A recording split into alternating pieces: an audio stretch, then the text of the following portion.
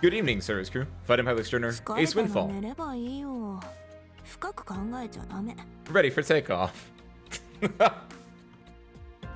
Happy Tuesday, everyone. Welcome in. Happy Tuesday, you. Welcome in. We now interrupt our Chapter 15 read-through to instead go and do the Babel rerun again. Good lord. Hey, what's up, Harmonica? Happy Tuesday. Welcome on in. Good lord. Do you think there's like a reasoning to why my brain picks the wrong day of the week in some cases? It used to be a pattern that I would just always say Tuesday, but now like it's just random, isn't it? Hey, what's up, Brazuna? Happy Tuesday, welcome in. See, I got it that time because I already said it once today. We're not doing Babel rerun. We don't need to do it. We've already done it. We already have these emotions that we're not macheting this. We probably, depending on how, if we beat it, there's 20 stages I think overall. I don't know. Don't answer that question. I think there's 20 stages overall. If we somehow beat this today, we could just like, we're not gonna reread it. We could just bum rush through like purple certs because I assume, since there are purple certs, are there? Yeah, there are. I don't know. I don't need to get the purple certs to do that, but more purple certs means that I can do that. So that's pretty nice. And this isn't. Yeah, it's not the new month yet. That's tomorrow. No, but we're going through more of chapter 15, which we did a little tiny bit yesterday. After we did our annihilation, we are now we actually did the current annihilation, which is insane, fantastic, great, all day long, woohoo. Which meant that we were able to poll, and the believers in fact were rewarded, and we got Monster, and we don't know anything about her because she still hasn't shown up in the story yet, but at the same time we know everything about her because she's been in the story since day one. It's very confusing, right? So we don't know nothing about that yet, but we're gonna go find out, because at the very end, I need to move my tablet. It's far too close and I keep running into it. Because at the very end, that's my wife, by the way. Chapter 15, absolutely peak. I've said it before, I'll say it again. I already did this yesterday, but go over it again just for posterity's sake. This is the best thing that Arknights has released possibly ever. It ends off chapter 14, solid, it's fine. Teresa is the biggest hater in the world. That's kind of sick. Time skip, and then it focuses on the elite operators. It focuses on the boys and girls and others of Rhode Island. And it goes through all this great, wonderful like setup, because you have Teresa, your current air quotes big bad, right? Did I say priestess? Your air quotes big bad. I keep saying Teresa, I think. I don't know if I did then in that instance, but I thought I did, so whatever. You have priestess, your big setup big bad. That was set up at the end of chapter 14, and also in other parts technically as well. But more importantly, time skip, you're preparing for her awakening, her arrival. Calcit knows that things are gonna be doing, right? Calcit's like, I feel it in my bones that Priestess is gonna wake up and gonna make our life hell. And so we've been preparing for the last like 3 years, and then today is the day she woke up.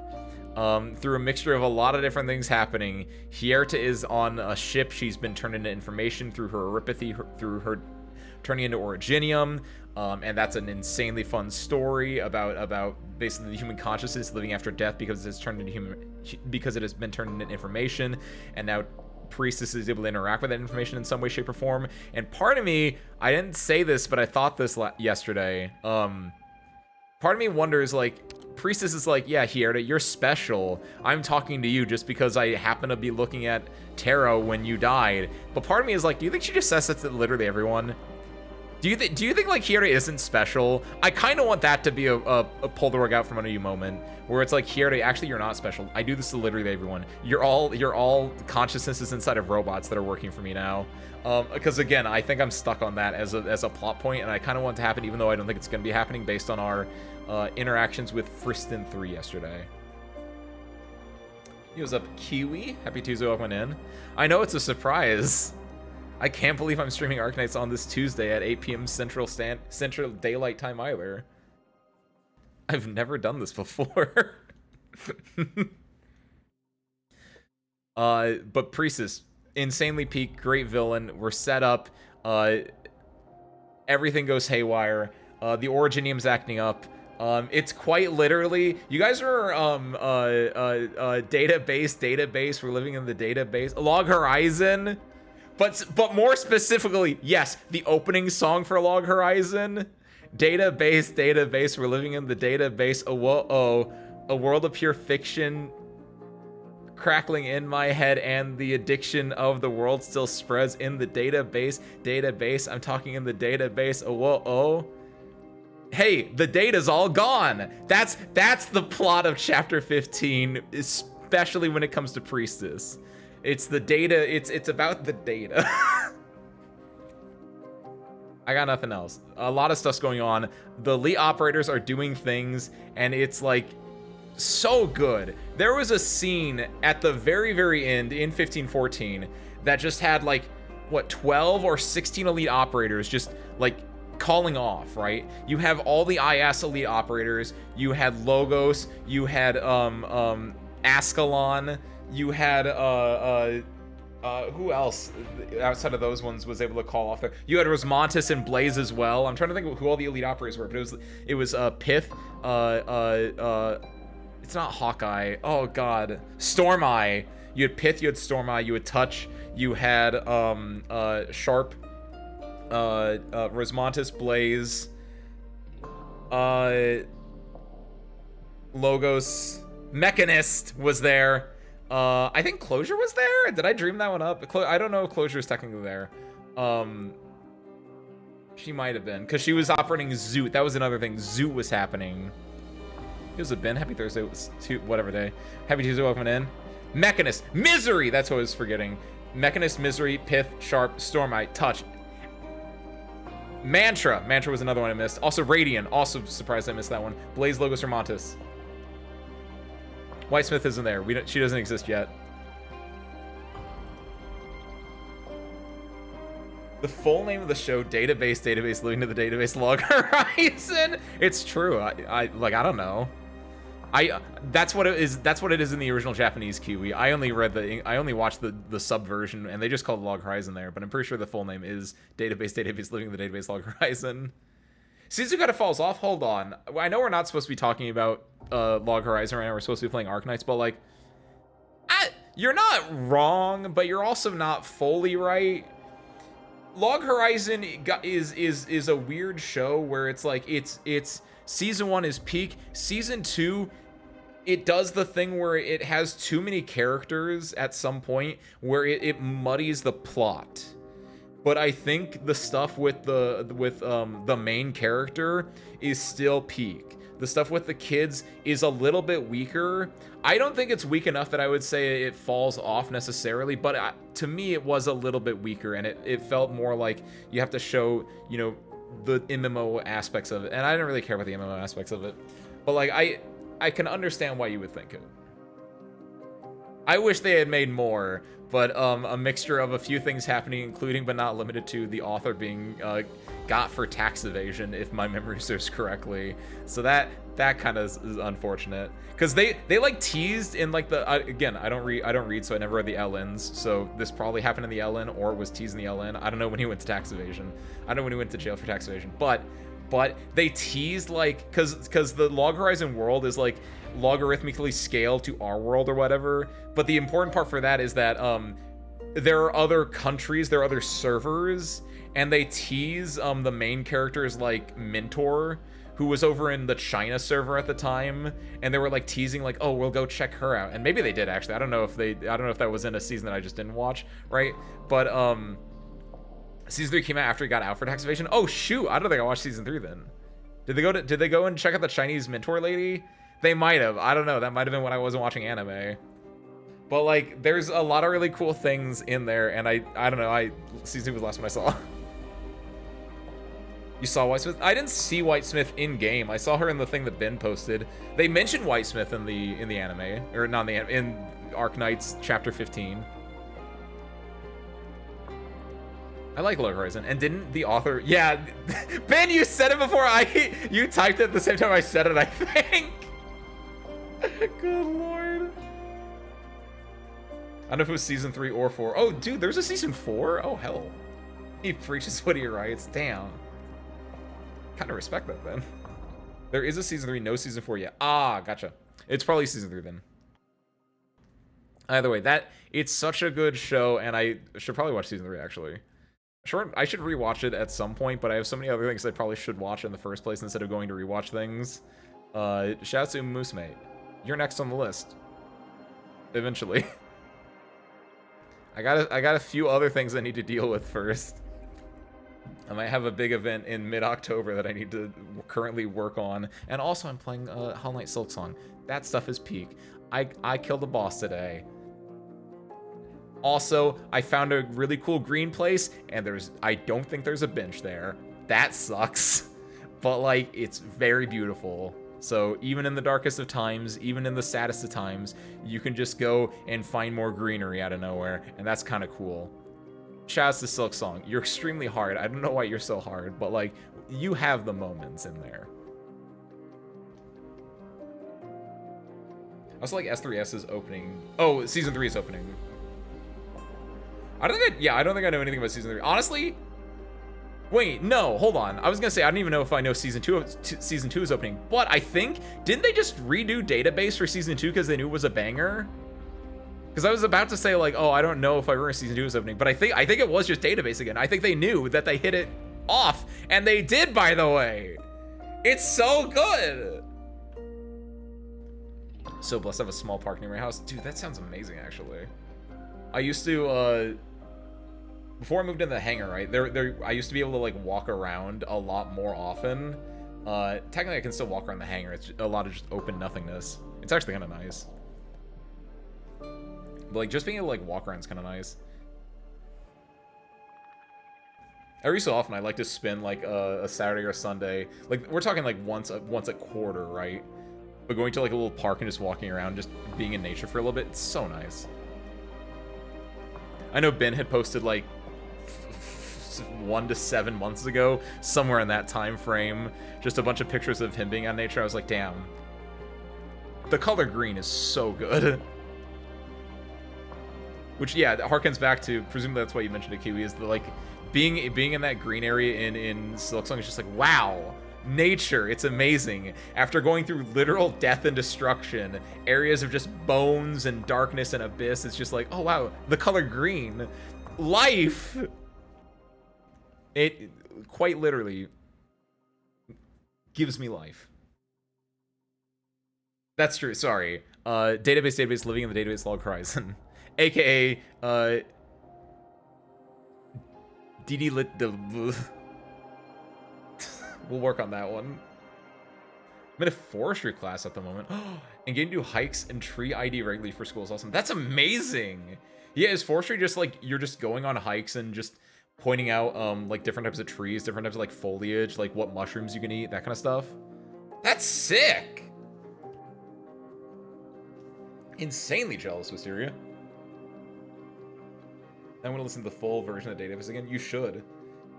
One of my favorite parts that I referenced was the part where I don't know if the music cuts out, but the vocals cut out, and it's just someone talking. It's like, hold on a minute, the data's all, and it like cuts back into the music or whatever like that. It's great. And you know what else is great? Segue. My trophy wife. I didn't even think about that, but that is actually a joke, Ace. Congratulations. My trophy wife, but I don't mean that in that she is really beautiful and I keep her as a trophy. I mean that she is my wife, and also she is shaped like a trophy, a literal trophy. She looks like the Ballon d'Or. 1515. Rejection of mourning. Even if no one understands, we must continue to walk this path. Okay. Hold on. Different enemies will appear. Okay. It's not what the fall on the that's what the fall on the floor looks like. Sorry. That's what the what do you think the Arknights version of fall on the floor is? Like, what if you were the doctor and you had to give an award to your operators for being good boys and girls? What would you give them?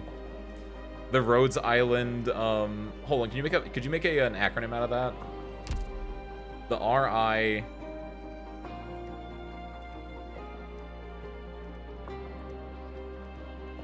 Rhodes Island Medal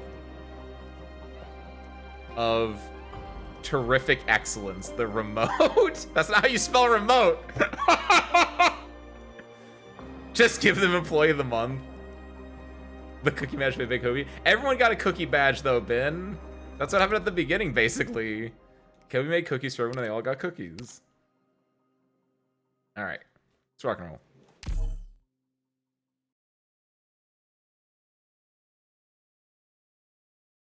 Okay. Just going into it.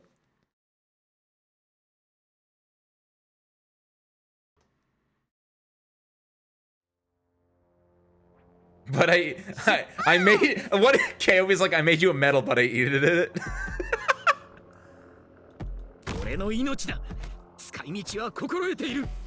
Oh, by the way, is the Arknights loud? Arknights might be a little loud.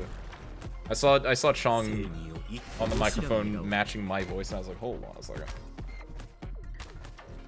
Yeah, is that better? Oscar.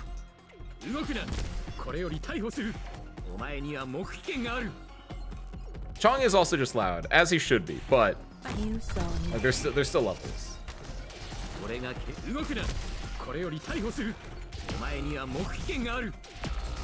Oh, that's not good.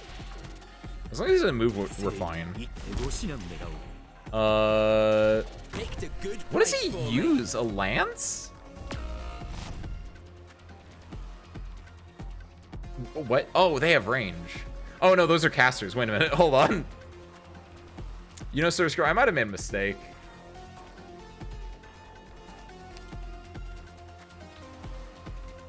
How soon do you want them gone? Might have made a little bit of a mistake. Hold on, can I? But this will keep you quiet. That might help me. Nope, did not help me. Wait, why did they split their? Oh wait, was it the melee guy? I have several questions as to what just happened, but well, this is gonna be an issue. All right, okay, so new plan, not that. The idea with this then is that since they're all special enemies that will either turn into a sword boy, a caster boy, or a runner boy, we have to play them to different strengths. If they turn to caster boy, presumably they're strong against arts. If they turn to sword boy, they're strong against swords. And if they turn to runner boy, we can't block them. So, and given our positioning here, where we're going to be locking here and here, runner boy, devastating.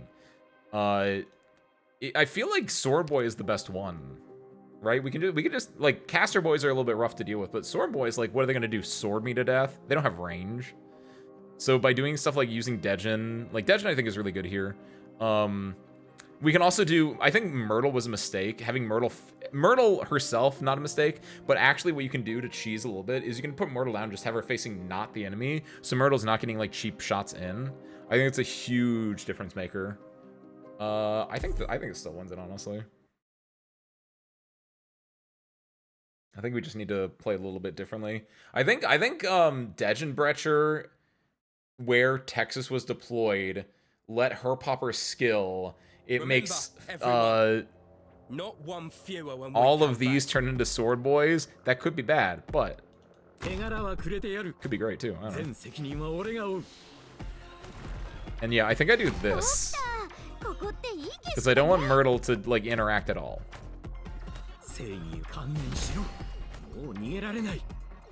Oh my! Wait, does Minar hit these two as well?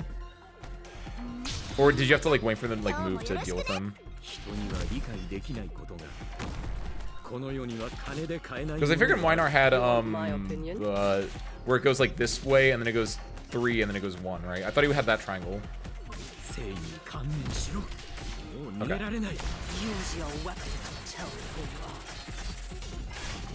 Oh shit! Oh! I forgot about the pulling part and seeing all those right there next to her. I'm sorry. Uh-oh.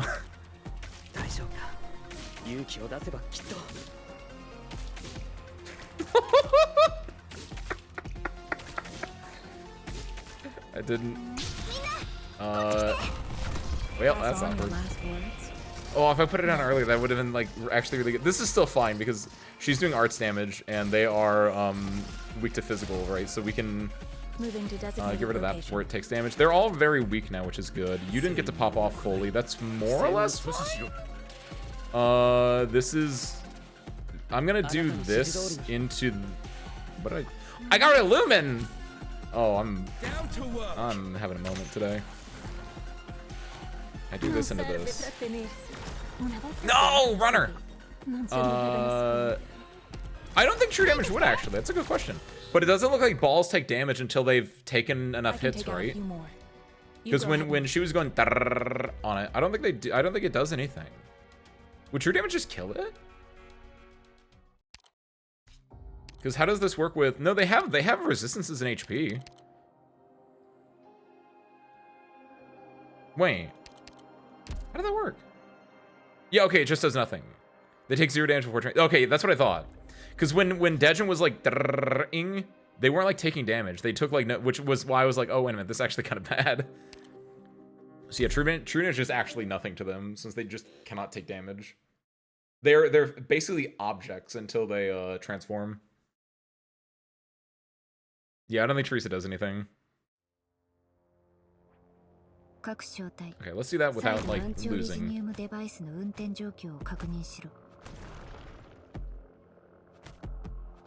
Oh, if I lose this, I know what I want to do. I want to switch. I'm gonna switch Myrtle out for Vigil. Because I was like, I want a Vanguard that I don't need to put down here or here, and it's like, oh, I can use a Tactician. We do Tactician Vigil here and put like the deploy point here.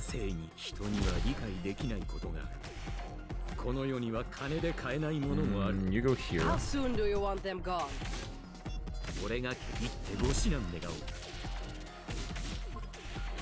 Oh, it turned into a runner. I didn't think about that. This is a Firestar. Happy Tuesday. Welcome on in. Okay, here's where the fun part happens. It's 5-5-3-1? I think it was Serial. What? He's better than I thought. Okay, so we do this. This will help clear this out then. Yeah, that should. They're gonna be taking a lot of damage. We're gonna get healing on. They're gonna get stuns, so they're not gonna be doing as much. And good. Okay. Need speed to succeed. That does it. Now the other part is we need to actually just win, but I think we win this now. It goes good so far. This is our third attempt on this map after two. One initial, just I don't know what I'm doing. And then the second one was just like I still don't know what I'm doing. But now we kind of know what we're doing. And what we're doing is possibly winning. Is that a notation? That's a Arknights notation, 5-5-3-1. What would that? 5-5 is just neutral input, so it'd just be neutral, and then 3-1. That's like a Sam Show input. You want my conviction will throw you off. There it is. Very nice touch pressure. Now here's a little bit of an issue for me, IMO, which is I want to put this down to stop this, but I think that's bad. I think what I'm gonna do is Utage there. I think Utage's gonna block this, which I'm fine with actually, because then it turns into a runner. Yeah, okay, this works. Do this. This will. I don't know what's gonna happen. I think that turns into a runner, which then we get to drop this in. We need to transform the rest of these so they're not runners. Let's do this, and then okay, so we transform those ones. We do need to transform this one as well. I think maybe Texas's raindrops will help deal with that, or sword rain. I said raindrops kind of as a joke originally, but actually that is exactly what they're called, more or less. My opinion? It's how you die, but that's fine. The robots are coming out. We dealt with the biggest issue, I think. So now we just need to, like, be good for everything else. I'm worried about this runner, so I will do this. Even though I think we probably could have taken care of the runner. We need DP, so I'm going to do this. I think this is where I want to put her. I wish it was a little bit lower, but this actually will cover... These guys are all weak to physical, and this will cover the area, except for right there. But if we can... Gets one stun. Oh, she goes for heaviest, though, so that's a bit of an issue. Do that. I don't know why I'm facing her down, though. No. Hey, there we go, there we go. We're only halfway through the stage. This might not be great, actually. Moving to designated location. I just started Arknights last week. Nice! Wow! I think you're the second person that started very recently. Welcome on. You want my opinion? What got you into it? Were you part of the, I know Limbus had an Arknights collab. So I don't know if, like, you heard of that and you were like, oh, cool, I want to try this out. Or if it's just something else, but welcome in. Hope you enjoy it. It's a very fun game. If you're worried about story spoilers, we are currently in the absolute newest chapter, which is also, not spoilers, the best chapter, easily, but also it is fully just the most spoiler you could be. Still sorting yourself in the past? So fair warning on that. Let's pop this. We can get rid of this thing up here. What is this hand even doing? I haven't been paying attention. What is Priestess doing here? Oh, she's been dropping stuff. I haven't been paying attention. I think spoilers without context is kind of fine. Well, depends what the spoilers are.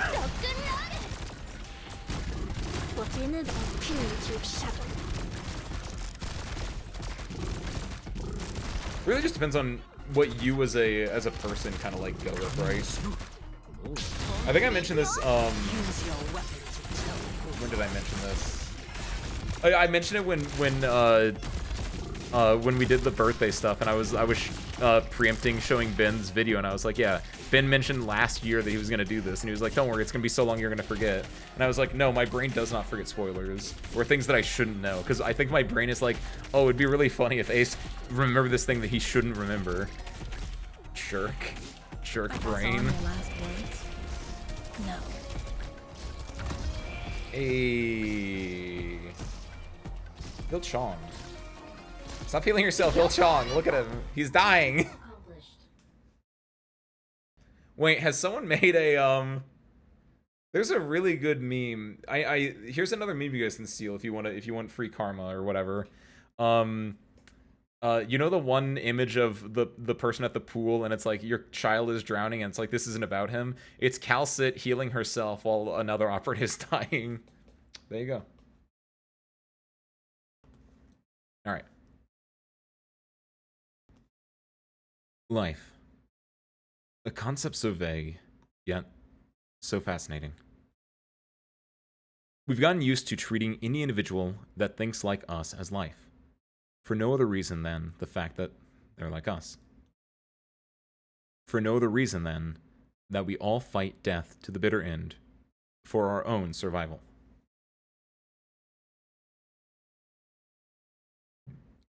But this is hubris, Ace Windfall. Oh shit, it's calling me out.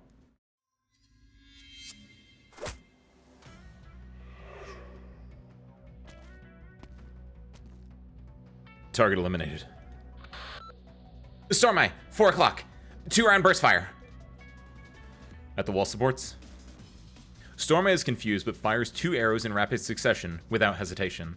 Look at them. They have so much confidence in each other. He's just like, yeah, I'm doing it. This is why it's peak. The environment changed the instant I fired. The obstacle disappeared, and the rounds hit the enemy. How'd you do that? It wasn't me. It was Zoot who did the calculations. Now, jump down to your 6 o'clock. Don't worry about the Originium shards in the hole. Huh.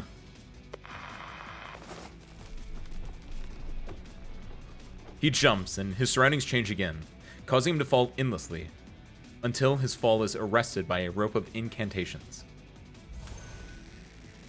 This is so good! Glosier's calculations were spot on. I've been waiting here. What now? Follow instructions and go in with eyes shut.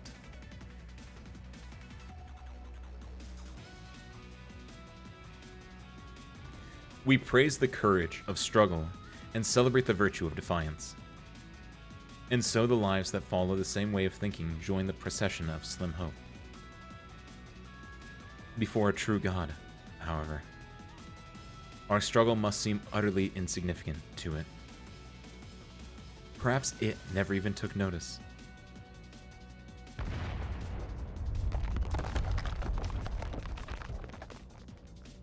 All hostiles in sight have been eliminated.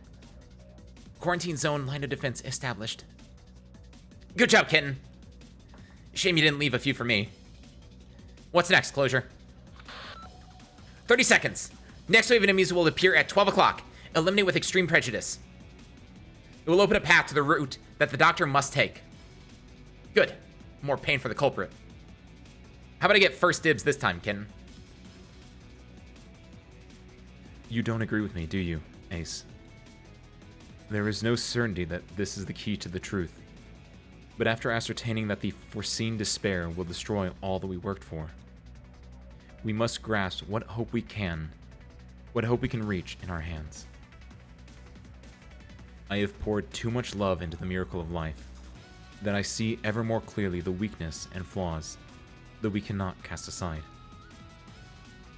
How do I trust everyone whom I love? How do I trust you? Closure! It's not working. The surrounding structures are beginning to contract. They're trying to crush me. The drones I sent out aren't finding any viable routes.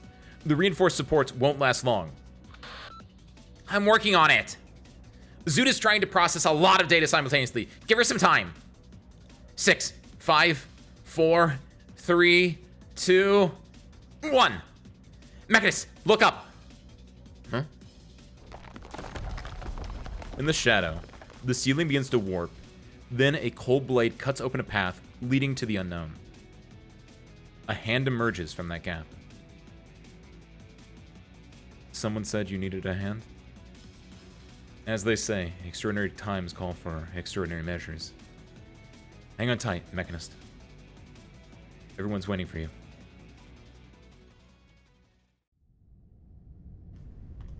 Welcome back, Firestar. Oh, also Firestar, as a heads up, I think I mentioned this, but you might have dropped out.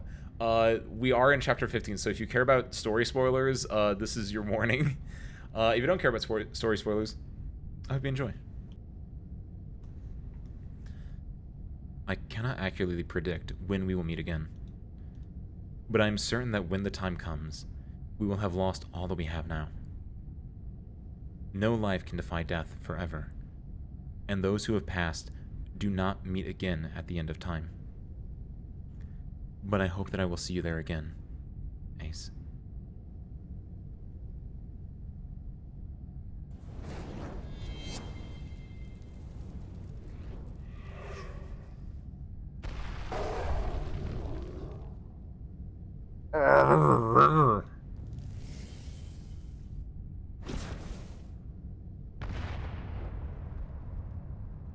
The beam burns a massive hole through the blockade of originium entities, raking its way into the distance, cutting the entities down in swaths.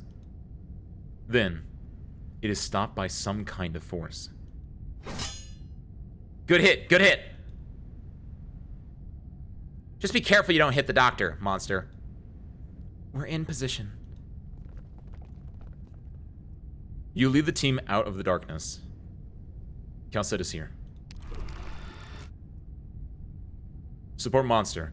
Neutralize all enemies around the sarcophagus. Coordinate with me. No problem. Incantations with you. Is that the sarcophagus? It was hidden inside the ship all along? Where I first woke up. Calcit signal is weakening.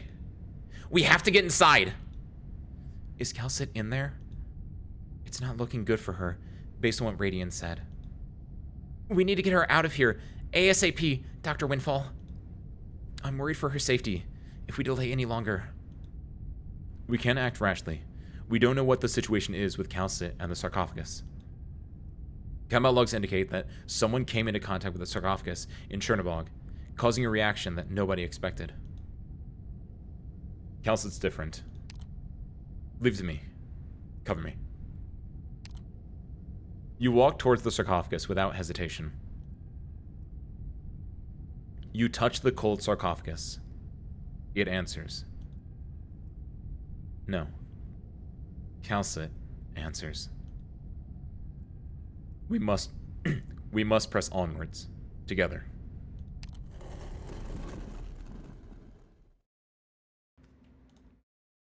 Dr. Calcit. You've come at a good time. What's the situation of Rhodes Island?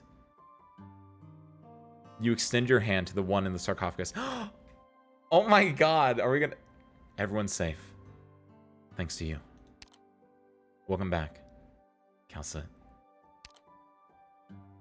What do you mean we don't... Okay, where's... there has to be a CG. There's so many CGs of people taking hands in this game. She takes your hand. You've never felt such weakness from her. You don't look so good. What happened? Don't worry about me. It wasn't easy trying to access PRTS through the sarcophagus, but I did find a surprising gift. I'll share more information about PRTS and Priestess with you. Don't worry, monster. I'm still standing before you. I won't abandon you. I've located a path into the abyss, Dr. Windfall.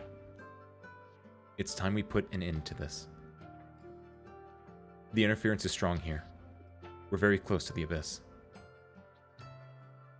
But there is no path. The abyss has completely concealed itself. I can pinpoint its precise location at this range. Standing before the wall in the deepest reaches, Calcit takes a deep breath. She's never been this far in.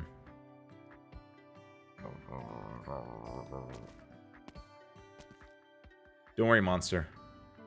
I'm with her.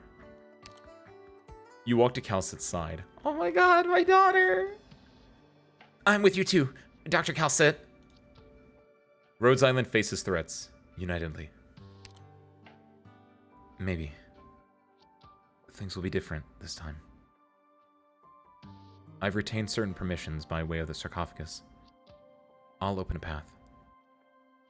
Calcit touches the wall that separates you and the abyss.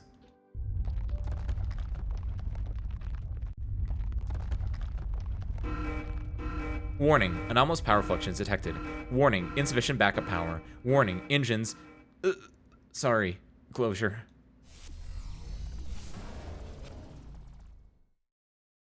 Zeroth Order oil tank! Thank you. The ship has stopped. Oh, that was the death knell of Zoot! Protect the doctor, monster. From this point on, act according to your own discretion, based on the doctor's condition. You must protect the doctor from unknown threats. And protect the doctor from the doctor, if it comes to that. Keep a close eye on the condition of Dr. Windfall, Amiya. The rules we think we know about reality do not necessarily apply inside the abyss. Danger is everywhere. But your safety and that of the doctor are the highest priority at all times. You are the only ones who can face the ultimate threat. Yes, I'll be careful. Anything else I need to know? Trust your heart. I never thought this would come so soon, Dr. Windfall. But our experiences in the assimilated universe and at Trimounts have made me rethink. You have shown me a different possibility. Whatever happens from this point on is a complete unknown to you, to me, and to everyone else on Rhodes Island. I need to hear it from you, Dr. Windfall. Will you still hesitate in the face of possible danger? No. I'm not worried about the danger before me, for I'm with you. All of you. It's you that I'm worried about. You've been on edge ever since we entered this area. Calcit. Rhodes Island and I are with you. Trust us. Tell me what I need to do. I've awakened the program that opens up the abyss. The energy required to open up the compartment is ready. But I do not have the full permissions to access the abyss. Huh? Should we smash our way in then? Maybe Misery can think of a way. There might not be another place more concealed, more secure than the abyss in all of Terra. Only one person has the permission to access it. You feel Calcit's gaze upon you. Doctor. If I'm needed, I will not be afraid. Most of Rhodes Island's structure was badly damaged when I finally found it. 17 years ago. Only the abyss and its surrounding areas remain completely intact. The unknown energy within the abyss continued to power PRTS, becoming the framework of the command system that we came to rely on. But no one had access to the abyss. Not in over 10,000 years. What? Oh, yo! This is a cool CG. So that means, presumably, the spaceship Rhodes Island and this Rhode Island are, in fact, the same Rhode Island, then. And then... 3 years ago, when Omnanam fully descended, I began to realize that the crisis was progressing faster than I had expected. Many of us witnessed the chaos firsthand. We still feel sorrow and regret vividly. Ascalon raises her blade silently, on guard against any sudden threats. Sensing Ascalon's tension, Radiant calms her and everyone else present with her Originium arts. For 3 years, we have strengthened Rhodes Island's defenses, simulating threats that attempt to destroy Rhodes Island from within. It was through the joint effort of all our operators that we managed to quickly identify the source of the crisis when it occurred.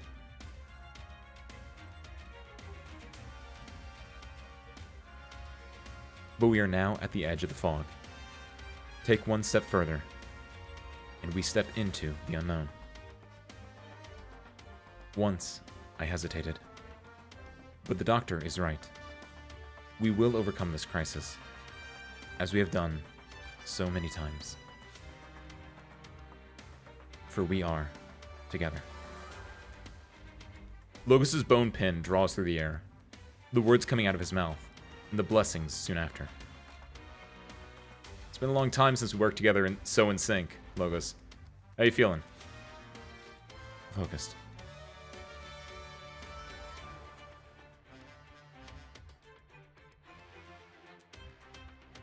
Based on available information, there are more than just the core parts of PRTS in the Abyss. An entity by the name of Priestess may be sleeping in a sarcophagus within. If Priestess wakes up, she must be neutralized ASAP with the full force of all present. It is the best way to prevent any mishap, Dr. Windfall. The moment of her awakening will be her weakest. It will take time for her to adapt to her surroundings. Doctor.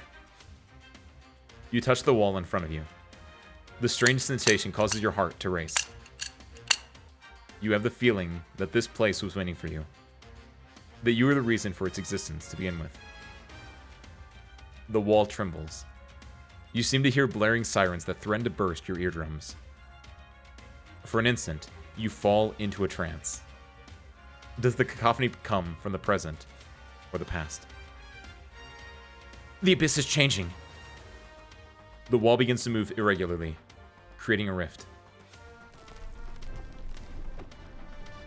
Air gushes out from the rift. Veil. The Banshee's incantation forms an invisible barrier that stops the gushing jet. Step back, Doctor. Everyone, on guard.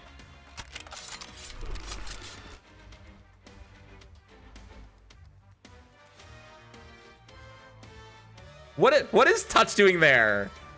Like, all the dudes are on the left, all the girls are on the right, the main characters in the middle. But why is Touch right there? It really kind of took me out of that. This is such a good CG, by the way. I'll see you right, Harmonica. I'm finally gonna go say hi to my wife. Oh my god, it's been so long. It's been 10,000 years. Also, what's up, Dolly? Happy Tuesday, welcome in. Thank you for that, by the way. Oh my god, this is so peak. Oh my god. I love this so absolutely much. This is... Thank you, Arknights. Dr. Windfall. I never thought I would be the one we didn't want to let go. Protect the doctor, Amiya. Roger. Pink threads rise from her staff. The black crown appears above her head. Oh, this is so cute! Electromagnetic communications established. You hear Mantra's voice in your mind. If you need any help, just give a thought. We're here. How about you cover my flank, Sharp? Then make sure you hold your bow tight. I'm sure that the connection between us will transcend even time and space, Dr. Windfall. I'm sure we'll meet again, at the far end of our civilization, once adorned by darkness and the brilliance of the stars up above. We will meet once again.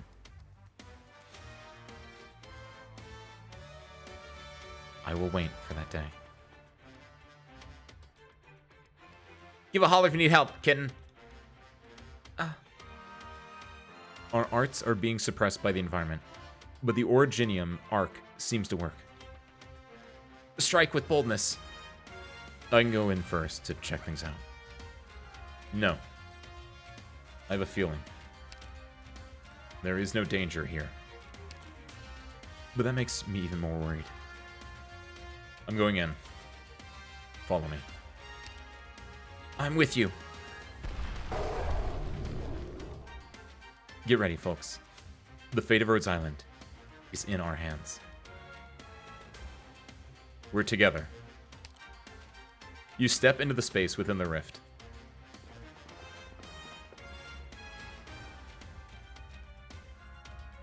I will wait until that day comes. I promise you I will. Wait for me. You must wait for me, too.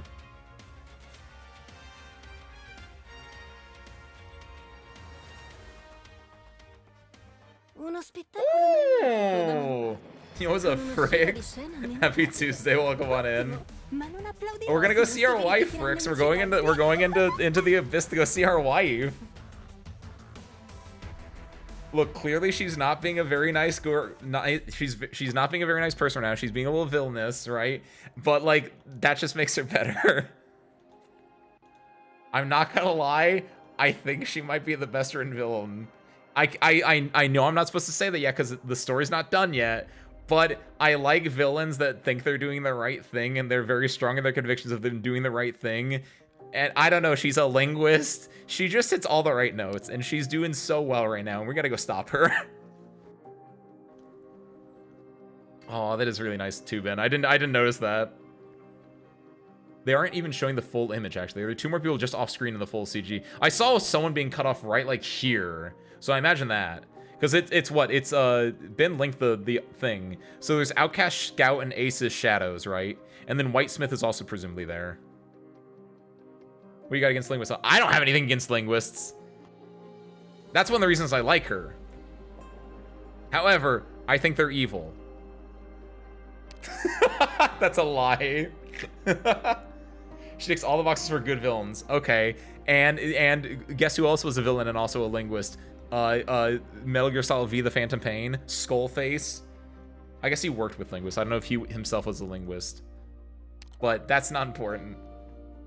Language is a really cool concept, and I love when it just takes languages, villains that are doing things for grander purposes that you're told about a little bit beforehand, so it's not like a surprise like at the very end, like, actually I was doing this all along to protect you from the outside world. Like, no, we already know from so many other sources that it's supposed to be protecting. Like, there's a lot going on here that just, I like her.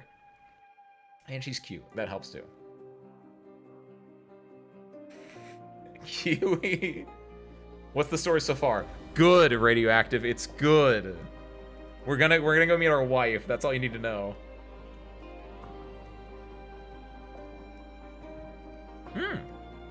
See the veiled sarcasm on the right of Mantra. I pointed down, that's blank. Nymph's sister who erased her name. Wait, what? Oh, I didn't play the Nymph event either, so I didn't know that. Interesting. Cool.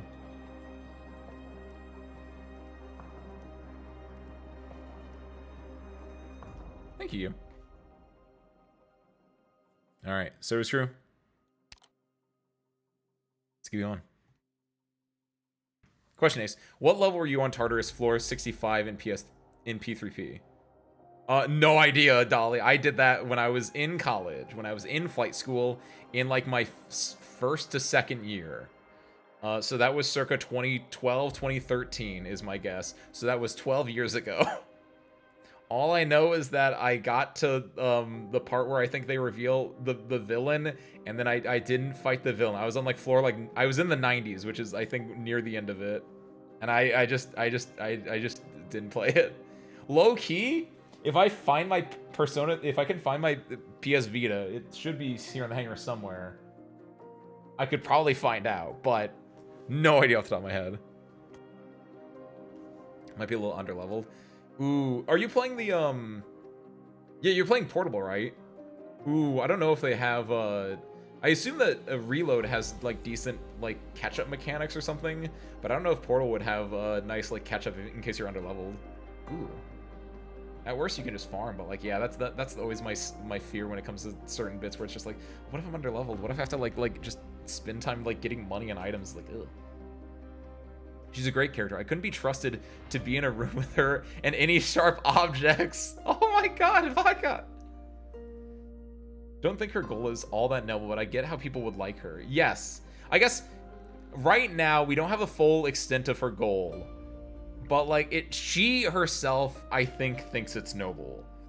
Whether or not it's noble in the grand scheme of things, that could be led to be like seen, but I think she herself thinks it's a noble or worthwhile cause. I think, what was the one, I don't think anyone clipped this, but I remember you mentioned this, Kiwi, when I was talking about how I think the priestess thinks about people, whether or not that's true or not, where it was like, they're all ants. Like, she wants to do the thing she does to advance science, question mark?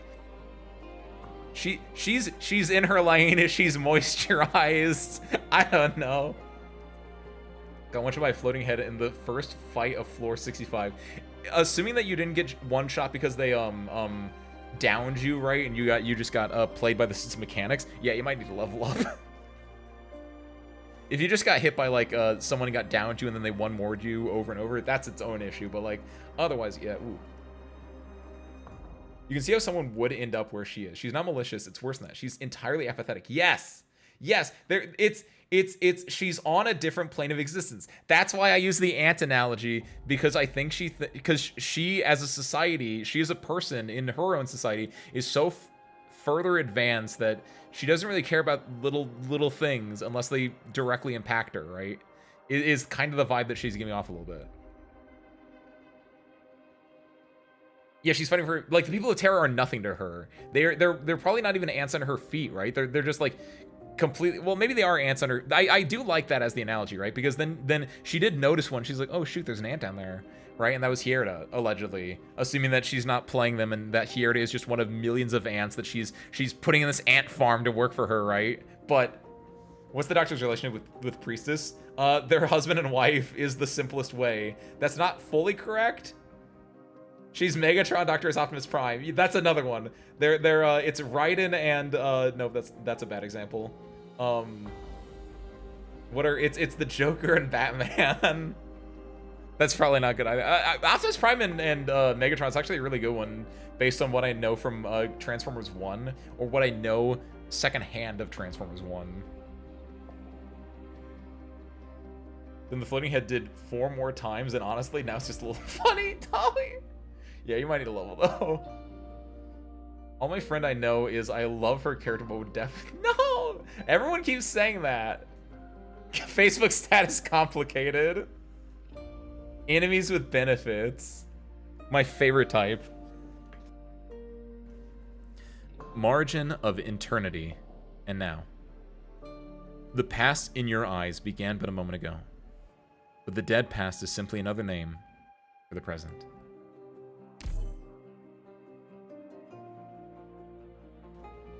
Freedom is the right of all sentient life. I like that. I could fully see the Doctor saying that. Assimilated universe when she awakens. Welcome in, kids. We're home. Teresa's falls in the ocean of information.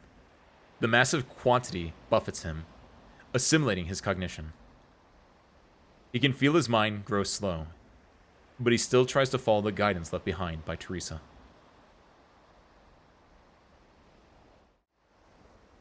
Guided by his sword, the information flow reconstructed by Teresa clashes with the pre-existing one. The massive collision lasts only an instant. The surface begins to surge. Then the sea splits open, as if sliced by a sharp blade. A dark abyss appears in the assimilated universe. The sea of data stirs and roils. Waves crashing against waves, drowning out one another. Even as his mind grows numb, Teresa can sense the will gazing upon him weaken rapidly. Your plan worked, Teresa. Sever their control over Omninam and seize it. But suddenly, all the violent scenes come to a screeching halt. She opens her eyes and sees the small, frail creature.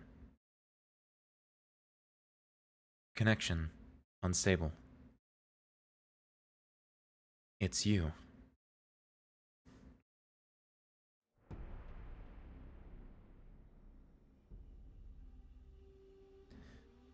Your actions surprise me.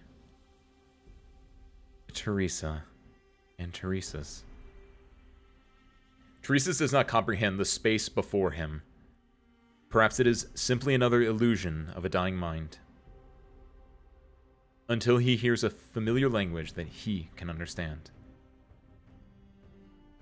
But perhaps this was the result that one wanted to see. Your intentions are as easy to decipher as your language. The evolution of Terra had brought many surprises. A shame. You think we failed?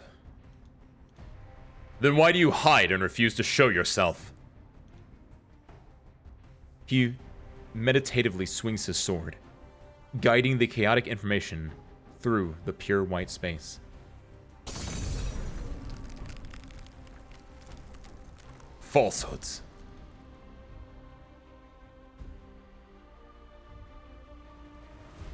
You've implemented a backdoor in my project and restricted my access. The data tells me I'm losing this piece of Originium. My attempts at maintenance have been in vain. Impressive. Your rash actions have borne fruit. There is nothing physically imposing to the voice whispering about failure before Teresa's. But this simply serves to make him more wary. Your arrogance reminds me of someone. Someone who deceived me. There is more than one evil spirit of a bygone age. Dr. Windfall. I see you've met. Then, let me introduce myself. Priestess, linguist, and colleague to Dr. Windfall. Teresa's cannot care less who Priestess is. Priestess or evil spirit, it makes no difference to him. He clutches his sword tightly. He will find a way to break through.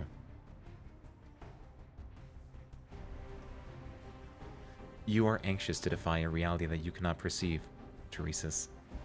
I love that, like, I know, like, you're seeing just her back, and then this is the thing that kicks it all off. You can't even see her face here. It's so... I love her. I love how evil she is. It's so good. This ant is defying a god right now, and I love it so much. Yo, what's up, Sore? Happy Tuesday, welcome in. Sore, I don't know if you're worried about chapter 15 spoilers, but we're in it. Stop that iPad! You're anxious to defy a reality that you cannot perceive, Teresa's.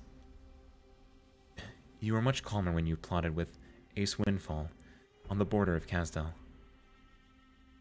You were watching. Watching? No. I have long lost the energy and passion to observe the evolution of a newborn civilization. All I did was look up the data newly added to Originium and check some information that interests me. The expansion of Originium is a consensus between me and Ace. The current circumstances of Terra have somewhat differed from our predictions, but it remains on track. I admit to being surprised by your attempt to retake this Originium, but the duty of it will be fulfilled, no matter how you struggle. You can believe what you want, creator of Originium. You believe that Originium is immovable, but she opened a path here and liberated the myriad souls. She was not the first to resist, and I will not be the last. Someone will stand before you. Until there is none left to toy with our fate. Fate. Do you continue to believe that Originium stands opposed to the fate of your civilization? If you truly understand the history of your people, have you ever questioned why you've evolved in our likeness? You do not understand what you are resisting. Teresus observes his surroundings. He is certain that he is still inside Originium. Oh, big wife up here. The nature of what makes up this place is no different from the tower that Teresa weaved. It is information reconstructed. Teresa has left him the key. He is sure he can put an end to this enigma. You noticed. You do not have a real physical form. We're still in that ocean. In the language of Originium, reality and falsehood are not polar opposites. When I first created this language, I wanted it to decipher the ultimate question that we have been unable to answer, despite all our efforts. It. Ace once had hoped for the beings on this land, guiding them to evolve and seek hope through Originium, giving them a chance to face it, perhaps even overcome it. But they are doomed to despair. Tikaz. You were not a part of the plan, but you became the species most affected by Originium. An accident. I must applaud your courage for standing here. An accident? Is this how you summarize our fate? You're certainly alike, priestess. You call the fates you toy with a gift of hope. Millennia of suffering, a necessary sacrifice. But Windfall was honest, at least. His sword pierces falsehood, but the space on the other side.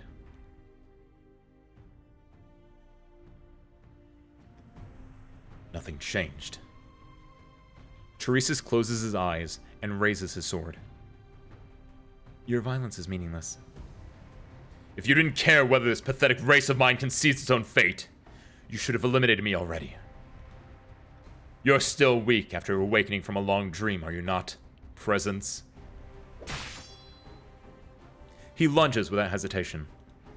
The sword wave cuts through the figure, disappearing without a sound into the pale white wall in the distance. I said, this is meaningless. Another strike. I've always wondered, what exactly is the difference between you, the self-proclaimed creators, and us? Teresa's holds nothing back. The white wall begins to crack. You've not brought everything to a standstill. You just wanted to buy more time. Or simply to mock the struggles of a pathetic race. Suit yourself, priestess. Once again, Teresa senses the surging tide of information. Remnants of the broken tower that Teresa weaved. Teresa swings again. Golden seawater shatters the pale wall, rushing into the seemingly boundless white space. The tide swallows all that it sees, but parts before the figure of Priestess. Like a static comet, leaving behind a black tail of calm in the sea of surging fury. Your connection to the Originium is weakening. You're fading away. Continue to process this disorganized data is a waste of energy. The waves converge upon the last area, slowly submerging Priestess's figure. They also close in upon Teresa's. Is this the end that you saw? The Sarkaz data has corrupted part of the assimilated universe. The data has been deleted, but I do not have time right now to repair the rewritten structures. You can survive in the assimilated universe in another form. Survive? I came to pass judgment upon the gods! The Sarkaz swings his sword at the Creator one last time, before the torrent of information engulfs him. Warning. Unknown threat. Oh, what?! That's Laterano! Oh my god, this is so sick! See, how can you not love how can you not love Priestess's character of just... It's my favorite type of villain where it's just literally she's just speaking like fully calm-faced, where she feels like she's always in control of the situation, right? Where she's just like, yeah, don't you understand? You're nothing. You're meaningless data. Like she's just talking through people. I love it so much. Oh my god. You're good. I don't even know where I'm at. Honestly, sorry if you ever do catch up. Chapter 15 though, absolutely insanely peak. This is the best writing that Arknights has ever had. I love my villainous wife.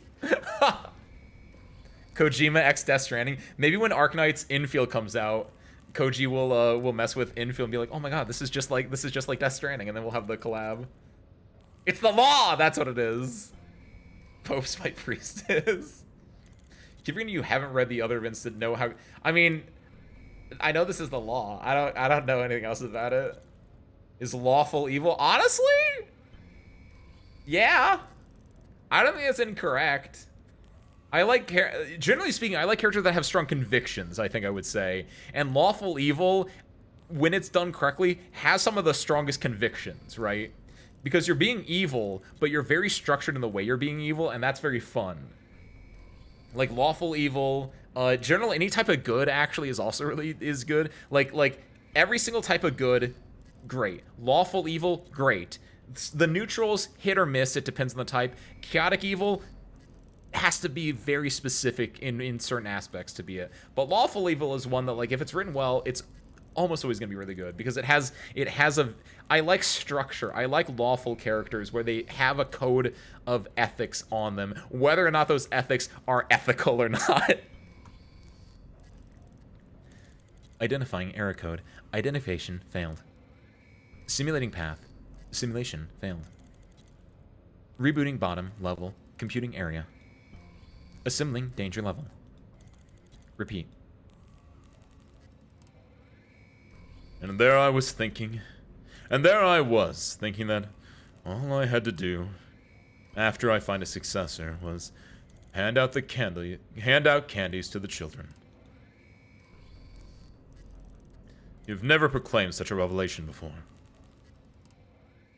Oh, the Pope's getting his. Oh, and this is where Friston was, right? But Friston's gone right now.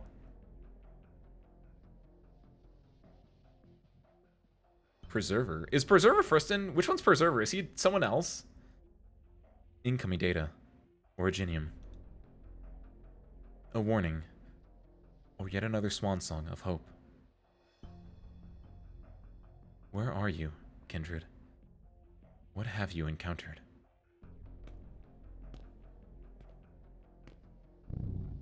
Oh, there he is. Okay, yeah, this is Friston.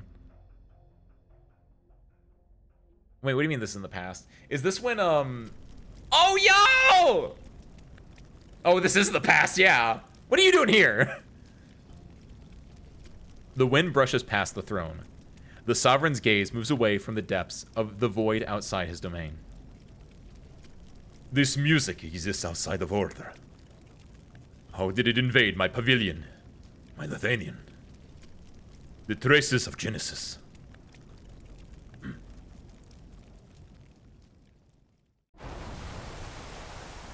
Silence is broken. Priestess's figure, shattered by the golden waves of information, disappears without a trace. The sea of data dashes against Teresa's even more furiously. His mind grows crowded. His body begins to crack. The waves of information take away the blood that flows from his wounds. Originium crystals multiply in every cell. Oh, so when it said this is when she awakens, they're talking about Priestess awakening back in 1098.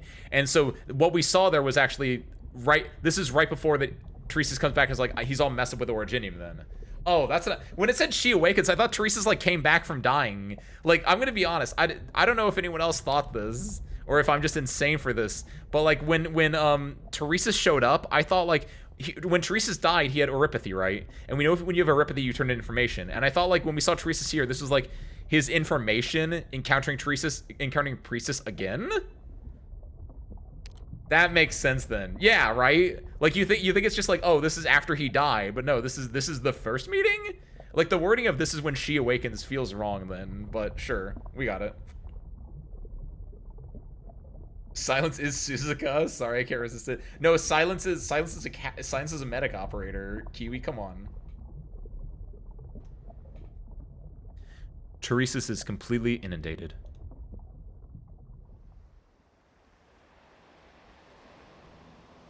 Blood-red seawater gushes from the bottomless abyss, melting into the golden sea. The sea of data in the assimilated universe turns a dark red, like blood, the color of the Sarkaz. Finally, a tiny figure rises from the sea. Yeah, there he is. This is the Teresa's I know and love. We took control of Omniman. Teresa. I can feel the direction that the waves flow now. In the massive amounts of data that I cannot comprehend. He wants to share his joy, but there is only the sound of the waves in the boundless void. He can no longer hear even his own heartbeat. There is only him here.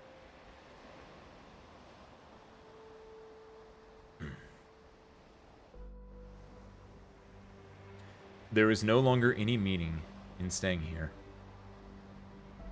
He will return alone to Terra, to the land that belongs to him. The rhombus in the void grows faint and broken. Priestess's consciousness once again falls into slumber. The spread of Originium has been far slower than expected, and she has unexpectedly lost part of her control over it. Two Terrans. A frail and overlooked race. I'm starting to understand why you're so interested in them, Ace. As her consciousness fades into the darkness, she turns her gaze to the land known as Terra.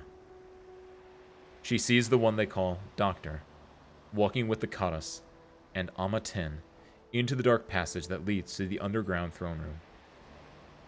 She sees the city of Londinium cry out in pain in the fires of war. She sees death. A disintegrating Kadas whose information is melting into the assimilated universe's sea of data. Then, she reaches out. Yeah, and then there we go.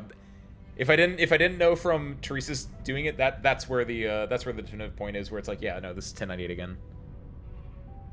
Yeah, Teresa's an interesting character, and I wish he got more time in the main story to like do things still. And that was the last time you saw Priestess. Yes. I still have many unanswered questions. Time is no longer my major concern. Did you not miss your home, traveler? Miss. The goddess answered this question many times when she lived on the ship that housed the gods. There is no future in the fragments of time, reconstructed from information.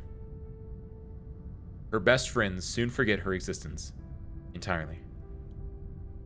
She can know all there is to them, but she will never truly be a part of life here. I'm just a traveler, lucky enough to catch a glimpse of the distant past. I'm having another learning session with Presence.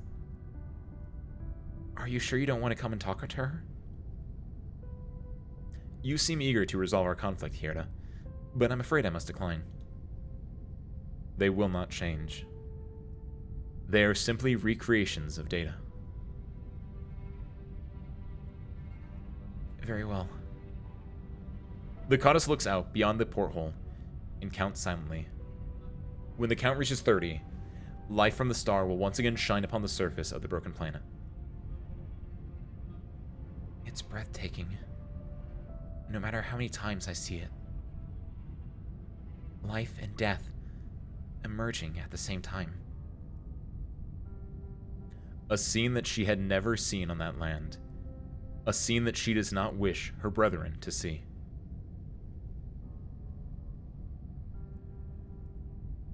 Farewell. I'm leaving.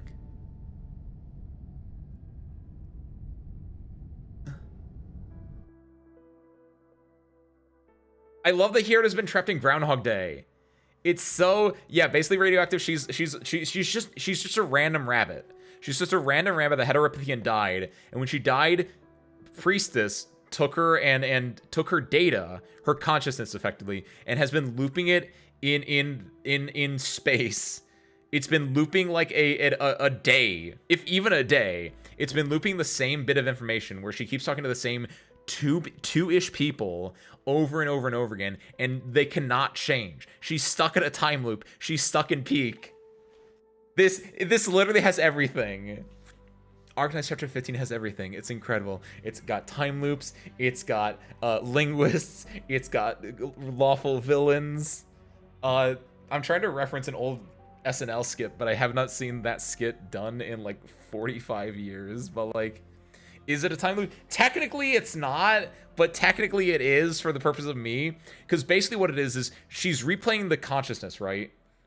It's not really a time loop. It's more like a record, right? You know how like records, old-timey records, or even modern records if you're like a hipster, right? They have grooves on them. What Hierda is doing is she's looping on that same groove over and over and over again. Because you can see the fact that she was like, are you sure you don't want to talk to her?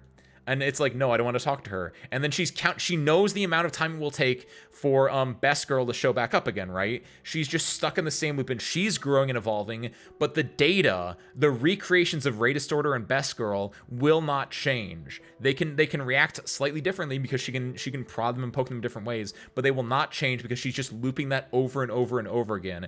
That was explicitly stated by Priestess last time the bunny was here. It's got enemies with benefits. It's got everything.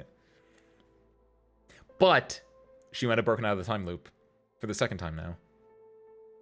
Let's see what happens with it, though. In the blink of an eye, the goddess finds herself back on that pale soil. Priestess welcomes her with a smile. Have you found your answer? The goddess shakes her head. Where are you going? Terra, You're home. I want to give you a choice, Hirda. You can stay, learn the knowledge that you thirst for, and find answers to the questions in your heart. Or, I can send you back home. Home? To Terra? However, it may mean forsaking forever the chance to find those answers. What's more, you will find that you have become very different from your erstwhile kin. It will bring you even more pain. I will respect your decision, Hirda. I...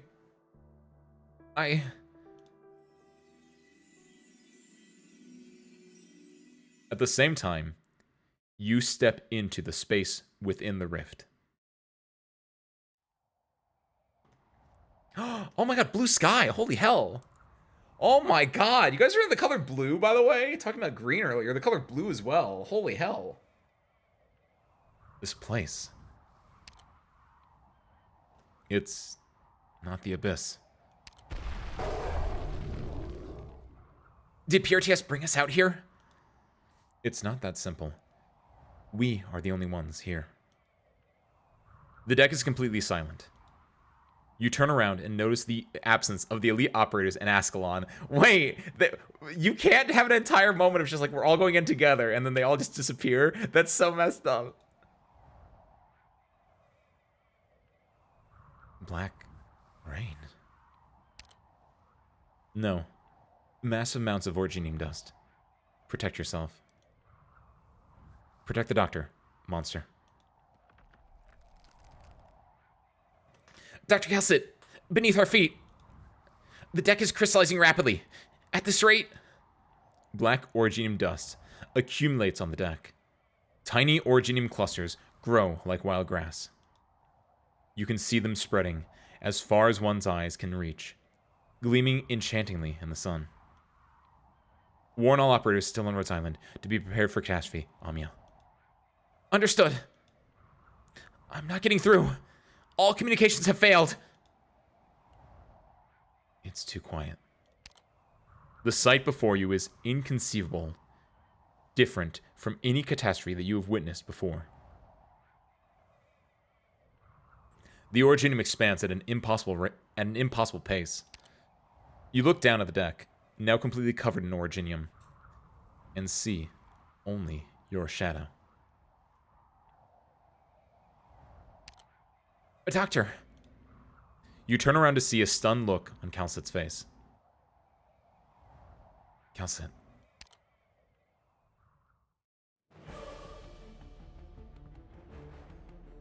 What? What? You follow her gaze.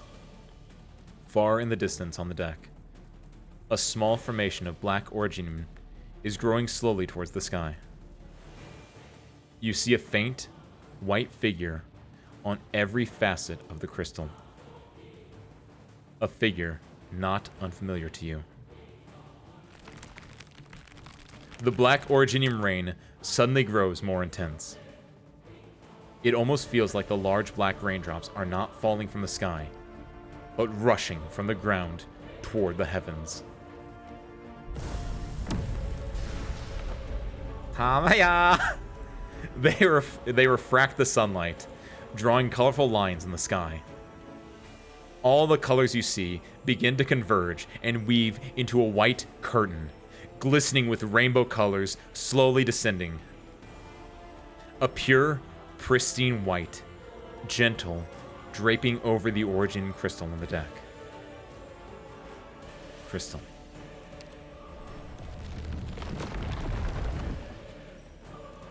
A beautiful figure stands upon the crystal. Black crystal retreats from her legs, and white light puts a layer of clothing on her. Heaven and earth, white and black, and priestess. She looks upon the land that has long become unfamiliar to her.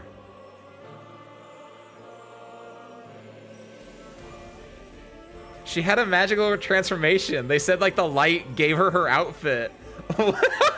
She's a literal magical girl. What's going on? I love this. Long time no see. Her outfit did change, actually. Wow, look at that! She did get a new outfit! Oh my god! No screenshot? You can't F12. I should have Honestly, I could just get a better quality screenshot from like the interweb later. Don't worry about that. Oh my god! She turned from Priestess the Black into Priestess the White. She changed her outfit. She's been reborn. Oh my god, she's aura farming! She's so good! Let's keep going. Her. Like, I can't, I have nothing, no notes. 10 out of 10.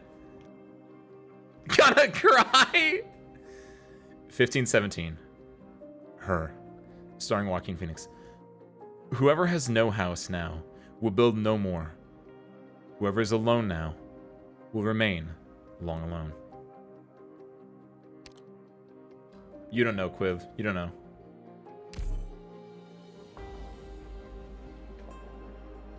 Maybe she doesn't need fixing. The connection between us will transcend even time and space. I'm sure of it. Even if the ocean completely boils away and the atmosphere vanishes, even if all the moons in the sky are pulled into the vortex of our planet's gravity, and even if the sun continues to mercilessly expand, eventually swallowing up all its children until none can be heard.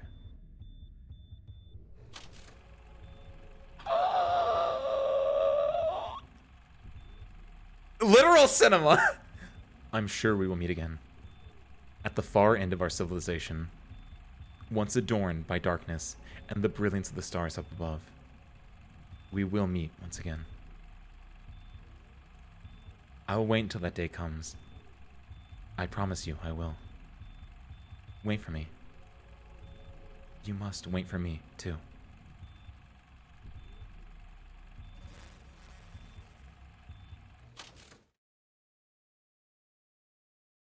Don't ever forget about me.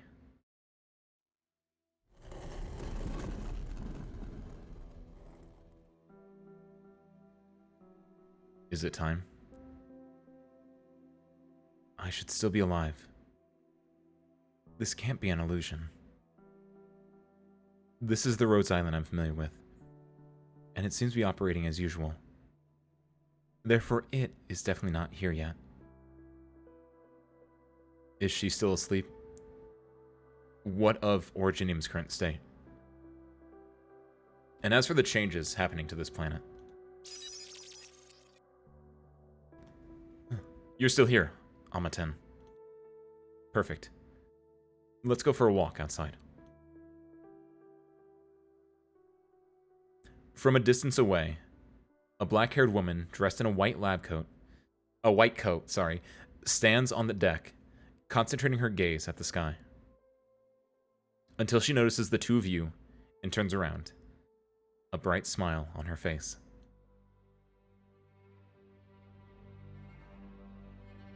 You are absolutely certain you have seen this face before. Perhaps in a dream within dreams, or in the depths of your dormant memories. But this moment is no dream. You can clearly perceive her presence and existence right before you with each of your senses.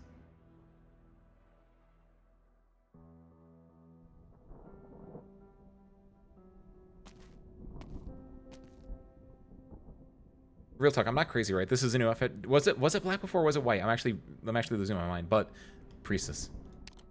Doctor, this woman is the priestess you talked about. The enemy Dr. Calcid has been guarding against. Amiya does not understand the danger she faces, but she stands in front of you instinctively, ready to engage in combat. Oh, sorry. I thought it changed. I thought she had a black outfit like the doctor's outfit, but maybe I'm conflating with a different outfit. It should have changed. I'm legit surprised she didn't get a new sprite for this, but whatever. She got a sprite where she is really coquettish with like a little like she half squints, right? That's nice. I guess that counts. Whatever. You are unable to determine how exactly the current situation will unfold. But know very well this is not at all like any powerful foe or crisis you have faced before. The woman seems to show no hostility, but still your instinct tells you unfathomable danger lies right before your eyes. Gently, she begins to speak. You're a step ahead of me, Ace. You didn't wait for me in the awakening room to share mutual joy in sensing this new world for the first time. But how could I possibly blame you for a little impatience? You also feel her pure, sincere gaze. From the distance, wind blows and thunder rolls, along with the faint rustling of originium spreading. Within the clamor and chaos of the space, she fixes her eyes on you, as if nothing else exists. This reunion is not what I expected, but I'm unwilling to accept an unorthodox experience. We've dreamed together too many times to count how we would meet again when we awoke from our deep sleep. Oh, look at her face. We could wander freely on this planet completely covered by originium, in a world that belonged only to us. A world only one step away from our shared ultimate vision, and we'd walk towards our new hope. It ought to be a bright, sunny day, too.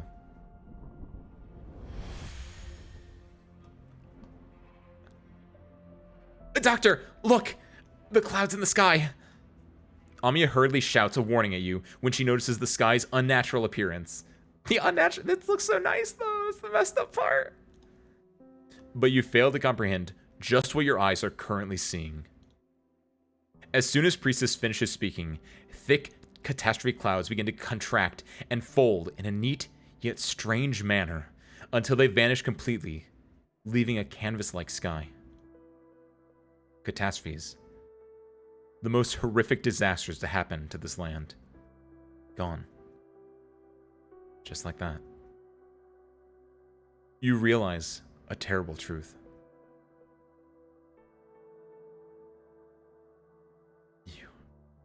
You can fully control Originium. Ace, your question sounds like you're asking a stranger. We created it together. A crystallization that belongs to only the two of us. A seed of hope. But tragically, you don't remember anymore, do you?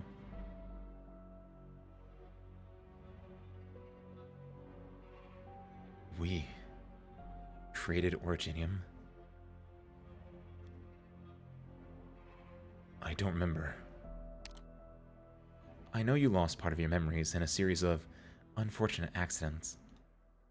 It's a pity, but I believe your partial memory loss will not change your nature, and the connection between us remains unshakable. I have no wish to be harsh on you, but I hope you can understand.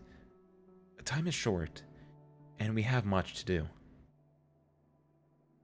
Though, we can still enjoy our time working together. Yes? Return to my side, Dr. Windfall. Let Terra crystallize into Originium. Create a bridge to the future. The gentle call seems to ring suddenly in your ears, and you feel incomparably close to the voice. You're certain you cannot recall a single shred of her in your mind, yet your connection goes beyond memories, or perhaps information contained in language. An almost instinctive reaction. You cannot help but take a step forward.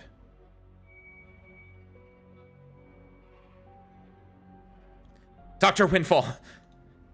Calcid is behind you, gripping your arm. You feel feeble tremors through her palm. You realize now, she has been silent the whole time. Since leaving the sarcophagus, she's been so weak. At this point, she even seems to be struggling to stand. You are baffled. You expected Calcit to give you some sage advice like usual, or perhaps a simple and clear solution. But now she seems to be suffering from terrible torment, her face bearing struggle and pain. After an endless instant, she loses her grip. She leaves the choice for you to make.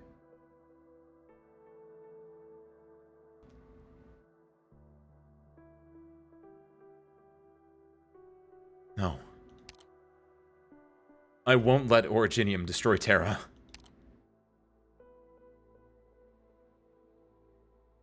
You see her eyes darken, a clear sign of disappointment. You don't know why, but your heart suddenly tightens. So it's you, Amaten. It's been a long time for us, too. Your current appearance is vastly different from the look you were born with, but I certainly recognize my very own creation that I poured my heart into. In the past 4 million plus natural day cycles, you seem to have exerted a lot of effort, but your behavioral standards appear to clash with the present goal encoded at your birth. I'd like to know just what changed your mind. Unlike your despicable fraud, my end goal has never changed. Indeed, you regarded that one's order as an inviolable mandate. So you hindered the Originium plan and wasted our already limited time. So, Ace, how should I make you understand just how disappointed I am? And how should I forgive your betrayal? Betrayal? Calcit, what is the meaning of this? I've noticed, Amaten. You've already broken the language ban I put in place, correct? Such a precaution was not enough to restrict your actions, for you always find a way. But if that's the case, why not just say it? Everything you've wanted to say to Ace this whole time, but couldn't. Priestess.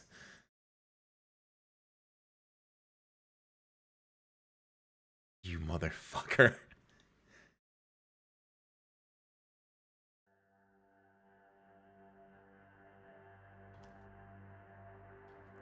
Ascalon and the elite operators are momentarily stunned after entering the rift. This is the Abyss? Radiant, can you confirm that we're still inside the Rose Island land ship? Unable to detect any electromagnetic signals outside the space. No way to tell. Everyone falls into brief silence, waiting for a commander's directive, as usual.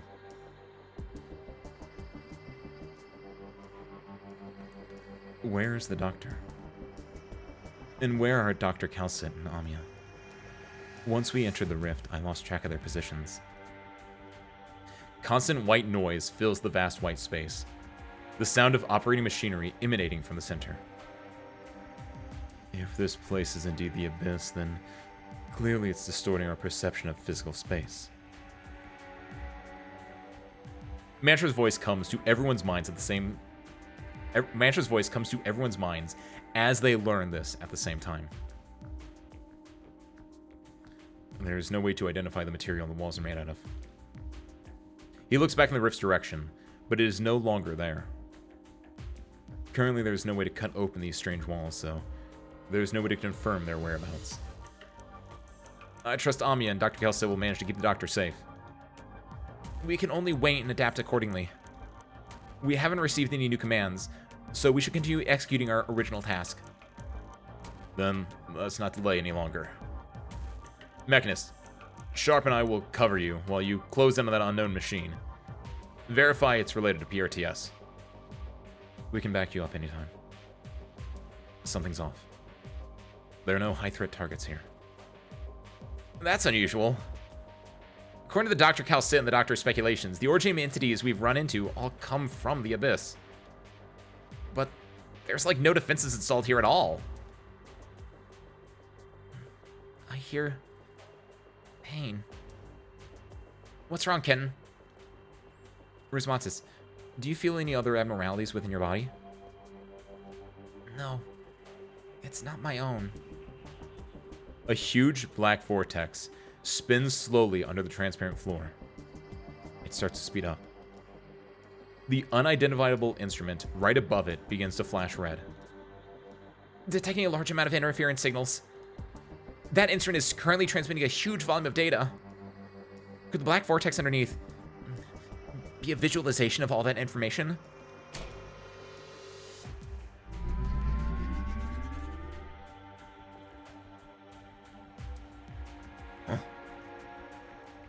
PRTS defense system activate. Identifying threat targets. Identities confirmed. Loading threat target data files. Generating targeted countermeasure strategies. Calculation complete. This is a final warning from PRTS. Leave the Abyss, intruders. Beginning countdown.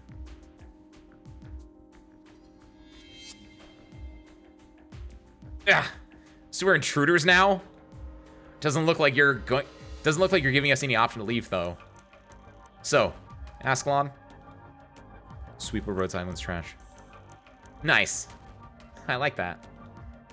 Don't care where all this stuff came from, but we'll let them know just to whom Rhodes Island belongs. Countdown complete. Executing cleanup protocol. Wait, that's not the... That feels like that should be where the stage itself takes place, but you know what? Fine, we'll let it rock. Calcit, what is all of this? Dr. Windfall, ever since you woke up in Chernobog, I have refrained from confessing the whole truth about your past.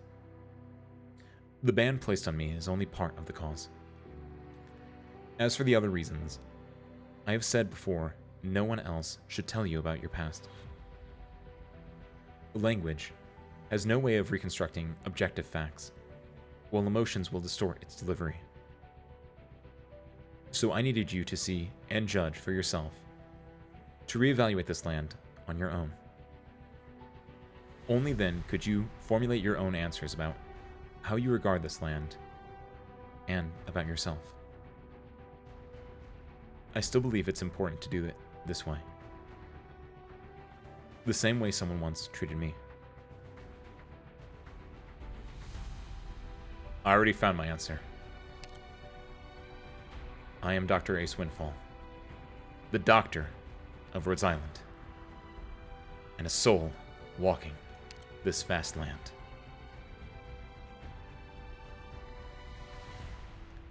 This may be the last chance I have to share that information, however.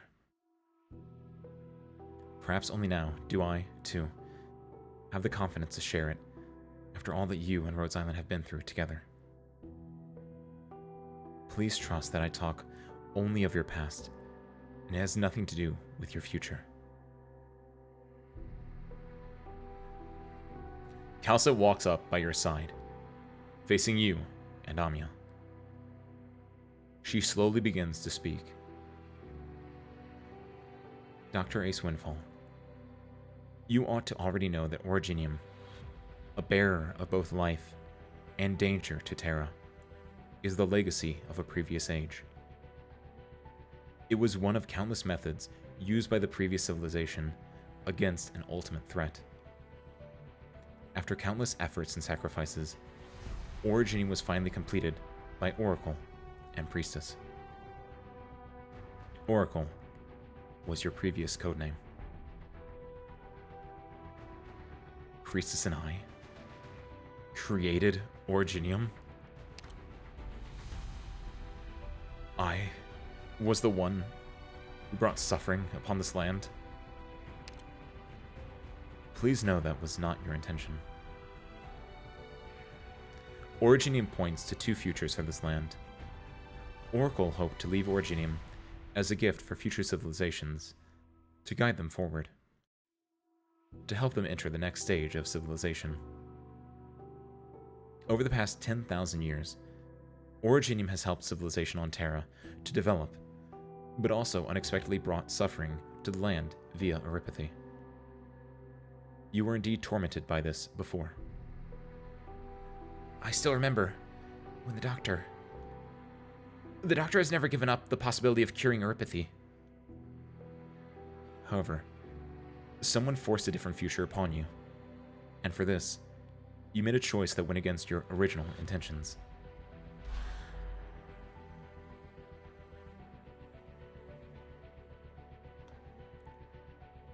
Someone once told me to trust in your character, to look for your true self, beyond what memory shapes you. It was an incomparably difficult path for me to walk. But I'm glad. It was the correct choice to make. Dr. Windfall. That's all I wanted to tell you. They are only your past, and you will always be able to decide your own future. I'll never break my promise. Then I, too, will fulfill my oath. Dr. Windfall, I will protect you and Amya until the end. This is not the best opportunity to do so, but it is my final one. I'm sorry to entrust such a risk to you and Amya, but this is a choice I must make. What sort of risk? What sort of choice? You see Kal'tsid's mouth move. Her final words. Are you done? You've said what you wanted to say. I'm astonished by how much you know about the past, and I don't completely agree with how you've described it, but that's no longer important. Amaten, what can you even achieve as you are now? Monster.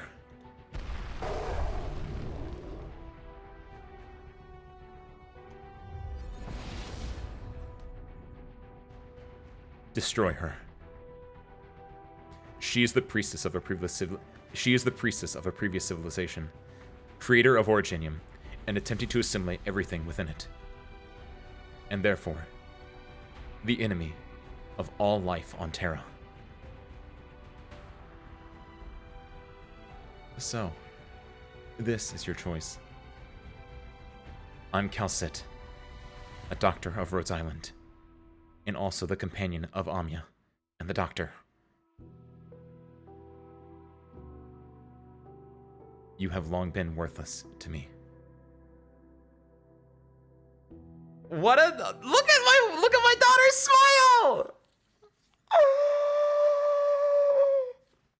I'm honestly a bit surprised that I'm a little surprised this isn't a stage where I can't do anything, right?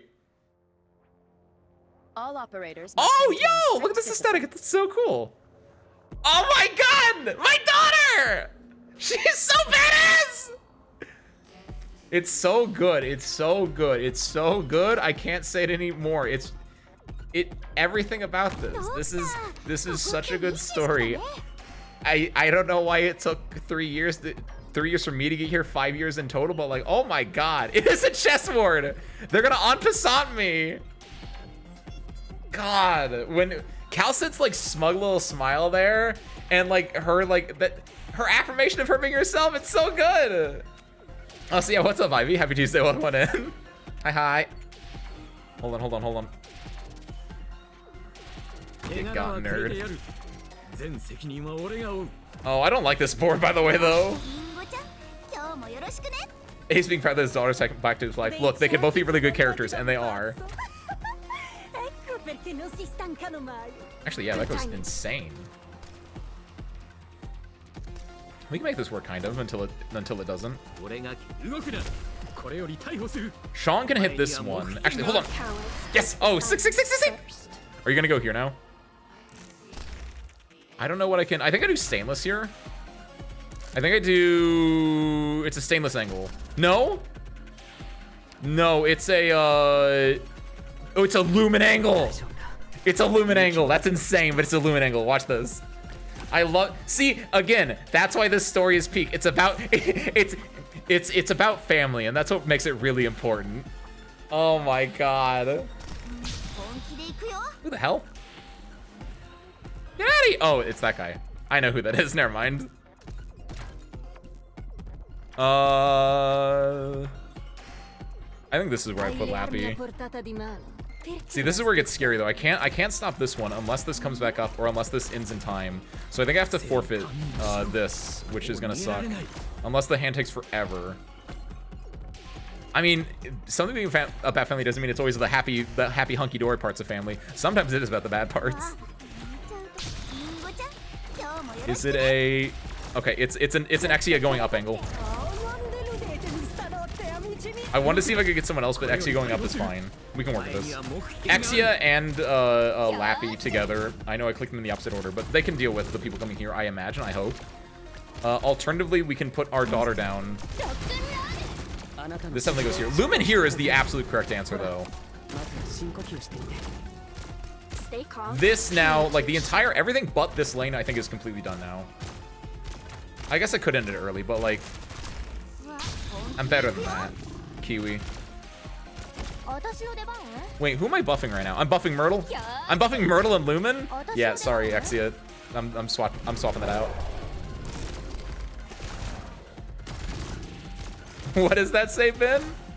I'm not upset. Oh my god, I love her characterization. Priestess is my favorite type of villain characterization, and I've said that like 4 times already, but I want to say it again.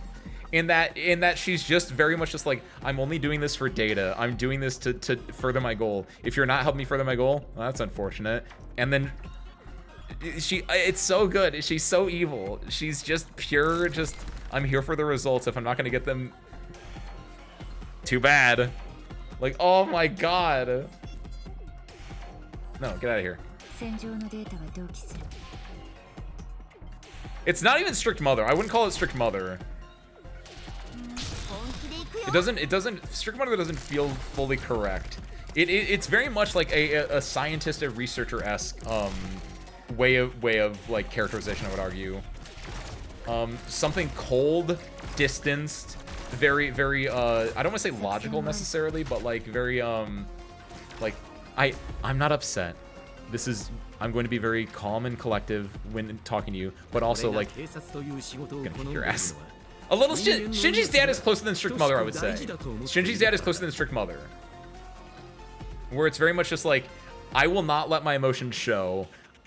They're in there, but I'm gonna have this veneer of calm, collective sincerity because you are little people beneath me, and I don't want to even like you don't deserve to see my emotions in action, is what it feels like in a way, right?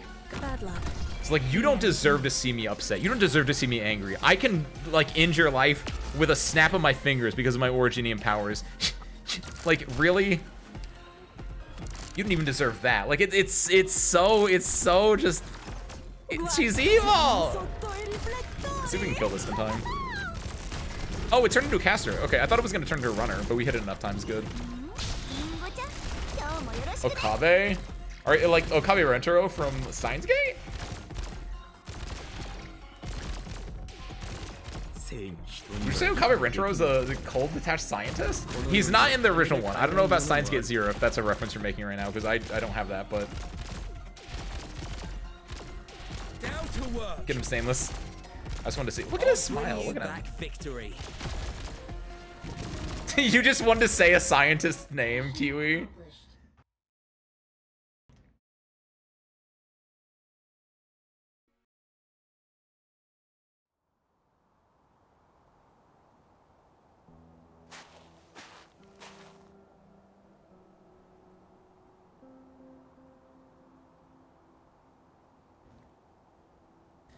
We've traveled far enough, and I fear there's no point. I feel like there's no longer a point in continuing our exploration. 10,000 day cycles have passed since I entered hibernation, but Terra's changes have been limited. The spark of life from Talos 2 is still weak. The other seeds of hope planted by my former companions have shown no signs of sprouting either.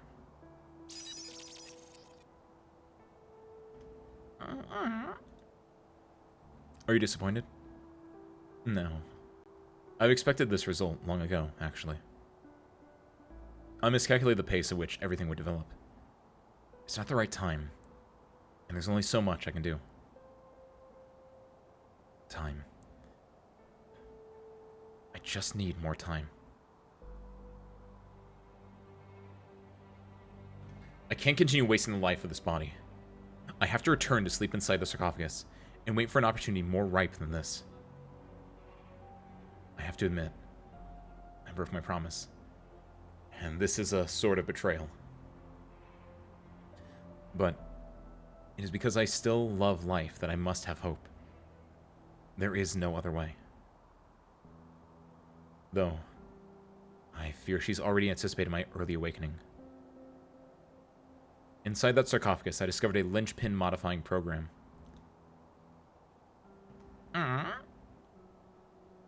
Technology born in a lost age, used to strengthen our thoughts and conviction. Without it, many would lose the will needed to make it through that period of endless despair. She and I, we went through it together.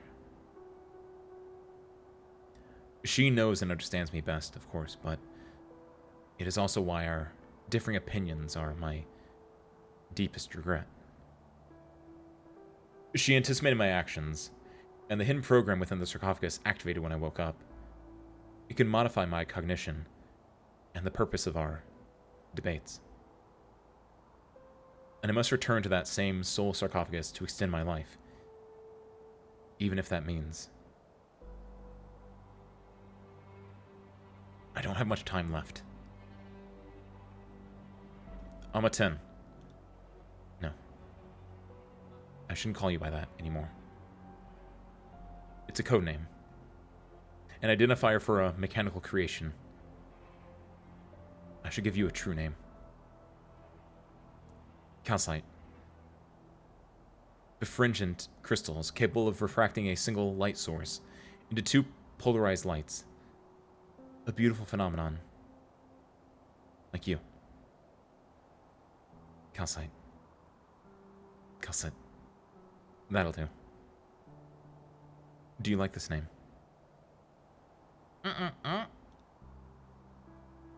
There are some things I won't have time to do.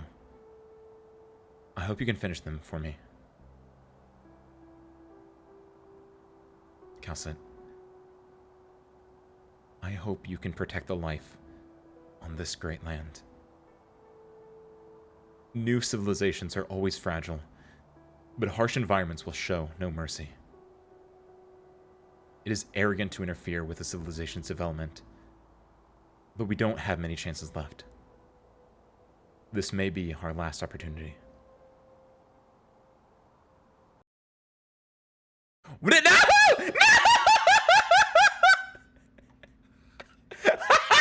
What are you doing? We don't have any time left! Priestess!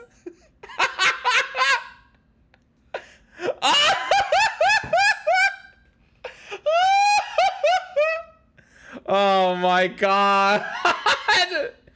I legit, until it showed my own game, I thought that was real. It said we didn't have much time left in a cut, and I legit thought that was like supposed to happen in game.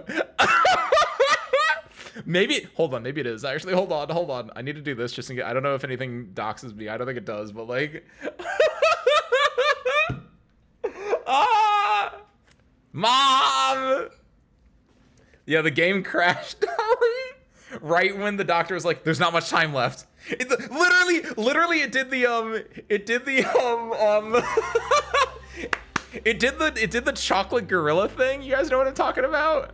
It did that meme where it's like, hey kid, sorry to disturb you. I don't got much time left. Did you know? Yo, what's up, Teal? Happy Tuesday, welcome in. Good lord.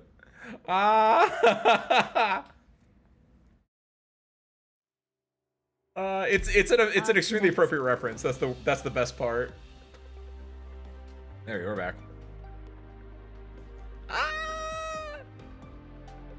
I know! I feel my game has crashed sometimes, usually crashes in like the first 5 seconds of me launching. It's never crashed in the middle of the story, so like, is it intentional? The amount of streams I saw where the game crashed at chapter 15 story is more than 5 is amazing. That's, you know what that means, Ben? You know what that means? Hypergriff, start working on that PC port, dang it. I know it's happening. Chip chop chip, kiddo. So the limited time from both Priestess and Oracle are fearing is their finite lifespan. I think so. That's part of it. That's definitely a big part of it, I'd imagine, right? That's literally good call, Radioactive, because that literally at the very start of today's episode, right? One of the things that was said, hold on, it was literally at the very start, so I'm gonna go back here just to make sure, just to like appreciate, like, actually you hit nail on the head so hard, dude. Yes. Because literally, the very first thing we saw today was life. A concept so vague yet so fascinating. We've gotten used to treating any individual that thinks like us as life, for no other reason than the fact that they're like us. For no other reason than we all fight death to the bitter end for our own survival. Good job, Radioactive. Someone was paying attention.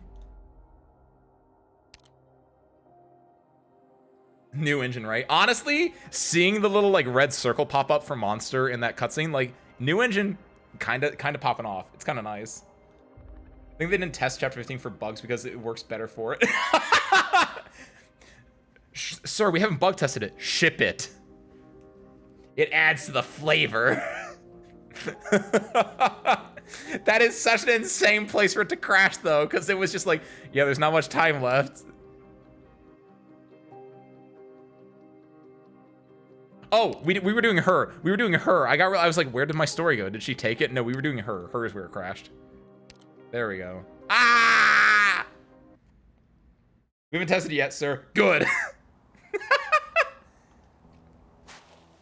Nanda.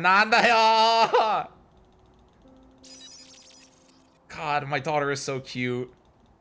I feel like, by the way, this is the second time we've seen Amaten get named Calcit. Because I think in Babel it showed it, didn't it?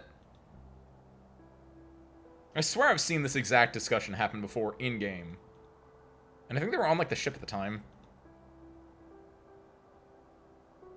She's a Pokemon that grew up into a real girl. She's, she's Latios, or no, she's Latios from, Pokemon the movie 4? I think it's 4. Because one is Mewtwo, 2 is, Lugia, 3 is Entei. Yeah, 4 is Celebi and the birds. Where it's like there's Latias and then she turns into a girl. It's the same thing. Actually, I mean it's both true for both Calcit and Monster. Not the origin of the name though. Oh, is that what I'm thinking of? Like because I swear to God, Oracle called Calcit and was like, Amaten, I'm just gonna call you Calcit though, is what I thought like happened in Babel or something. 5? Wait, what was 4 then? So sure, what was the 4th Pokemon movie? I thought 4 was the one with Latios and Latias. I feel like Vodka's wrong, because I feel like I only know the first 4. And then like 5 is like Jirachi or something like that. 4 was just Celebi? What? Did I completely blank that one? I think I know what you're talking about though. Was 4 like shorter, or was like 4 actually like full length? I think I know what you're talking about though, yeah. Yeah. Oh shit, wow. My bad. I guess I only know the first 5 then. It just works. Calcit, I hope you can protect the life on this great land. New civilizations are always fragile, but harsh environments will show no mercy. It is arrogant to interfere with a civilization's development, but we don't have many chances left. This may be our last opportunity. Civilizations tend to repeat the same mistakes, sinking into violence, unverifiable thought, pitfalls, and dead ends of self-doubt. There was no escaping all of that, but just a tiny deviation is enough to wreck a whole civilization. The existence of civilization itself is already a sort of miracle. So, Calcet, I hope you will guide them. Your Gemini cycle grants you a practically infinite life. You can follow immature civilizations as they develop, and guide them onto a path forward with your knowledge. It's an arduous mission, but you might manage it. You should. A moment of silence. The passionate speech comes to a halt. Oracle looks at the slender, delicate mechanical life, then gazes at the distant mountains half buried by sandstorms.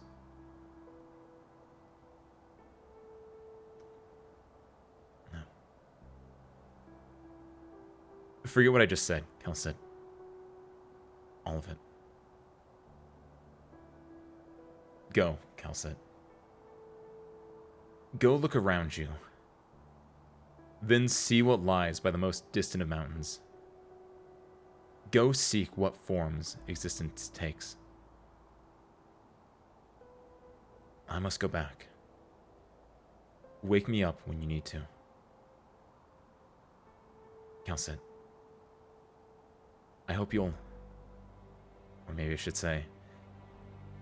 The only mission I assign you now is this. Find yourself. Search for traces of life. Search for hope and a future.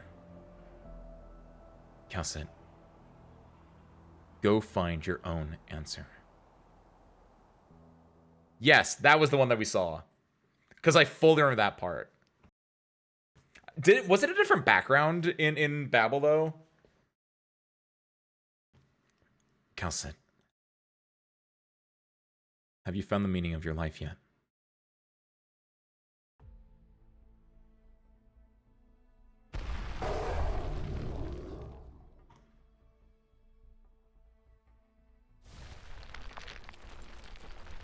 Monster appears by your side, but its stance is slightly different than usual.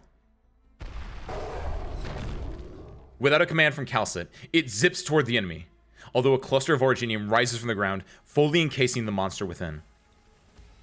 Calcet, watch out! You really have surprised me, Alma-Ten. You've broken free of my control at the price of severing your own Gemini cycle system. Even if this makes your life now utterly fragile. However, do you really intend to kill me via this method? I knew from a long time ago your consciousness was already assimilated into the information within Originium.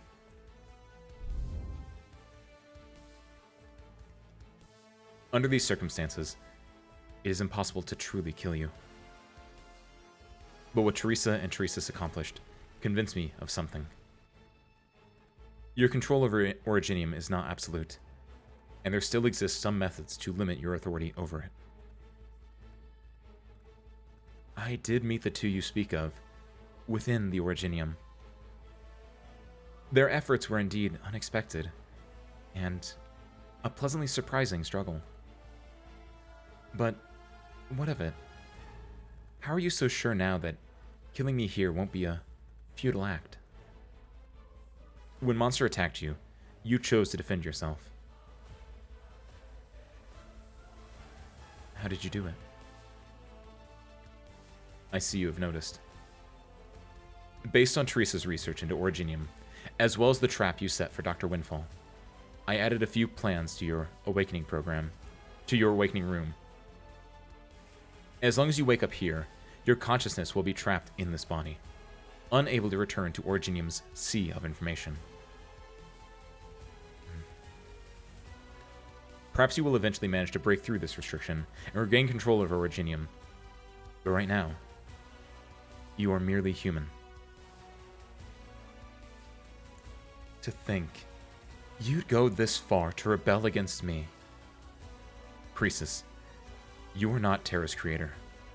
The life on this land has no obligation to bend to your will. This is my revenge on you, and my final act of resistance. You see the woman standing across from you reveal a hint of hesitation, but immediately after, Originium surrounds you.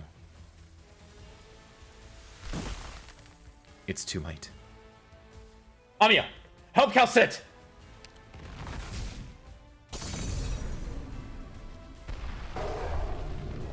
Dr. Calcit, it's my turn to protect you now. Black arts crash and smash the Originium cluster, freeing Monster as it quickly resumes its attack. Originium crystals begin to grow again, but it's too late to form a barrier strong enough to resist Monster's claws. You see a nervous look on Priestess's face, a show of fear from the creator towards her creation.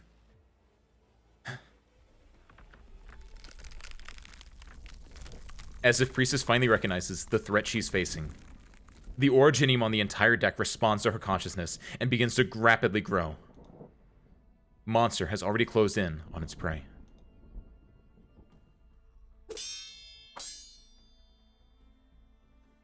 Five on the right, confirm paralyzed. Perish.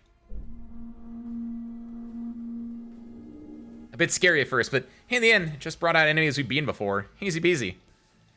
Eat this now.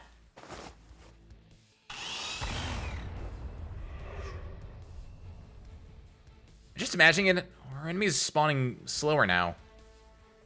This is PRTS's core system. The whole time it's been copying data of enemies we've faced in the past and pasting them here. But now it's reading the data so slowly, like it's something's hindered it. It seems like whatever the doctor and the rest are doing is taking effect. Let's seize this chance and smash it. We need to reach the Abyss's depths. There are people waiting for us. Monster. Meltdown. Black arts and lasers take turns shooting at the gigantic, complex crystal cluster. The fierce assault even manages to suppress the Originium from spreading further. Until the light of arts swallow Priestess's figure.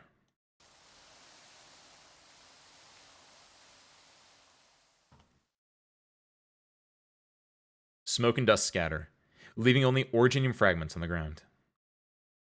And a tattered white coat. Did we defeat her? I can't feel any signs of life or any emotions. Maybe. Everything happened so suddenly. You haven't had the time to regard the series of events as reality. You saw that fearsome foe reduced to ashes right before your eyes. Yet, you feel no relief at all.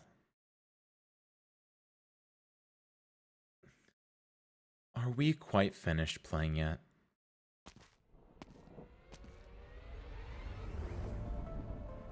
What's that? How? Doctor, Amiya, fall back. A powerful show of resistance, Amiten.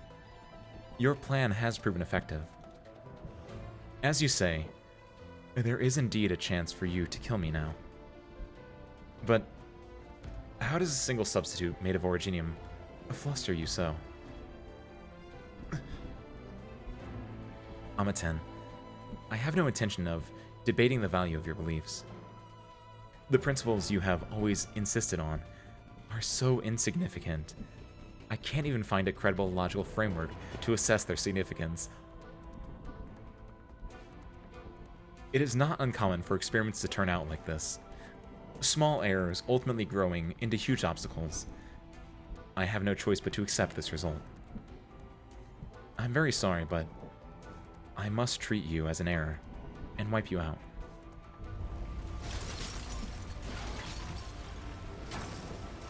Priestess raises her hand. Originium begins to grow once more. Thorned crystal branches tightly envelop you and Amiya in a second, nearly swallowing you both. Amiya tries her best to shatter the surrounding orogenium with her arts, but the crystal clusters only grow faster. Doctor, get behind me! Monster. It all happens in a flash of light. You see the orogenium crystal cluster near you explode. Amiya wanted to protect you, but time does not allow for her reaction. You see the black monster rush over, blocking you both from the cluster with its large, solid body. You see Calcit. What a pity.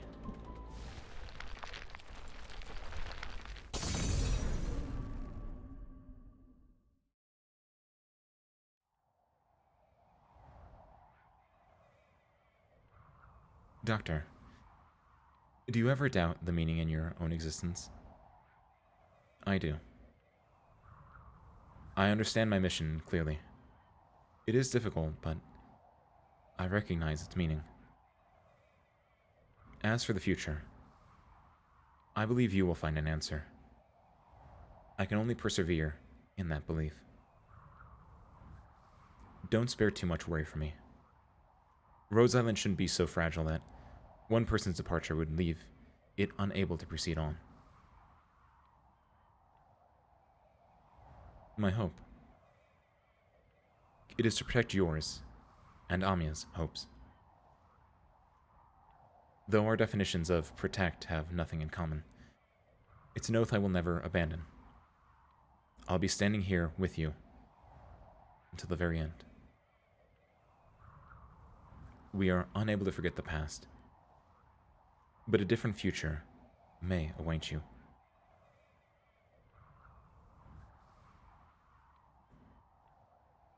I have found the meaning of my life. Please, lead Rhodes Island. And keep going. Ace.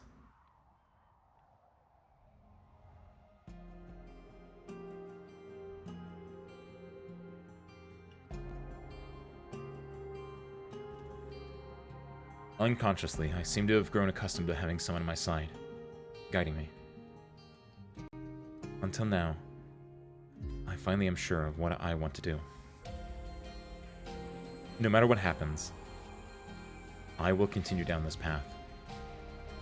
I will not abandon hope. But what about you? Dr. Calcit! Calcit!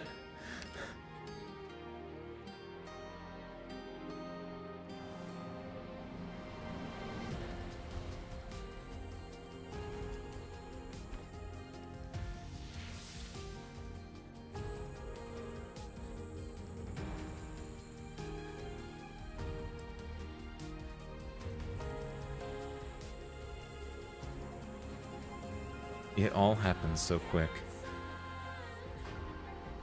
But you still manage to comprehend the cruel truth. The foe you all face is incomprehensible by conventional means. She has authority over all orogenium. The bit of orogenium on Calcit's right shoulder is proof that she was born human, but also what steals her life away. Orogenium crystals begin to spread as they swallow her entire body, only to shatter as the wind blows them away. Your eyes fail to capture the entire process. With strength comes fragility. A long life ends here. She has kept her promise.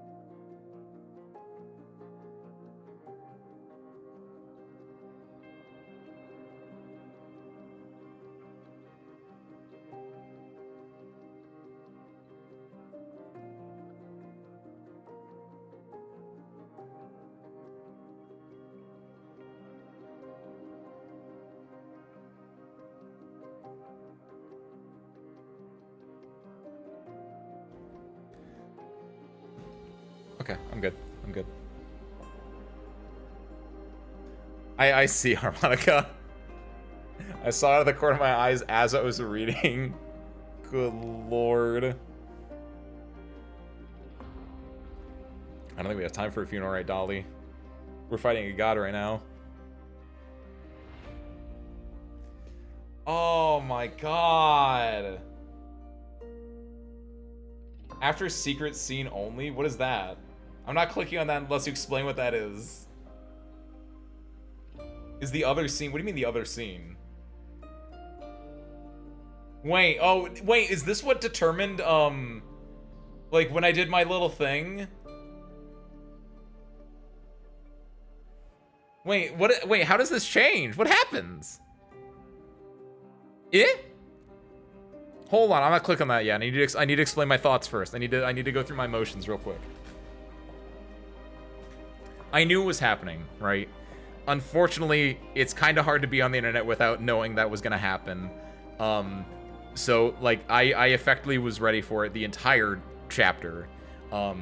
Like it's I don't know if I got spoiled like immediately like when it came out in CN, or if it was just very heavy-handedly like the way that everyone talked about it. Like I knew that was happening almost certainly.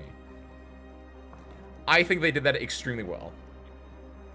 I think, again, this is the best writing Arknights has had definitively ever at this point. I think it's very, very good how they set that up. It's my fucking daughter. It's my wife. The way they set this up as you being an amnesiac way back in chapter 0, right? Of you having this past, and sometimes it's like, oh, your character's the amnesiac, and that doesn't really matter. But those suck. It's important that games have it so you're an amnesiac and it comes back to get you in the ass. Fallout New Vegas allegedly is a good example of that with the final DLC, but I never played that, so I don't know. But like, I like it when you're an amnesiac with a character, and Doctor has a character, and it's revealed over a lot of different events and a lot of different actions, and clearly Calcid has known you for a long time, and you find out that you are basically her father. And so it's a character that you care about a lot, and at the very beginning of the game, before you know that, Dr. Calcid is your mentor, right? It's like, oh, Ami is this girl that has saved you from the sarcophagus, and Dr. Calcid, she's the doctor in charge of everything, right? And very much so, especially in this chapter, you've kind of had the switch from Calcid being the mentor, with her being uneasy about you, to then becoming true co-workers again near the end of Act 2, to now at this point, it truly is like, you can see the fragile, the young girl, the daughter inside of her in those final moments where when she's confronted with, and this actually goes when Ben was saying that Priestess is like the overbearing mother, that is appropriate in the context of Calcid versus Priestess a lot, because when Priestess shows back up, Calcid like almost immediately reverts to being a scared, frightened child. It's like, oh shit, mom's home. And it's not until she can steal her resolve that she's able to get things back together. And in those final moments of her, that's the definitive passing of the torch from Calcid being your mentor to being co-workers to now you are now taking her position as the doctor and as a leader of Rhodes Island. And that's so well done. That's so set up. Also, I really like the engine update. The way that that cutscene, for lack of better terminology for it, with the faux 3D effect of it going from Priestess to Calcid, insanely good. Insanely good. Also, the way it happens, I cannot stress this enough either. It's perfect for setting up Priestess as a character, for setting up the expectations of what you're going to be going into. It's a very common, I almost want to say trope, right? To have, like, it's like, oh, you're big bad people that's like, yeah, we're the best of the best, we're the strongest ones ever, and they get defeated by something ever so greater than them. And when that trope works effectively, it works really effectively. And I think that entire confrontation at the end there, I think is very, very indicative of why I think that Priestess is now 100% the best Arknights villain, because it's very much the I'm in control of this entire thing. And it gave you a little bit of the hint of like, oh, I'm vulnerable, right? But then it's like, oh, that was an Originium clone. I'm here all along. And then just got rid of her. Very well done. Part of me, I'm not gonna lie, part of me was immediately thinking like, why didn't she do it with Amiya too? Right? Maybe because of the Civilite Eterna. I don't know. Obviously, she can't do that to the Doctor. It doesn't work like that. But part of me was thinking like, why didn't she just do that to like everyone on the ship? Why did she only do that to Calcit? I know why. It's because the story. And like, sure, I'm a lot more emotionally responsive to having one person that I really, really like, my daughter, dying, than to having like all the elite operators dying. But like, part of me was thinking like, why doesn't she just do that to everyone with Originium? Like, what? But that's a different point, right? Also, yeah, that's a good point, actually, Harmonica. The other thing was, I actually thought that wasn't gonna be because of Originium, right? Yes, I was serious, thank you. Because I until they said it was the Originium and growing, expanding, and turning into that, I legitimately thought it was just gonna be that she had a kill switch in Calcit, yeah. The fact that she made it so it's the Originium on her shoulder that grew and developed and reacted, right? That one, I was like, I thought she was just gonna like just be like, you're a machine. I made you. I can take you back, right? Quite literally, I brought you into this world. I can take you out of it, right? I thought it was gonna be that, but no. It is probably because of different because the fact that they made it because it was Originium, that made me just be like, what? Why? But yeah, maybe it's because the Doctor, when the Doctor was awoken earlier, right? Maybe he did something to the Originium that the Originium that is on Terra right now is slightly different than the Originium that she has control over, possibly. That's a bit of a nitpick. That's a bit of like, it really doesn't matter at the moment, at least, right? But when she woke the Doctor in Babel, her line right before doing it is, "This time I want to believe." And immediately after you get out of the sarcophagus, your line to her is, "Calcit, you suffered. I can see it in your eyes." Oh my god. Like, yeah, it's so, I love my daughter. I love my daughter. Arknights V and Tech has been good since Jessica altered it. Yeah, that was the first one that had like the upgraded tech, I remember. Because I think it had like the fire effect, and I was like, ooh, fire effect. She ran out of her uses. She's a D&D caster. This is a once per day thing, sorry. Once per solar cycle or whatever they called it. He was infected near Kazal. The Kazal origin moves free. Oh, that's also true, actually. Because the border. It was the border area thing. Maybe because it was the caravan heading to Babel. Oh.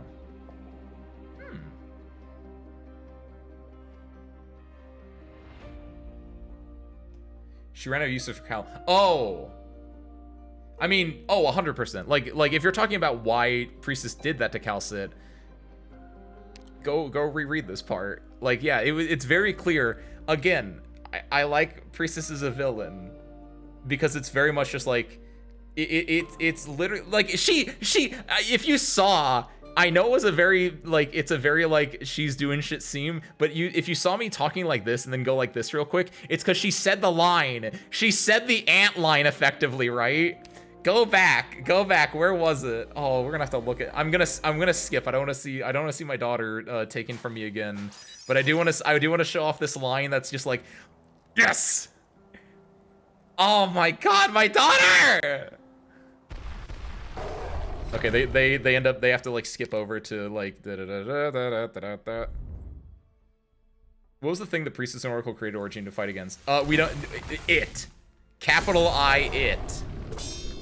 Not important right now. We'll say Galactus for purposes, but it really doesn't matter to fight against something bigger.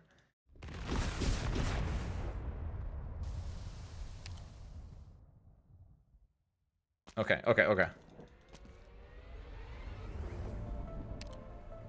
Because there's a really good bit where it's again, it's cause she's so she believes herself so evolved, which in a way she kind of is, that she sees everyone else as like just like if you don't have a purpose for me, get out of here, right?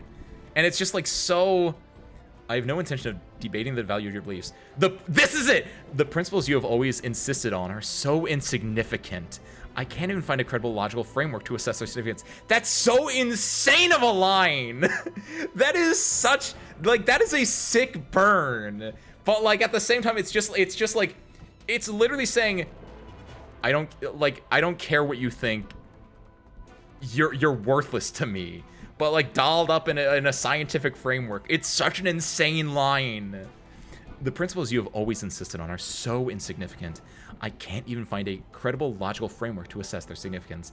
Right? Like it's this is the line that cements what I said about Priestess as being so higher up and so like evolved in her way of thinking, or believed that she is evolved in her way of thinking, right? And yeah, the fact that she's just like, Calcit, I don't see you as a life. I don't see you as a being. You are not like me. You are not like Oracle. You are something we've created. You are a machine to us. And because of that, it's just like, oh, you're just an error. I can fix that. Right? Like it's so evil. It's the idea of your good person, the doctor, your hero sees the value in life, and your villain does not see the value in any life that does not reach their own bits. And honestly, I love Star Trek. Because this makes me think of any good episode of Star Trek now, where there are a lot of good episodes of Star Trek where it's like, hey, there are humans or some other race on a planet, and they encounter some weird phenomenon, and they're like, oh, that's a weird phenomenon, let's destroy it. And then it's like, oh, that weird phenomenon, that's actually a living being. You shouldn't do that. Many an episode like that. And at the end of the day, the answer is always like, hey, that's a weird form of life, but that's still life nonetheless. Don't kill that. That's messed up. And Priestess is very much in the like, it's not my life. It's so evil. But the way that she's going about it is so structured that she's not doing it willy-nilly. She's lawful evil. It's great. Oh my god. Honestly, now that I brought up Star Trek, Monster is just the crystalline entity. And I'm like, hold on, that crystalline entity might be destroying planets, but it deserves to live. Okay, this analogy breaks down after I say crystalline entity, because the crystalline entity is actually a really good episode of Star Trek TNG, where the idea is there's a crystalline entity that literally destroys planets and kills people, but like it's technically a living life form. So like the idea is like, hey, we can't kill this, that'd be kind of messed up. But like we just gotta tell people like, hey, get out of the way. I don't know, it's been like forever since I watched that episode, but it's like it's a very interesting episode in that sense, right? Thank you, Aeon. Spare parts, I need you now more than ever. Aeon, they killed my daughter.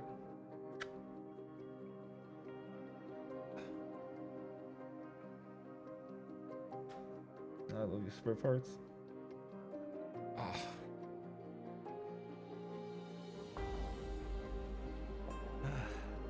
All right.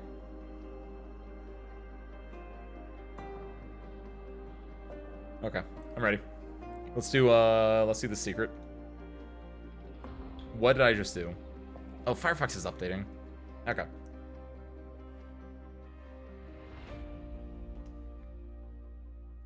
This should work.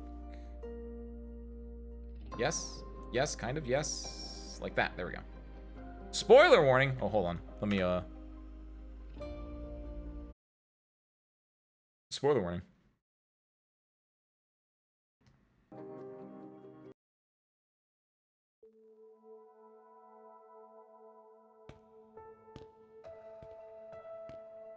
Oh!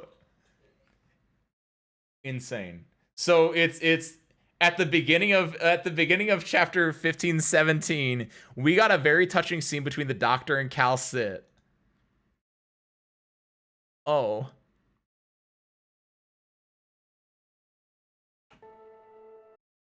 Hold on. Does this look... Yeah, this actually looks good. Wow. It's insane. I can full screen this, and this actually is about what it should be. Thank you, uploader, for uploading this in a weird frame. You seem a bit down, right? Care to share the reason with me? QHU 9112. Another fading star system. It's a new high tide. What surrounds us is merely the first wave. It's arriving much faster than we anticipated. We don't have much time left. But we're prepared. Yes? We've planted a seed of hope, and now we need only wait for it to grow, a solution. Don't fret. Treat it as a regular hibernation. No different than prior time travels. Just a little longer. And this time, I'll be there by your side. I hope after crossing the quiet, endless night, the first thing I see when awake is you. We still haven't figured out a solution from our debates. Originium is our last hope, and we have few alternatives. We must think twice before we choose our path.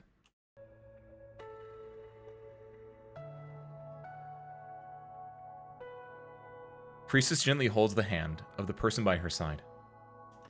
She does not speak her thoughts, but they transform into images within his mind. But they transform into images within this mind resonance room. Visuals symbolizing happiness and hope.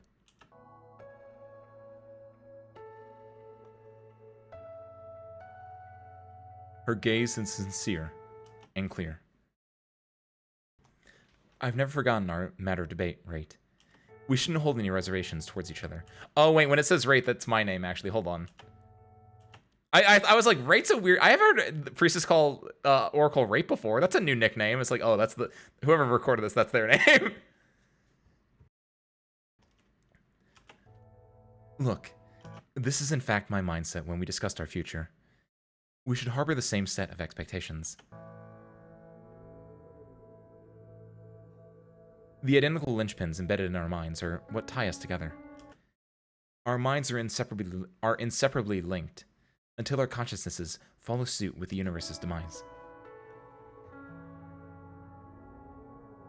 We do clash and argue endlessly, but that is precisely the reason why we most understand each other's disposition. I know for certain it is our nature to harbor hope for the future. We serve as anchors for one another in this hollow sea of stars.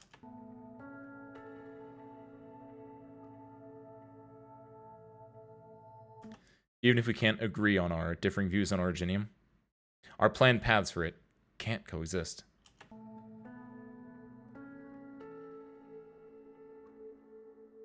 Priestess, I'm not sure. Then let's continue to wait. It's fine if you're not willing to hibernate yet. We still have some time.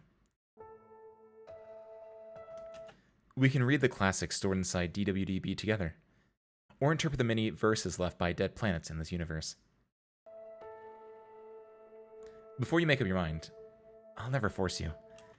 I'll never impose my own will on yours.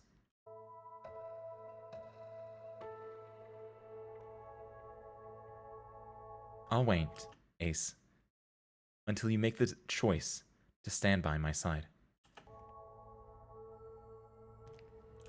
Priestess.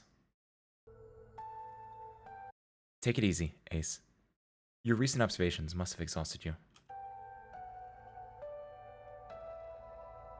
Close your eyes and rest for a while. I'll play you a chord on the gravitational forces of distant stars, and you'll enjoy a sweet dream.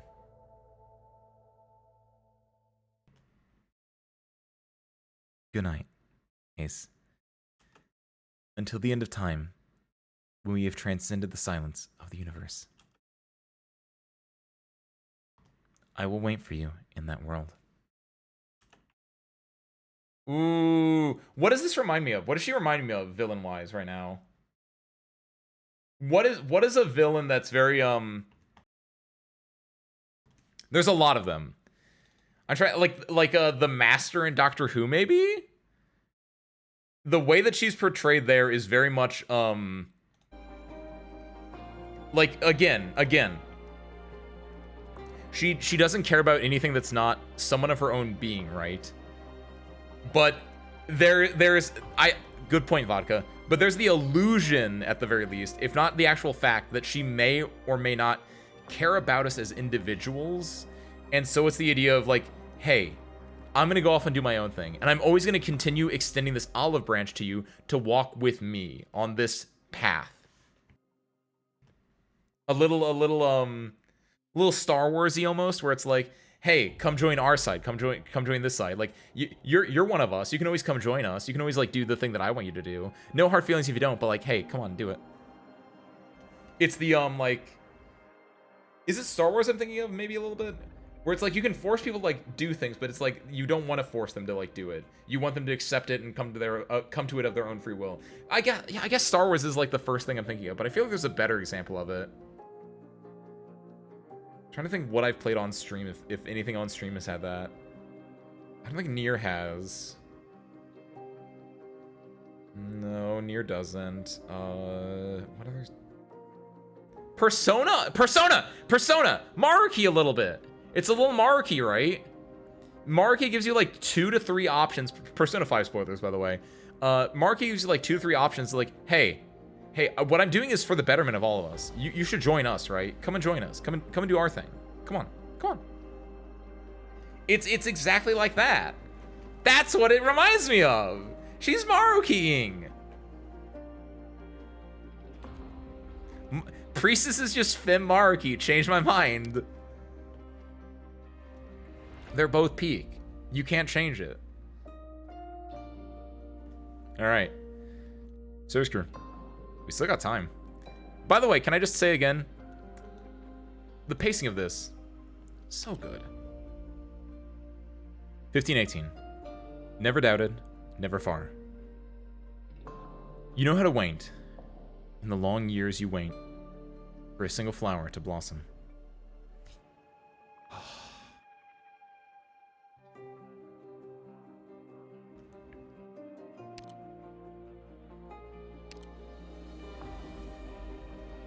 There's one thing that will destroy me. And I'm...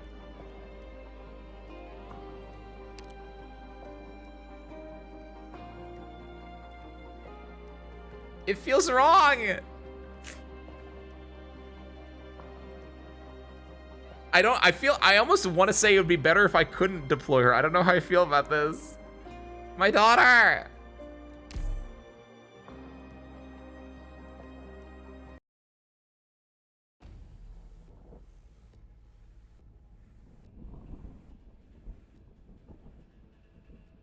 Calcet has disappeared from your vision before you even have the chance to process what has happened.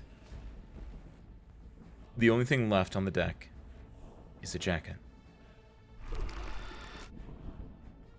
Next, Monster's massive frame begins to contract, shrinking into a black, crystalline cocoon.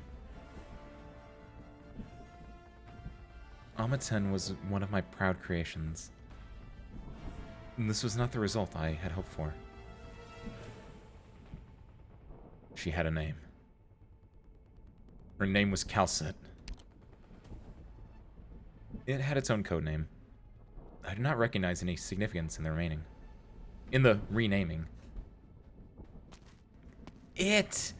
Oh my god! Priestess walks towards the cocoon on the deck. Step back, Doctor. I must protect Monster.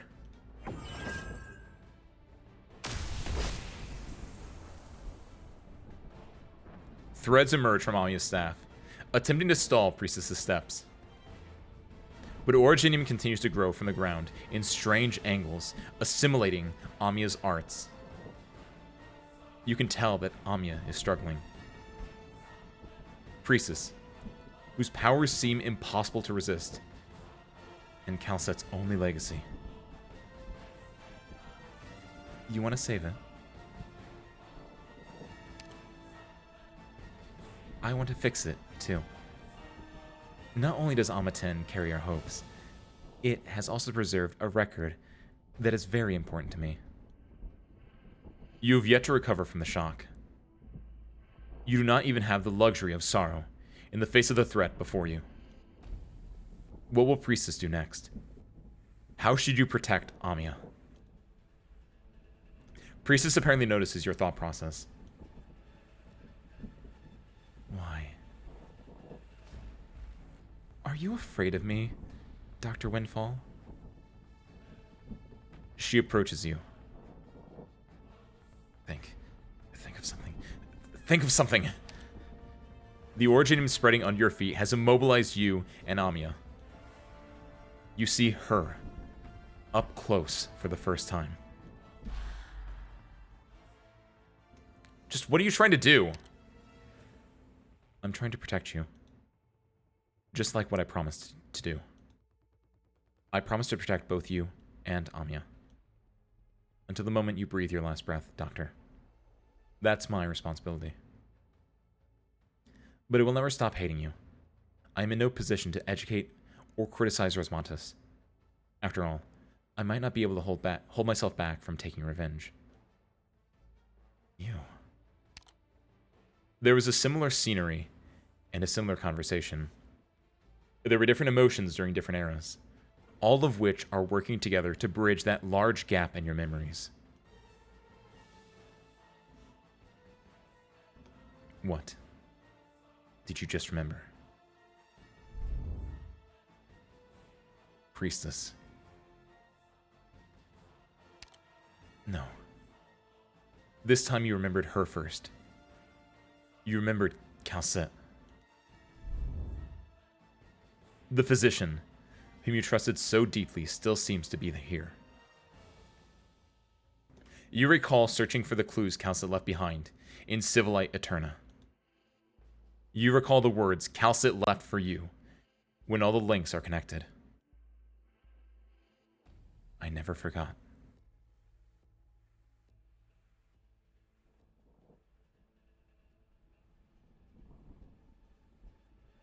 No matter where in this vast universe you came from, I bid you to witness the beacons we left behind. Remnants of a civilization now gone to eternal rest. Perhaps it will be our blessing and the final gift of hope. You're certain that those eyes now see you across the vast reaches of time. The formulas. The gift. Amiya, the formulas! The formulas! Dr. Calcette mentioned that it reduces the loss of meta-information during transmission through special mediums. Reverse it! Obstruct the transmission of information through Originium! What should I do? Link to my mind.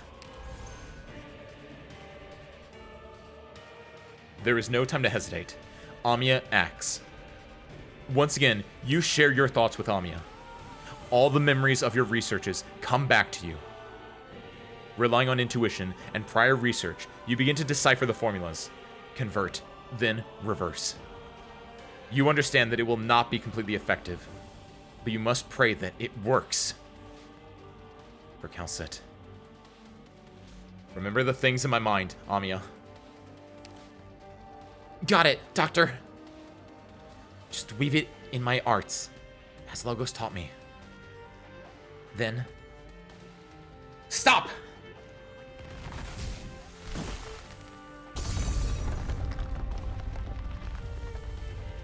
Shockwaves from Amiya's arts repel the originium that surrounds you. This is... The originium attempting to trap you again is unable to progress any further. Amiya's silhouette is reflected on the countless crystalline surfaces. It's working. I'm trying to hold on. But the originium is pressing in even faster now. I need to work harder. I can do it. Amiya's eyes are resolute. You can't help but feel worried for her. You do not understand the powers that you're toying with. It seems my arts aren't just stopping them. It's also detecting her status. She's not as invincible as I thought.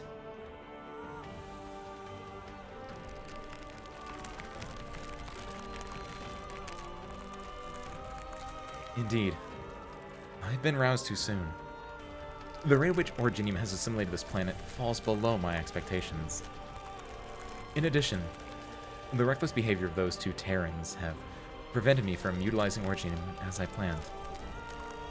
But that does not mean you can change the inevitable with your clumsy usage of our technology. Amiya! Pink threads fly out from Amiya's staff, dancing the space enclosed by Originium. But you sense that Amiya is facing tremendous pressure.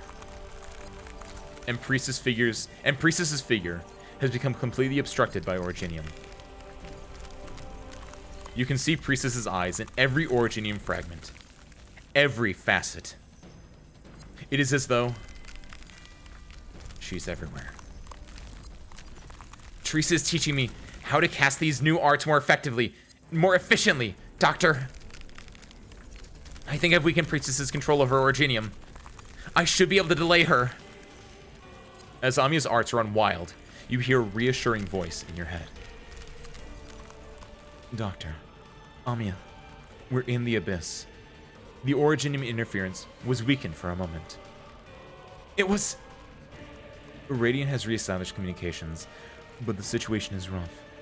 I can barely use my arts to help Radiant maintain the link. Also, she cannot detect Dr. Calcet's biosignal. Where are you? What's the situation?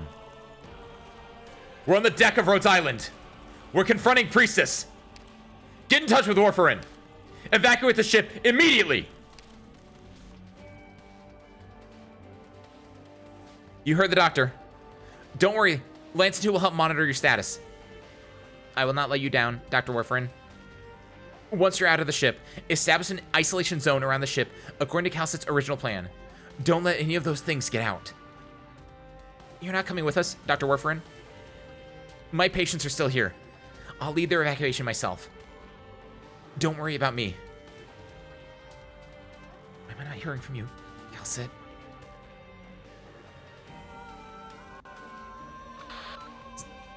Abandon ship. Repeat. Abandon ship. Back up all data. I'm working on it. Give me some time. More importantly, once PRTS is shut down, its core data must be downloaded. Calcet has set up a backdoor. It'll be the key to eliminating the threat once and for all. Mechanist acknowledges. We're moving through the abyss. Counting on you. Is Calcet hurt, Doctor? Why am I not hearing from her? She's buying time for us. Ami and I will fight to the bitter end. Rhodes Island is in your hands.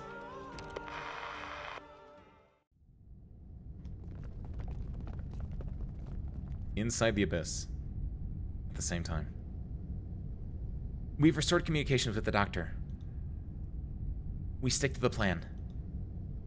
I'm not detecting any more enemies, nor any new data transmissions from the PRTS core. It's too quiet. Location of the core, Radiant. Here you go. Can you do push towards the core and attempt to deactivate it? I'll take point. PRTS will definitely come up with new waves of enemies to meet us. I'll take charge of analyzing the core. Aurora. This little light will guide our way.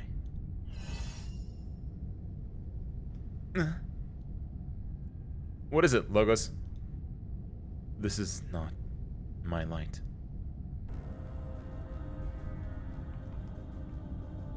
A rhombus-shaped halo hangs in the darkness, swaying gently. It is like a cold eye, gazing upon all present. Alert! Is this the priestess that Dr. Calcet was talking about? I don't think so. I just detected a large amount of haphazard but familiar signals. They come from Rhodes Island itself.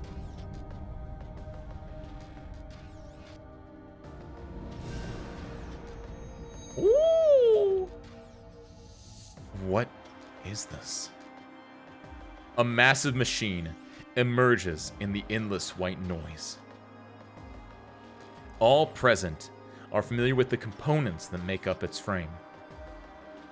Closure has often showed off the parts that she used to modify Rhodes Island's modules. Some of them were made by the elite operators themselves. PRTS has repurposed and weaponized Rhodes Island's facilities. But where did they come from? They weren't supposed to be in the abyss. Originium. Originium shards scatter irregularly across the unusual machine. No longer do they simply consume. Now, they are creating. Are you telling me Originium can recreate the stuff that's on Rhodes Island? Logos is reminded of the tower in the assimilated universe. And of her. It's not that simple. PRTS does not have the capability to code Originium data. Someone else is intervening. Priestess. Its data is connected to the core of PRTS in a way that I can't understand. These things are different from the Originium entities that we faced. It looks like we're in for a fight. I see no other way. Ready? Ready. The rhombus-shaped eye glows even brighter. Controlled by PRTS, the mimic machine charges up. No target restrictions. Combat style analysis complete. No power restrictions. PRTS final cleanup protocol loaded. Wait, why is this not the boss stage? Also, this made me think about something that I want to talk about. You know what? I also like this act right now a lot. Good. I suppose you've already got a plan. We have our villain. We have our villain. And it's my wife.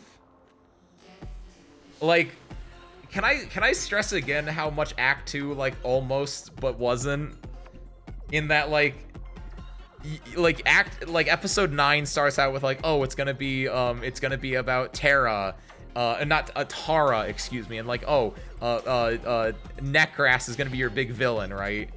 And then it's like, oh, it's not that. And it's like, oh, it's about the Sarcast. So Teresis and Teresa are gonna be like, and it's like, no, it's not that. They're actually good guys, right? And then like, oh, the Dukes, and it's just like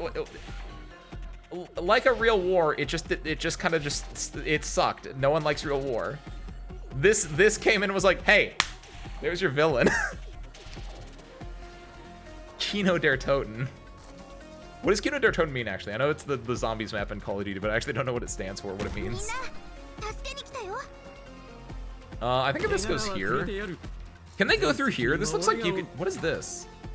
Oh, this is the that's the surrounding. That's the 3x3 square of that. That's why that looks weird. Okay. So they can go both ways. So if I just block here, then this works really well. Okay. Okay. Are they the ones who caused such destruction and started all this conflict? I think if I do this, this is good for me. It might try to do that, so I'm gonna do this now. It's kind of a way. I need to let the PRTS do this sometimes. The divorce data 3 allegations. Hold on, wait.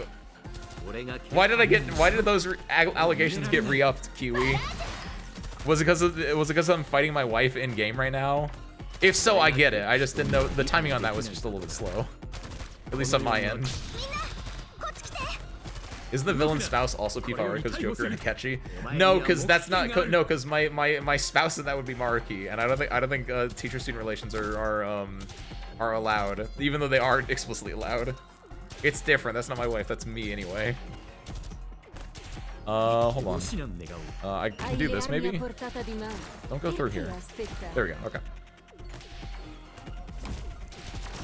Akechi's not a big enough villain. Akechi's a really good guy. I like Akechi as a character, but like he's not the big villain, right? Like, I need a big villain. 大丈夫だ勇気を出せばきっと Just, oh, thank you. Guarda che stai aspettando. Sta per calare il sipario. The villain is the Spectre. I mean, it's the leader. I mean, it's Mandragora. I mean, it's the military commission. I mean, Teresa. I mean, Originium? Yeah, like, agreed. Like, all of that is happening, and then there's also, like, the war itself going on. Like, again, there's no real winners in a war. Like, I get what they're doing. I understand the purpose of the arc. I just wanted to have a comfy little, like, I wanted Act 3. The Sanguine arc. That's true! And the Sanguine arc didn't get to do enough, I think. I think it was too many villains also, right? Like, because you had the entire military commission, and they wanted to, like, make them all villains, right? And they're not really villains, but they're kind of villains, and they gave each enough time to make them cool, but not enough time to make them, like, be like, yeah, this is deserved, right? しっかりしてくださいほらまずは深呼吸してみて I actually want Tifon out here for some reason, so I'm gonna do this. 動くな Also, what comes out of here? Oh, these come out of here. Hold on. Whoopsies. Down to work How soon do you want them gone? Get out of my home. Did not think about this area at all. There's no healing over here, but do we need it? I Still soaking yourself in the past? don't know if I have anything to say. They're trying to make all the Casimiras, Casdell military mission and half the Duke's villains. Yeah, it was too much. I think it's part of the reason. Like, there are so many ideas, but yeah, it was too many cooks in the kitchen. I think that's. I don't want to keep harping on Act 2, but I think I'm always trying to think of, like, the most succinct way I can put it, and I think that's the best way. Is just there were just too many cooks in the kitchen in Act 2, and I think that's what I'm gonna say as my, like, go-to from now on. It's just I think that's the most succinct way I can put it.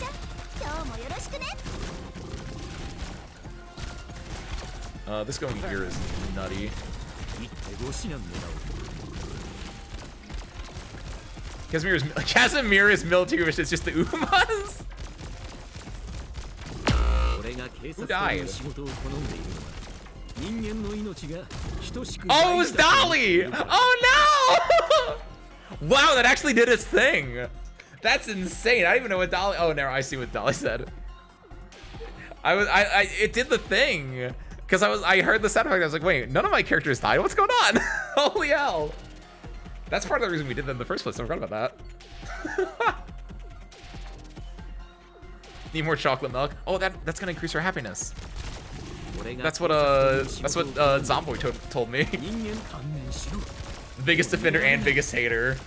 You are its sword and its shield. You're stabbing with the sword, protecting with the shield. Stay calm and continue to Is that, hold on, real talk.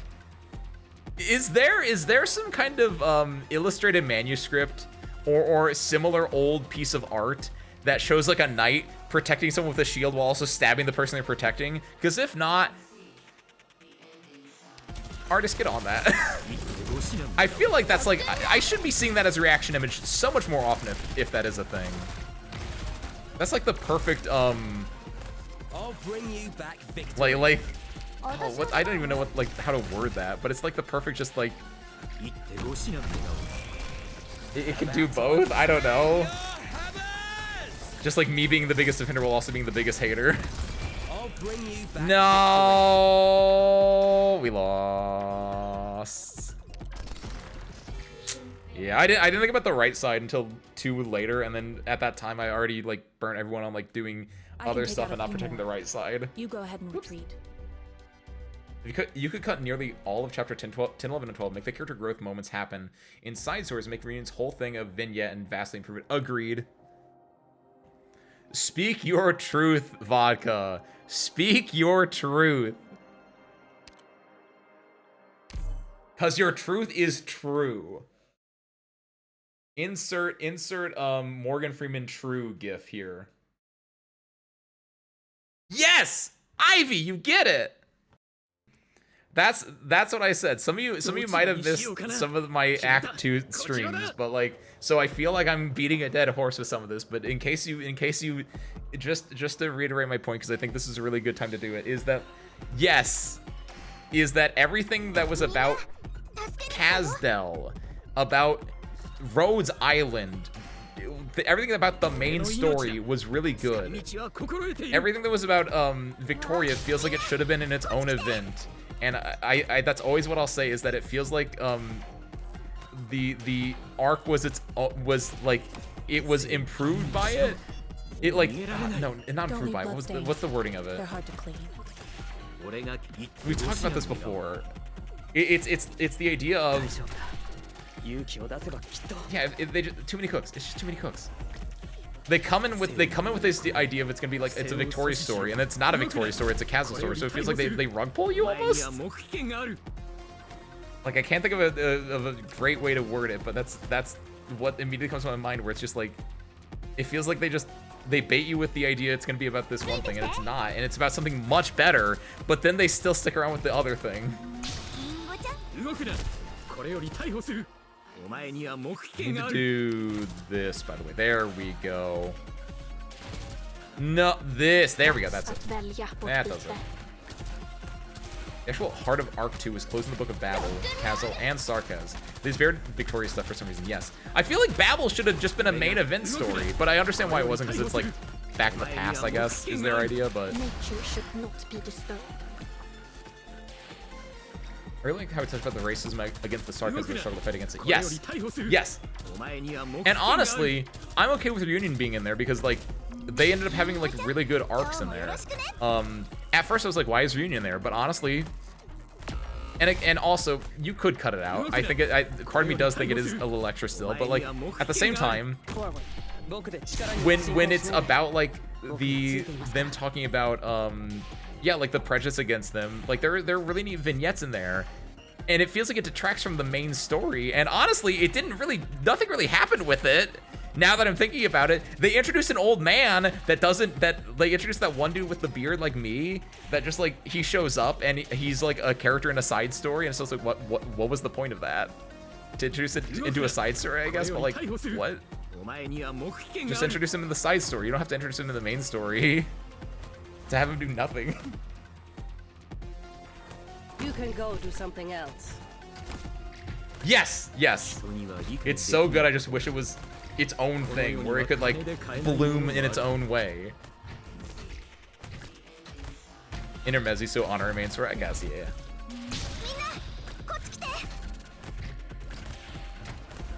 The thing that pissed me off, despite being bloated, it feels very trimmed by the editor. Yes. It's too many cooks, right? Where they had to do so many things that it was both bloated in content, and there was a drone I didn't shoot down. I saw it as it was going in. I was like, oh shoot. Drones! Man, why do they make it so I have to fight drones again? After drones never matter until they do. Just don't let Exia die and we'll be fine.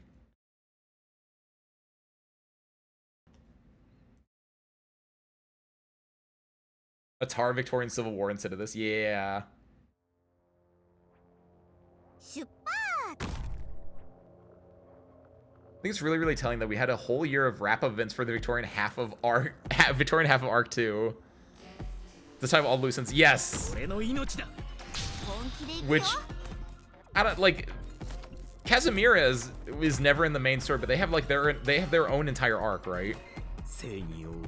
Why couldn't they have done that for the Victoria part? I guess it's because Victoria went to Londinium, but like you could just write it that Victoria didn't, or that not Victoria went to Londinium, that Kazdel like invaded Londinium, but you could just have not written that in the first place. Part of me feels like it was like a mistake. It was just like they had this idea in their mind, and then they were like, oh yeah, let's do this thing with Kazdel, and they were like, well, we have Kazdel written as like occupying Londinium. They're like, oh shit, and they had to like go and like go through the motions just because they had already written the one part. Yeah, just don't put the shard in Victoria, done. But since they had done that before, they're like, we're not gonna retcon this. We made our bed, let's lie in it. Got a little bit of that vibe in it.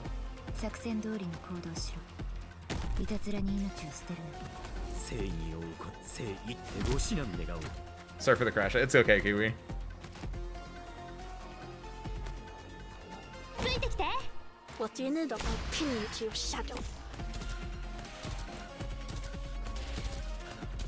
About the unicorn gall. That's right. That's also true. I forgot about that.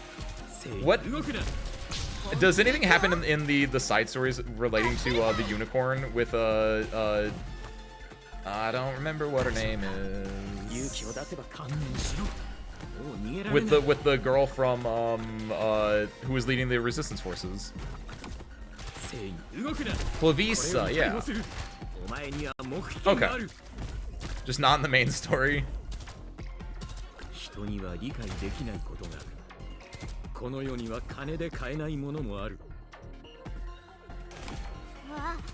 do this? Excuse me. Forward. Welcome back, Tolly. Congratulations on your plus happiness.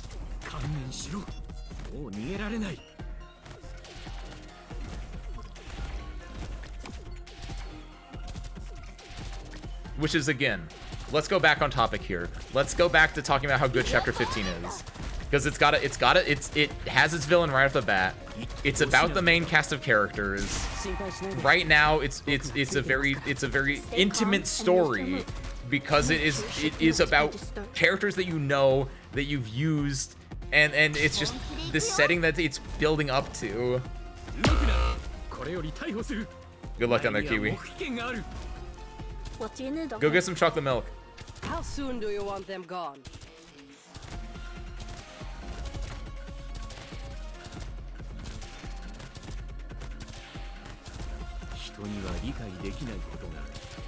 Can you? Hold on. Service crew. Can you stop the deployment of these drones with Takeoff Girl, whose name I'm blanking on, that I feel like is similar to my name in some way, shape, or form? I almost want to call her Windfall, but I don't think it's that. Contrail. Her name is Contrail. Thank you, Wisteria. I got it before Wisteria said it. I swear. So it's like Wind Trail. No, that's not it. Windfall. What's a Wind Trail? Contrail. Good question. I was gonna try that, but I haven't gotten around to it. Cause it feels like oh, I should be able to, like, I have an operator here. Why is it still deploying? And I was like, is there any way I can block an air? And it's like, oh, there is actually. Hold on. I think Chapter 15 is probably one of my favorite main chapter stories so far. Easily. If we're talking main story, it's 100% my favorite IV. Like, there is nothing that comes close to this. Which, again, I mentioned this before, but, like, part of it is, of course, this is like a, this is the entire, all of Arknights is building up to this, right? So, like, does it have a little bit of, like, other things lifting it up, like doing the heavy lifting for it? 100%. Does that diminish it in the fact that the writing itself is good? Right now, it's very concise in what it's saying. The fact that we're able to, like, this is the 4th stream of this, and we're, like, nearly done with it. Whereas in Chapter 14, we had to do 8 streams. Like the pacing alone is so insanely good, and I so hope that they keep the pacing up for the rest of Act 3. Because that was, like, the bloatedness is always one of my biggest concerns with Arknights stories in general. Not main stories, just all stories in general. And, like, everything about this has hit. From the characters, to the story, to the pacing, to the mechanics, honestly. Even though the mechanics in Arknights are generally pretty good in the first place anyway. That's, like, the gameplay has never been bad. Unless someone can, there's probably instances where it has been bad. But, like, on the whole, it's been good enough that I'm rating it like an 8 out of 10, right? Still soaking yourself in the past? We want to do... I want to do this, actually. I think I want to do that. Can we talk about how much more Chapter 15 gets done in the same amount of time, same amount of words as Chapter 7? Yes! Yes! Chapter 14's worth of things happen without the 93,000 word count. It's so well done. Everything about it is just so... My opinion? It just works. It's so... It just is. It just is. Please, please, please, please. Yes! Oh my god, yes! It's concise. They don't wrap around. They do the story. Moving to designated location. It's also what, like, Yeri stories so much. Yes! Yes! Ivy! Ivy, true patrician here, Ivy. The Yerrick stories have also been very good stories. They're definitively about a thing or two. They're very grounded. They're not like about like there's a little bit politicking, right? Because there's always politicking, but it's like it's the appropriate amount of politicking, and they just work. It's just so good. I don't know how Syracuse does, because I'm gonna be honest, I am fully biased when I talk about Syracuse, but I think Syracuse does a pretty good job. Someone could correct me if I'm wrong. There's like, you could argue there are bits in like Il Syrakusano with like the small little man whose name I'm forgetting, or like when they're talking about the Dons, but like I'm just a wolf simp. I can't help it. I had luck. You ran into me. But like Yerrig is a solid, just like it does the things story. I think we can do this and she'll get her skill up in time.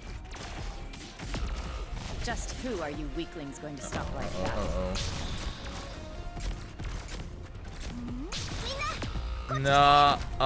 No, there's a block. No! Man, it's the right side that's killing me, actually. Actually, it's the left side ended up killing my guys that were dealing with the right side, which is part of the issue. Okay. The way Yerrick stories does politics just works. Yes. It might also be because in Yerrick, there's like just 3 factions, and you have a tie to all 3 factions, right? Or at least you have a tie to 2 factions. Because in the first Yerrick story, right, Ivy, the 3 factions are the faction that has it's Silver Ash, right? It's like, oh, I know Silver Ash. He's the dude that carries my runs. Said by people that aren't me, because I don't own him.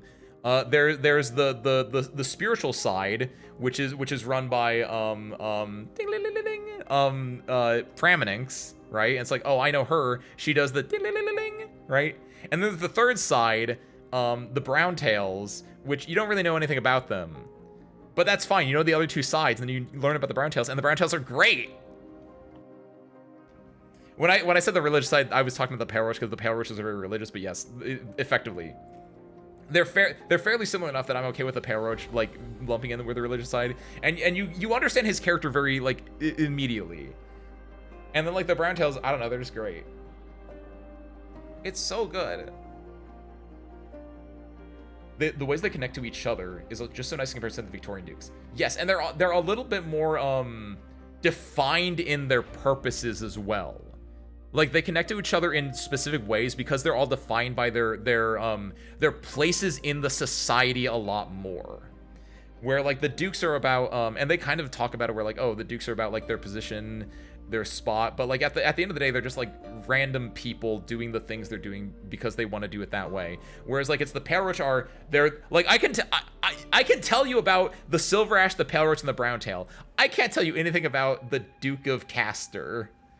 The Pale Roaches are a hardy, like, burly, very, like, religious part of the Yerrick society. The Silver Ash are, like, the mercantile part. They're the ones that want to open up and see Yerrick evolve and change. And the Pale Roaches being the religious ones are a little bit more conservative in their ways of thinking. And the Browntails are a little bit in between, right? They're the ones that aren't in the wintry parts as much, and they're kind of, like, learning how things are. They feel like the newer kids on the block, which is why I was like, yeah, they're the ones that I don't know them much about, but I kind of like them because I'm kind of, like, siding with them because they're the underdogs, right?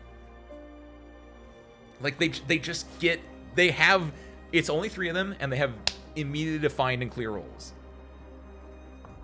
Can't get riled up, man. I just recovered from a fever. Oh, that's right, Kiwi. Kiwi, drink more water. Drink more chocolate milk. You probably shouldn't drink milk when you have a sickness. I've been told that. So Rush is Duke Caster's niece for some reason. I forgot about that. I mean, that tracks. That's just royalty in real life, too. All The operators royals must be maintain strict having discipline. relations.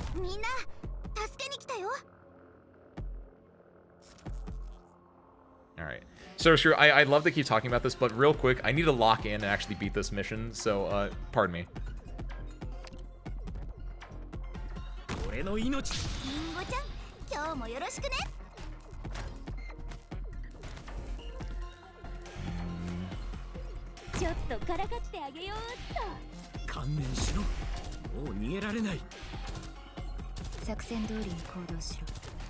いたずらに命を捨てる。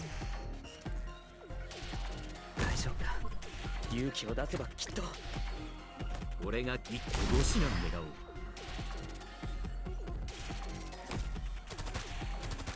俺が警察と俺が人には理解できないことがこの世には金で買える。リンゴちゃん、今日もよろしくね。言ってご指南願おう。正義言ってご指南願おう。 Dags att välja. 動くな。これより逮捕する。お前には黙秘権がある。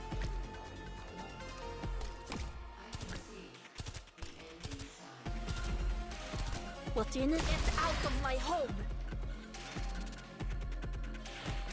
人には理解できないことがこの世には金で買えないものもある。わあ、みんなこっち来て。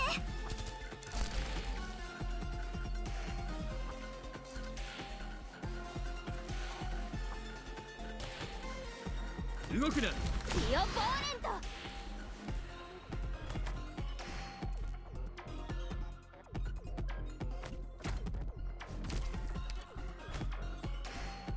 Hai le armi a portata di mano. 観念しろ。頑張って治療はもうすぐ終わりますから。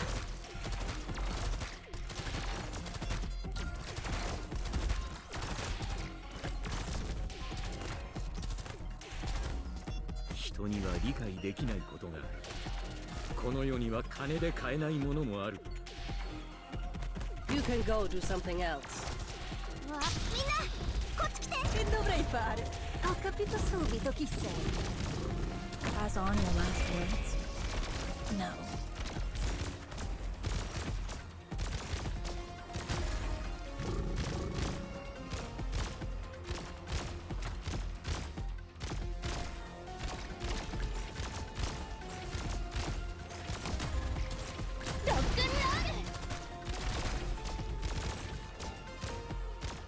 Forward.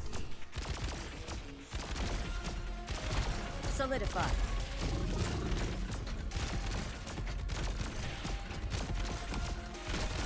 What do you need? Get out of my... リンゴちゃん、今日もよろしくね。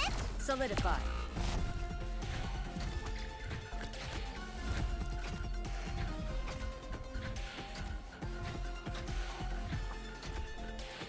Yielding is not an option.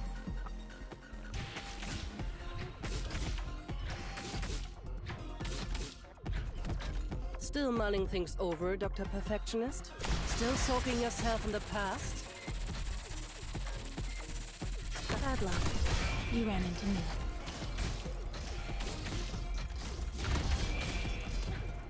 Ringoちゃん、今日もよろしくね。Need speed to succeed. 動くな。これより逮捕する。お前には黙秘権がある。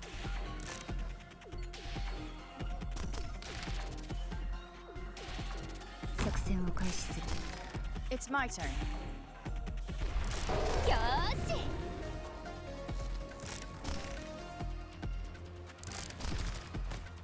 人には理解できないことがこの世には金で買えないものもある。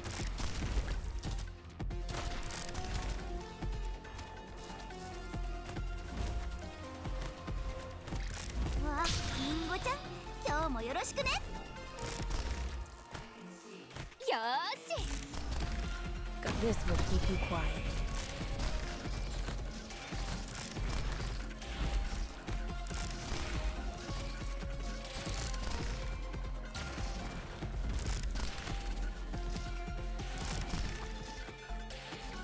人には理解できないことがこの世には金で買えないものもある。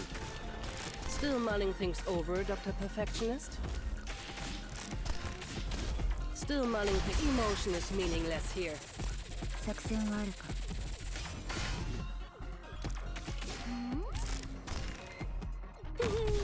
その泣き顔結構可愛いじゃない。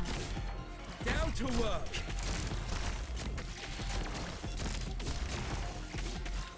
No, you're joshing me! Ah! Ah! Utaga should have been closer to the box. Ah, shit. Ah! solo la fine del primo atto. No, that's actually, we're actually near the end of Act 3, but thank you, Lappy. Ah, I was locking in so good too. I've been told milk is bad when you're sick. I don't know if this is true or not, but I was told milk is bad when you're sick because like this feels like a wives' tale. This feels like an old wives' tale. But it's the idea that when you get sick, your body temperature rises, right? And because of that, it can curdle the milk inside you. But more accurately, thinking about it, where I actually know what the reason is because depending on what sickness you have been, milk can make you produce a lot of mucus. And if you have like, if you're already dealing with mucus a lot, like from like sneezing or coughing or whatever like that, milk will exacerbate that and will like coagulate your mucus, for lack of a better word. If you're not dealing with mucus, I guess technically it's not an issue, but if you are dealing with mucus, it makes it a lot gunkier, for lack of a better word. That's why. I hope that answered your question. Hope you learned a thing or two. Branches of the forest, yes. Conservative power to the mountains and the silver ash is in between or wherever. In like the cities is like, I don't know if that was like what it was told then, but nowadays it's like silver ash is definitely like the city one. That's them city folk right there. I think they technically were like the caves or whatever, because I feel like they're in caving, but like, it's just the cities. I think there's only 3 important dukes altogether, but I don't know what their names are. We don't know which dukes are vocal supporters of killing the king and which were just went along with it to keep powers. You lock in. I'm gonna walk in to my shower. BRB, have fun. Adios, Vodka. Vodka already left. Vodka's already in the shower. Jealous. Me jealous of him being in the shower right now. Think the baseline, if a group of factions is good or not, is does someone make an internet quiz about them and would someone care? I would care about what Yeri clan I am, 100%. I would not care about what Victorian Duke I am. Kiwi, that is a fantastic litmus test, and I will 100% use that from now on. Searcher, what Yeri clan would you think you would be? I think I would be a Browntail. I don't know. I don't remember what they're fully about, but I don't think I'd be a Silver Ash. There's like a chance I'd be a Pale Roach. I really like, actually, no, even more so now that because I was gonna say, I remember the Pale Roaches were a big part in Rise Like Silver and Airheads, but after seeing what their part was in there, I was like, yeah, no, I like them a lot, but I don't think I'm a Pale Roach. I think I'd be a Browntail. Me, a Silver Ash. There's not a bit of a bias in that answer though, is it? But honestly, if you have a bias towards a group, that means you probably are, you identify with that group in a way. So while there is probably bias in your answer, Ivy, there's bias for a reason.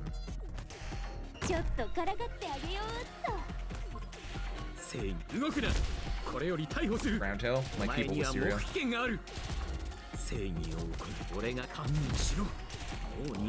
Yeah, the big issue is like dealing with these dudes that transform, and I don't know if I can do that with my current setup. Maybe Chong doesn't go here. No, I think Chong has to go there. I don't think there's any other way this works. Chong, don't die. You saw nothing. Gotta put out Texas so we don't just die there. I wonder if... I'm also interested in seeing, like, where can I put operators to work with certain bits. And I feel like this is an interesting area here. Thank you, Lahighs. What are just AK factions in general? Ooh. What are we considering factions? Just like countries, or like, are you just considering factions like whenever you're in like the screen, it shows them in like the top left what they are? Is that just what a faction is? So like Rhodes Island, Babel, Yan, Higashi, kind of stuff. Ooh. In that case, I'm just Columbia. I think I'd just be Columbia, but not like Ryan Lab Columbia. I'd be like the Frontier Columbia. I'd be like Jessica Alter. I actually do. Is Jessica Alter? I have her now. Actually, I could probably go look. Unfortunately, did I get her from this banner too? I got her on the monster banner, not this banner, but did she change from Ryan Lab to Columbia just in general after the events of the Jessica Alter? Is BSW or Maylander count? See, that's the question. Yeah, like, what do you mean by factions in general? Just mean what group would you put yourself in? Ooh, could be a country or some organization. I like the idea of being Frontier. I feel like we don't have enough in the Frontier right now, and I like that as a concept. That I think it'd be cool in there. like, but the other question is like, is that where I want to be, or is that where I would fit the best in, right? Because I would want to be like a frontier dude, but would I actually fit the best in a frontier setting? The jury's out on that. Didn't I put Tifa on here? Did she die? Or no, I was thinking about it. Did she die? She was never right. Oh, sorry. Black Steel. Black Steel. That's why Ben said Black Steel. I was like, Ben, you think you'd be in Black Steel? No, you're right. Did she go from Black Steel to just Columbia? Excuse me? Or is she still in Black Steel technically? Yo, what's up, Klotz? Happy Tuesday. Welcome on in. It goes great. I love this. This is we had an intense session of just saying how good this chapter was in comparison to everything else, and it's true. I have no notes. Again, just absolutely no notes. This is a great chapter. God. See, the issue is I think I have to set my I think I have to change my set because the amount of time you get here is fairly low. I think if I want to do this, I need a good shooting gallery here, but I don't think I set up my shooting gallery early enough to make it impactful is the issue. And my like this is facing this way, this is facing this way. I'd like a shooting gallery to go down here, but I can't set that up that effectively. And these don't take damage until later on. Gameplay or story, both. Chapter 15 is fantastic. Story, easily the best story that has ever happened. Gameplay, this is very cute. It functions so well in the context of the grander story as a whole as well. Just who are you weaklings? Oh, she's still Black Steel, really? She got sent away, but not like forever, I guess. Probably go with Sami, Rim Billy, or Rust Hammer. Ooh, Sami's a good one, actually. Ooh. Moving to designated location. Rim Bilton feels solid. Rim Bilton feels like I wouldn't want to go there. Like I don't think that's like what I would self-identify as. But if I got Rim Bilton as like the answer to a quiz, I'd be like, yeah, I'm okay with that. You know what I mean? Streamer struggling? No. I really like Jessica Alter story. You mean Dirty Money, aka come catastrophes or wakes of vultures? It was a very good one. It is what I would consider the mark of the Arknights story renaissance. Because that was a story that I just like was super duper into. Because again, it's a smaller story. With definitive, specific goals for it overall. Plus, like, who doesn't love a good story about crippling capitalistic depression? Oh, you know what's going crazy here, actually? Lappy with her drones is triggering multiple hits on these, so they get to transform so much sooner. I'm just now realizing. No, don't transform into the runner. No. I can't click. Oh, yo! No. Thanks, Jessica.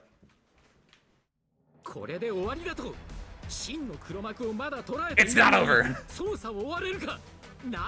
The writing really shows it best when it's concise and self-contained. Agreed. I like my small little pieces. When they end up integrating into a bigger whole, it's like it should be like a oh, that's a nice surprise. But like they should never be written from the ground up as like planned to be like part of a bigger whole, right? That's the okay. Okay, yeah, this explains a lot then. I was like, why? I was like, the thing it showed me feels a lot like a boss stage, and I know this goes up to 1520. Okay. Hi. You guys ready to watch a cocoon hatch is my assumption? Now let's see it auto. Doesn't matter. I don't care about fiber optic cables. That was right. You guys ready? Wait, hold on. What? Her, yeah. Never doubted, never far. Until now. I don't know if that's how it's supposed to be read, but that's what I'm thinking. Yes, a altar event as well. I don't want to look. There, we can glaze the Arknights stories as much as we want, or we can actively watch and then glaze an Arknights story, and I think that's the important part. We're gonna have you watch the Centuries. Oh, is that an AMV based on the Centuries? Because if so, did that play during? Someone made me watch. Have I watched that already? Hold on, I'm not showing you guys this. I just want to make sure. I think I've seen this actually on my own.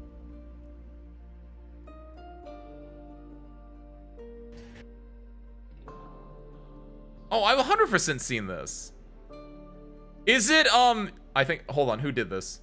Okay, I know, the reason I've seen this before is because it's, hold on, I will show you this one. I know we're supposed to, like, watch a really good story bit right now, but...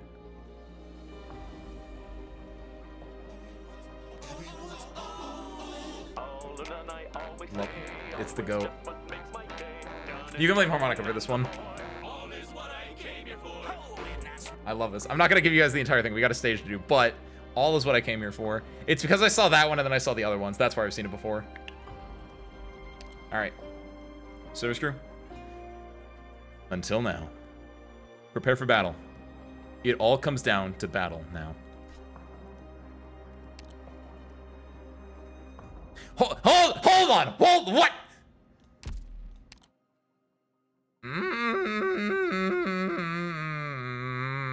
That's not how gray stages should work.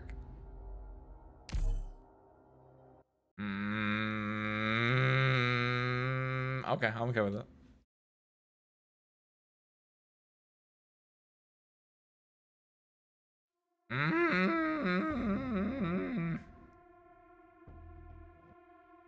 Data call complete. Personnel locked. PRTS is loading priority elimination scheme. Oh, my personnel is locked! Okay, that's adorable. No, stop it! Communication has been restored. Give your orders.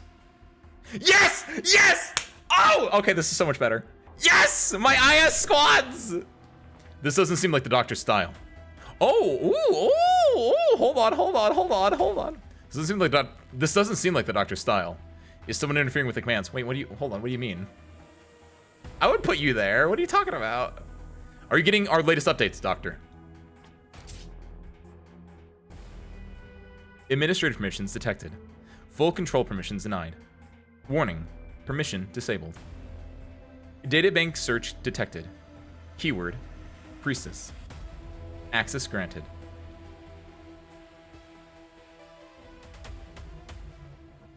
Are you looking for me, Ace? But I'm standing right before you now. Okay. Hi, honey. The interference is weakened. I'll coordinate with you, Sharp.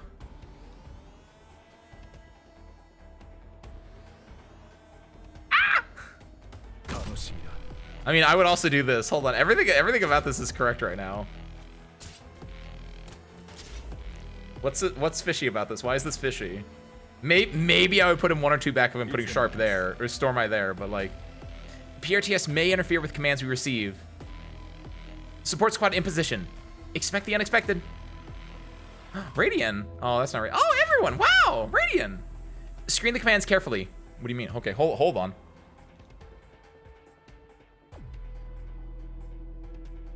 Interesting.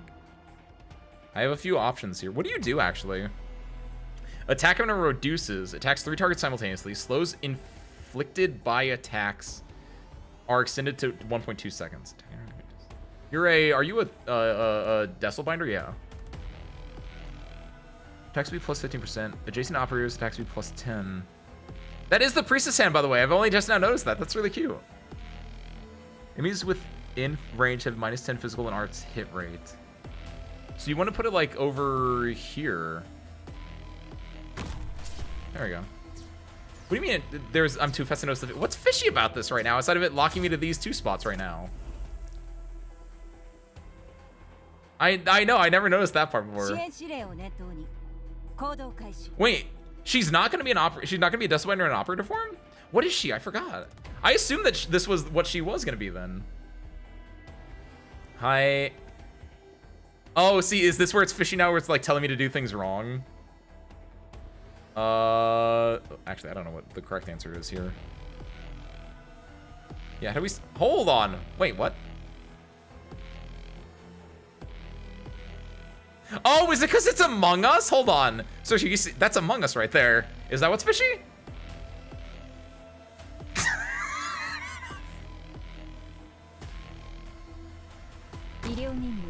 Oh, what? Hold on a second. What? They were talking. What? Don't talk after I spit. What are you doing? Come on now. You're supposed to spend time to wait, and then heck you.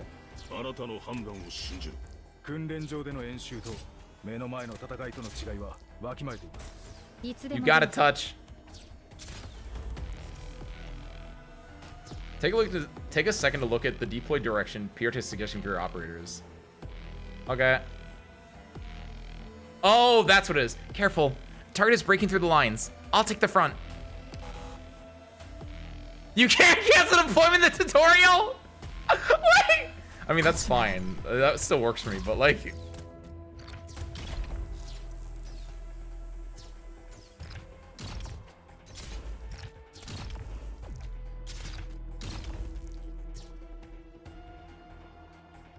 You've gotten used to this little game of ours.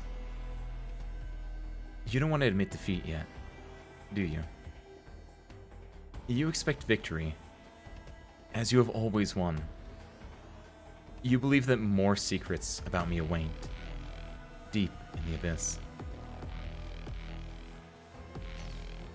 Yeah, a little bit. She summons fish with guns, not birds with arms?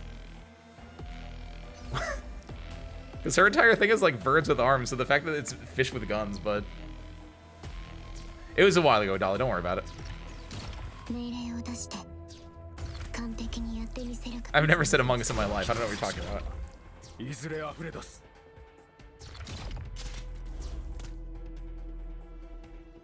What?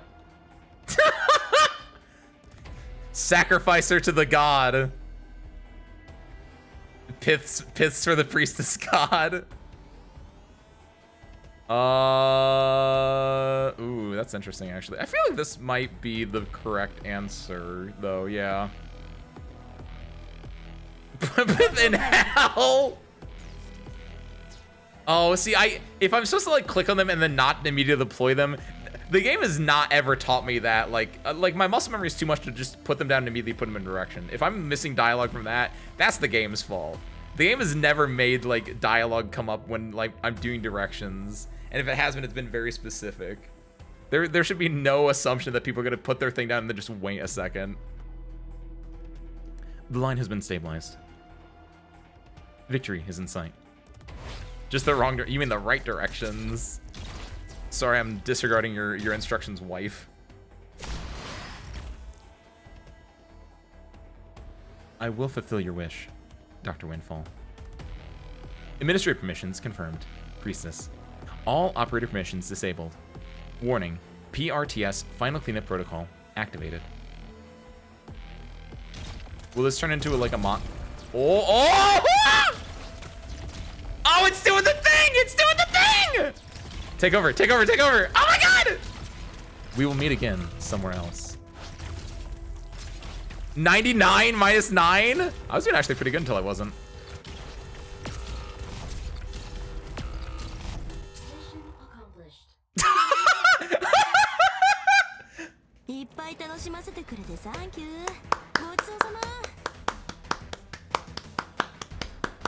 I like that. That was great. Oh my god, that was awesome. Thank you, Tage. Oh, was... You just won't give up. Yes. That's just like you. I'm glad you're back.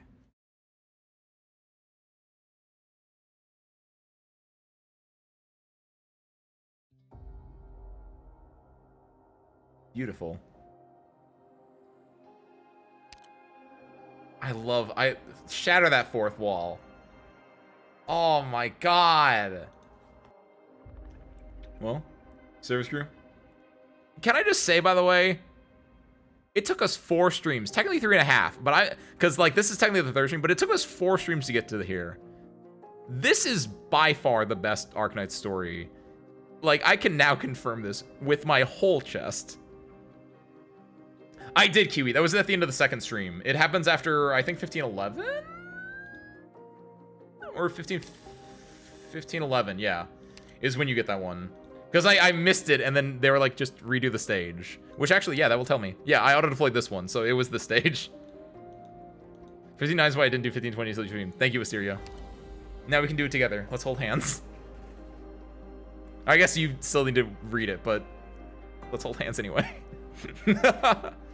That is such a good stage. Oh my god. Because Ben, the very first day this came out and we were talking about mechanics, Ben was like, yeah, what if she starts messing with your auto deploy? And that's kind of what happened there. That's kind of great. Got jump scared because it was like 3 a.m. I didn't know what would happen. Like, Priestess calling my Arknights at 3 a.m. Real. Priestess miss, ma'am? We did, Klotz, we did. I got the one with Oracle and Calcit, and the one that I didn't get was the one with Priestess and Oracle. So I chose correctly. That's right, blue is the best one. What's the other color? Is it red? Heck, red. We're blue in this house. What's this called? Return to Beginnings. Other is gray. Yeah, boo on gray. It is time that the calcite took the trouble to bloom. That unrest heart started to beat. It's time for it to be time. It is time. And just be like, I love my daughter. No, we just rip the shirt off completely. I know where I stand. I'm not putting Teresa on the shirt. I can respect her. Honestly, I like Priestess as a character a lot more than Teresa. A lot more than Teresa. Teresa works, but I don't think Teresa had enough going for her. And it's one of those... Teresa's and Teresa both, like... Why did they not develop them even more? They seem like they're really, really integral, and they literally are the ones that wounded a god, basically. But it feels like they got very... They mostly got, like... They mostly got told in, like, shadows and stories instead of, like, getting proper characterization, I would argue, but... Whatever. 1520. Return to Beginnings. Let's begin.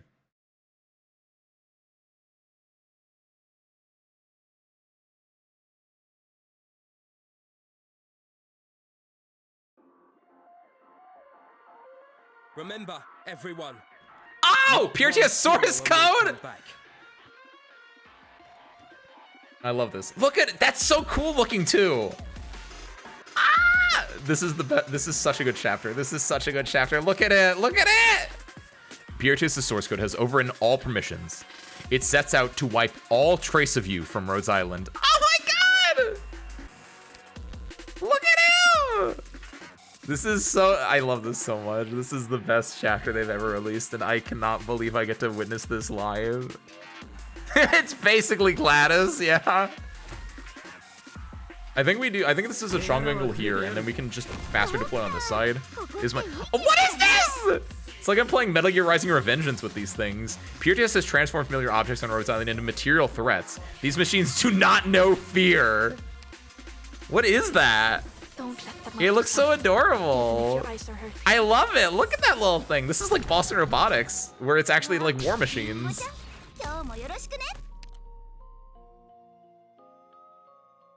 Oh, oh, oh, oh, oh. Okay. I was gonna petit fun here.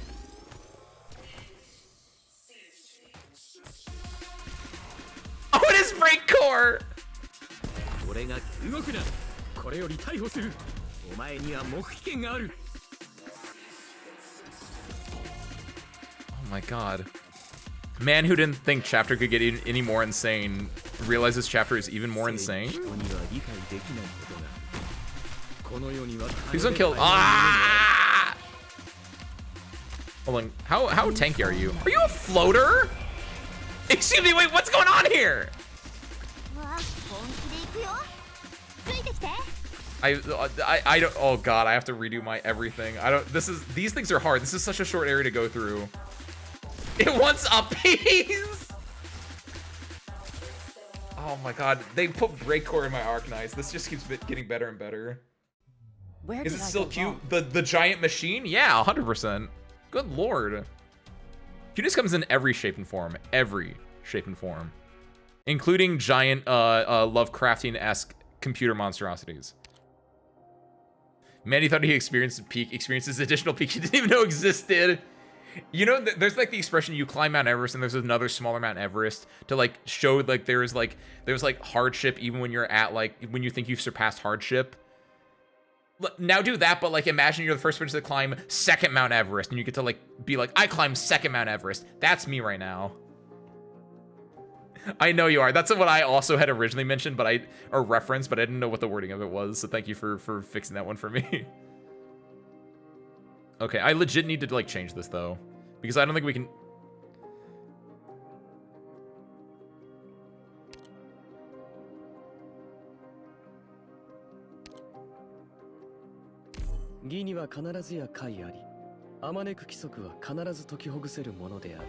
Okay. I legit think that's all I have to do.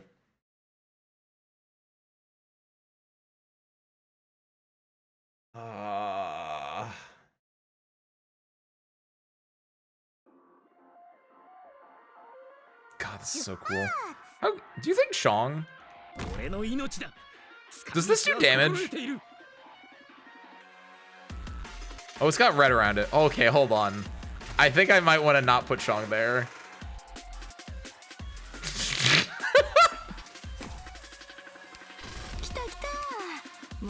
Let's just forget that one happened. Grasp this tightly in your hand and run. Don't look back. Oh, that didn't count. I will take care of things here. Doing a searing contest, he will win. I'm not bringing Monster on the stage as it counts. I have Monster. I'm not putting Monster on the stage because I don't know who Monster is yet, and I don't want to hear any of their lines yet.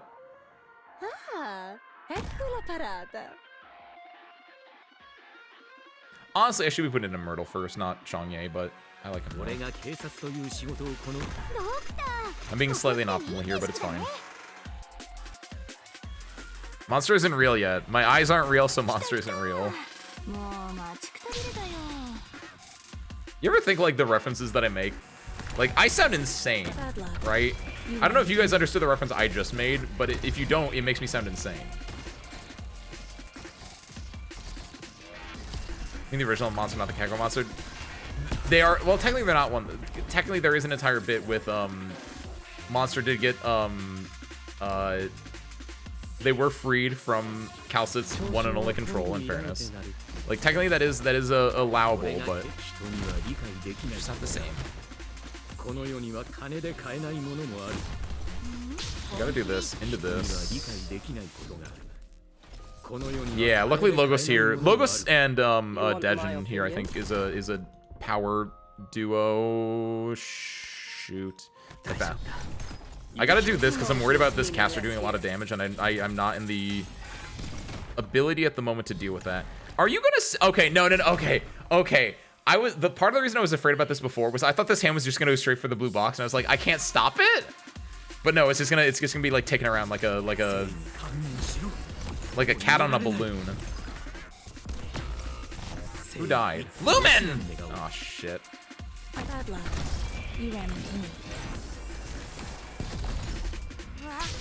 This is hard.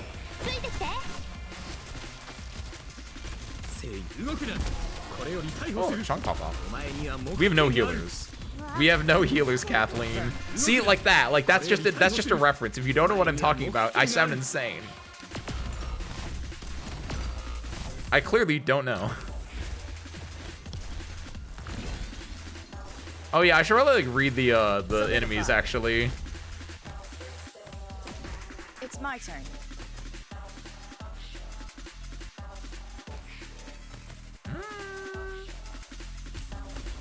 What's this though? Pass on your last words. Thank you. See? Easy. No. Okay, we should probably actually like read what reading the bosses explains the bosses.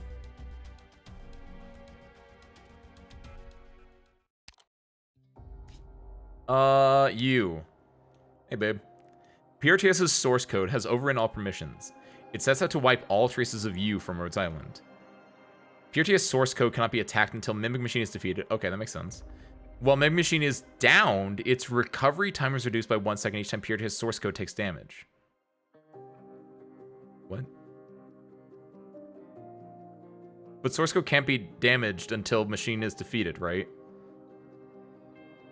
I guess downed is like, I guess when it reduces its HP to 0. Hold on. Oh no, that's much bigger.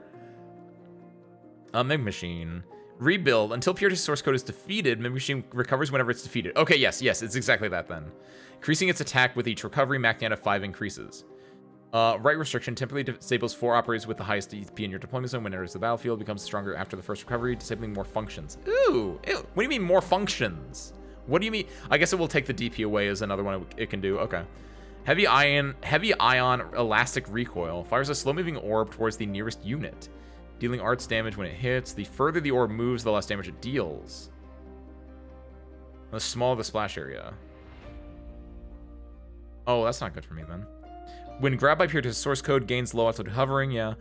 Attack range expands, attack interval shortens, and attacks 2 targets simultaneously. Mimic Machine can be shot down earlier by dealing a certain amount of damage. Becomes stronger after first recovery. Can you also just stun it? No, I guess that doesn't work for that one. Thank you, Dolly. That was an en passant? Holy hell. See, that's what I sound like, Vodka. Chain reaction.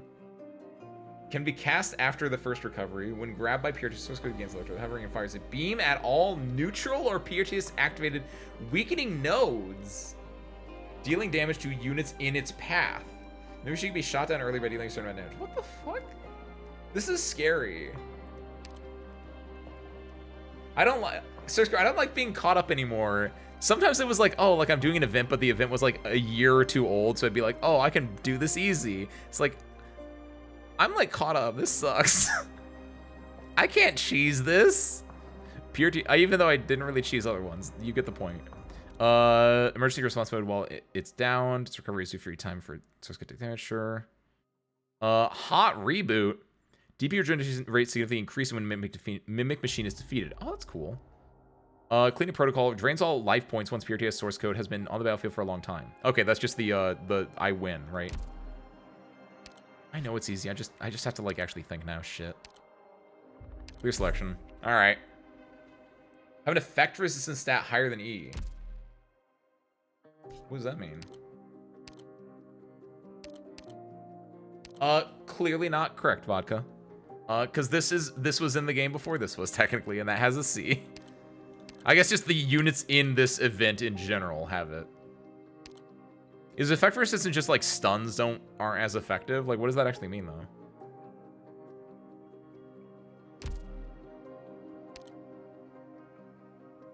Is that what that means actually? Like, I don't. Oh, boss in front of you. Okay. Oh, it's elemental damage. Why is it called effect then? Oh, because whenever you do elemental damage, it puts an effect on them, and once that fills up, then they take like elemental damage, right?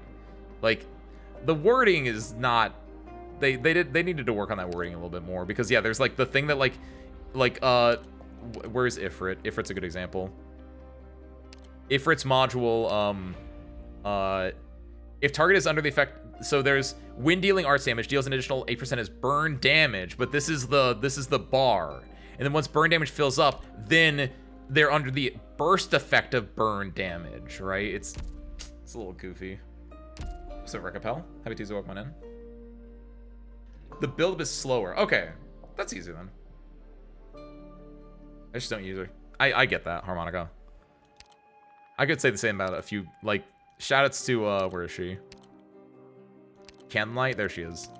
Her module is apparently insane. I just don't use her enough to actually even, like, get this thing. Okay, real talk. We gotta, let's build our squad now. You, definitely. I feel like you're good in here. We need a healer. I think we might need 2 healers. I think Saria S2 is the move there. Low key, I think it's a vigil angle as well. I think we do vigil and Myrtle. I think it's a vigil angle. I have an idea for this. I think it's a vigil angle. It's gonna be vigil in vigil facing up. Vigil facing up, dealing with the cause he shoots fairly fast. I think it can deal with the dudes coming. Oh, yo! Hold on. I like the vigil angle, but I have a better idea actually. You know who shoots fast and is ranged? Where is she? There we go. It's a Robin angle. A vigil angle, aka a bangle. I think do I put Dejin? I need to have hot drops to deal with put Texas in there. I want hot drops to deal with the boss when it gets available. Chung and Saria and Robin will take the brunt, and Tifon can do stuff there. See, the thing is, the boss is on one side, and I'm defending on another side. And the way that you have to defend on one side feels really jank. Fiametta Mostama? I think I'm going a little goofy here. I think I'm going a little stupid here, but...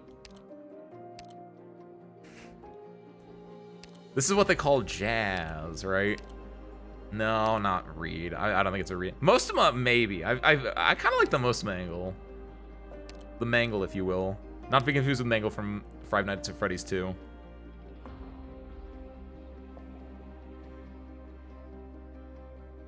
We need a healer! Got it.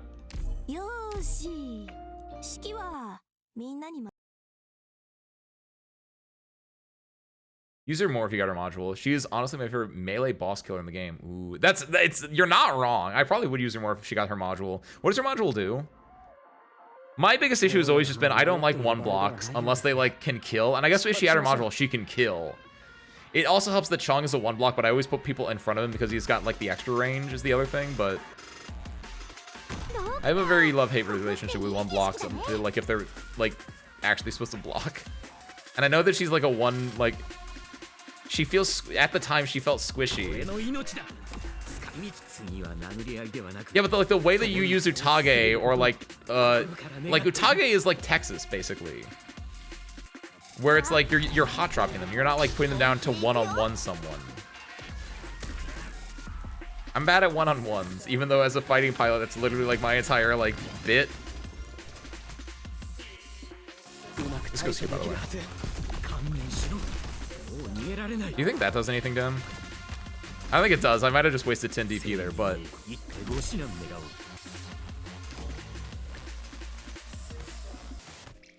Where's Robin? There she is. Because Robin transforms those, which I think is the move. She attacks fast. She turns him into that guy. That guy's not as scary as the Mine and Teresa's emotions. I'll manifest them here. I think this is like the first time I've used her, by the way. That feels wrong, but... Guys, on your last words. Man, these guys are strong. The chunk popped off, that's good. That ain't good. Also, we spent so much time... No! I hate this event mechanic so much. It's so good, but it's so hard. I'm so bad at this. Stop adapting to the situation, you jerk. Alright, hold on. I can fix this. Don't worry. I got this. I know what I need to do. It's exactly that, Klotz. And you know how I do that? I just make it so Robin gets deployed right here. And so Robin is only shooting them when they're in this form and not when they're getting blocked.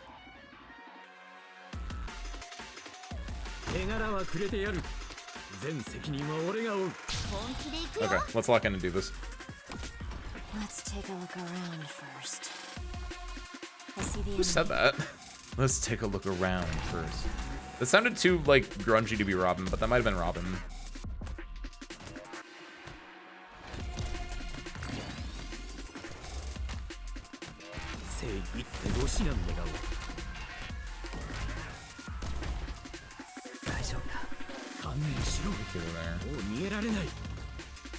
That is Robin. My grungy little raccoon.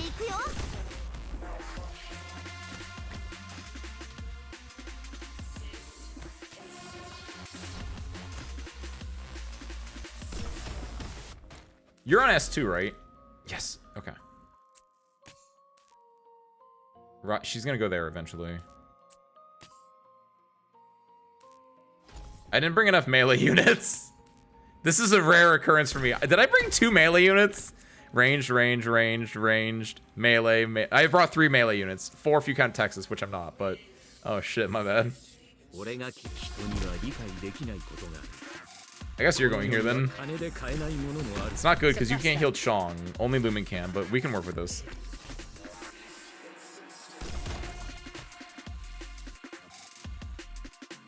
So now we do this here. The idea is that Robin will do physical to them, turn them into swordsmen, and then magic damage and the tankiness here will do everything else. We're gonna put Amiya facing right here. Dealing damage to this is gonna suck. I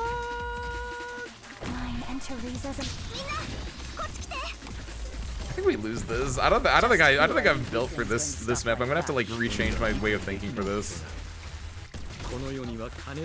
I think this is fine, but using 3 operators here feels really like I put a lot of eggs in one basket. Oh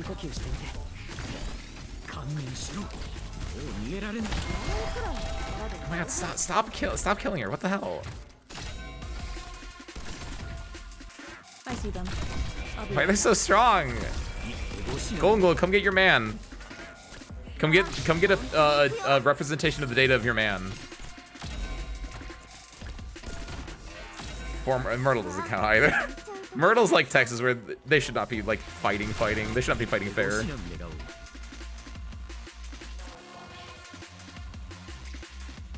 I think we need to do that. Yeah, I think I save this for when I need to use this. We're not dealing with this is the issue. How do you deal with this when you have to deal with everything else? Heroes will bathe new life.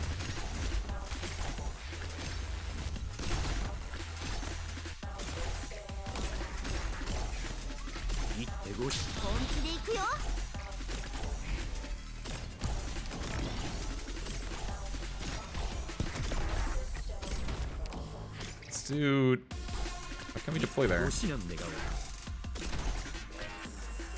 that just not deploy? Woo! I see that's covered up by the thing.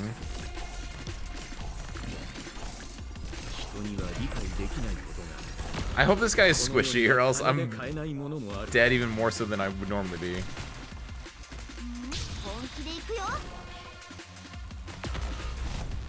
Yeah, that's not good. When you say map design, you mean the fact that like the way that it funnels in certain ways? If so, I agree with that. Like this is a very short route for this. It's hard to have certain units like overlap their ranges. Like Tifon doesn't really have a good spot here.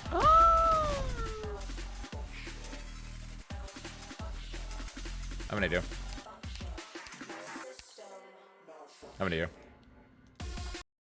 I found it. I won't let anyone hurt you, Doctor. We're not Myrtle, and then we're not Myrtle Chonging. That was the issue. Let go. Myrtle Chong is actually a it seems like a good idea. 9 out of 10 times it is a good idea. It's not a good idea here actually. Put Degenbrecher in instead of Amiya. Also, I'm gonna get rid of Fiametta. I feel like I like the idea of Fiametta in here, but I think that realistically I won't use her as effectively as I could use her. High key, low key. I feel like this is a lot of a penance angle on the right side. I think it's Robin Pins on the right side with occasional help from Tifon. That way we don't have to worry about healing on the right side, right? Penance with S2, right? Because she has to be a little bit tankier. Because they're going to be attacking very slow, right? And this just gets her uptime to get Sanctuary effect on. I think that's correct. I don't know if she'll have enough... Like, the biggest issue is I don't know if she'll get enough shield for it. So this might be better. It might not be a Penance angle. It might be, you know what it is? It's a Mudrock angle, actually. I haven't used Mudrock in, like, so long. It's definitely a Mudrock angle. With the rate that they attack, I think we just use Mudrock to stall out. Not Hodor. Ooh.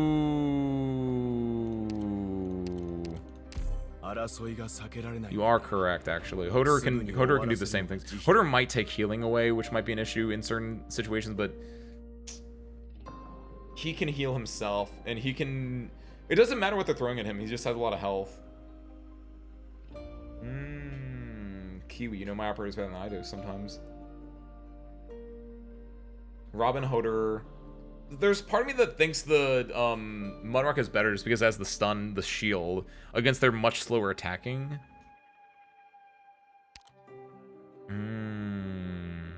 Let's try Hodor out first, though.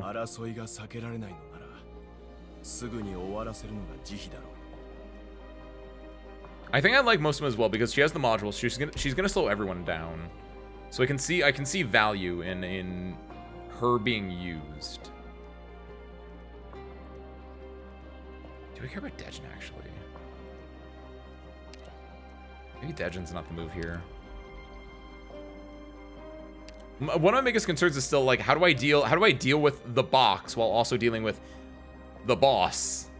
Because they're on opposite sides of the map, and I'm not gonna have people that can deal with both effectively. So I have to rely on like Texas and Utage to hot drop on the boss. It feels like, which is the biggest issue, I think. From the Earth, these to deal with on RS, even with the adverse mode condition. What is the adverse mode condition, by the way, anyway? Oh. What did you use to deal with them? You have slowers? Because I could see that one working. Harmonica posted their thing as well. Gnosis is interesting.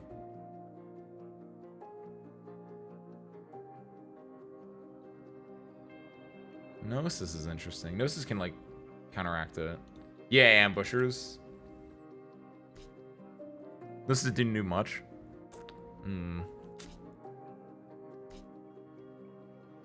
Just keep him around. You like a good villain in your life? I hate public transportation. I love when he blows up trains. He's gonna hit that one Massachusetts train that has the song harmonica. Watch out! Chase him out of trouble. This goes here. This goes here. That was the issue I was running into. I'm a little bit scared about this angle that I'm doing, by the way, because he's only on one block.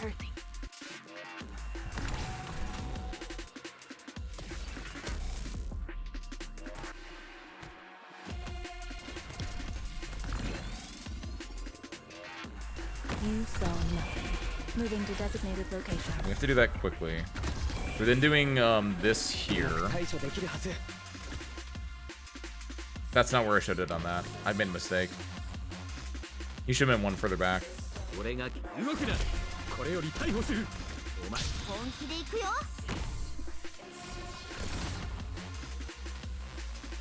I see the enemy.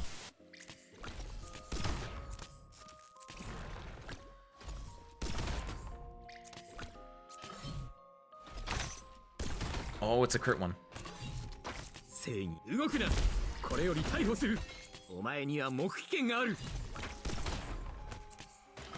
One trying to pop off. If he pops off, I can put Dejin Brecher, and we can be solid. I've got a temper too.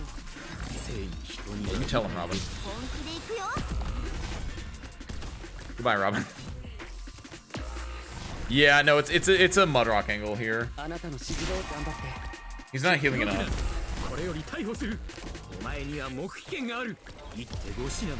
Yeah, I'm switching Hodor to Mudrock. I think Mudrock's much more effective there. If we do want to deal with You go ahead and retreat. the sword guys, there is an idea for dealing with the egrets instead, using ambushes and using just things that can blow them up. If I were to do that, you'd have to have someone that has them get blocked, is the issue.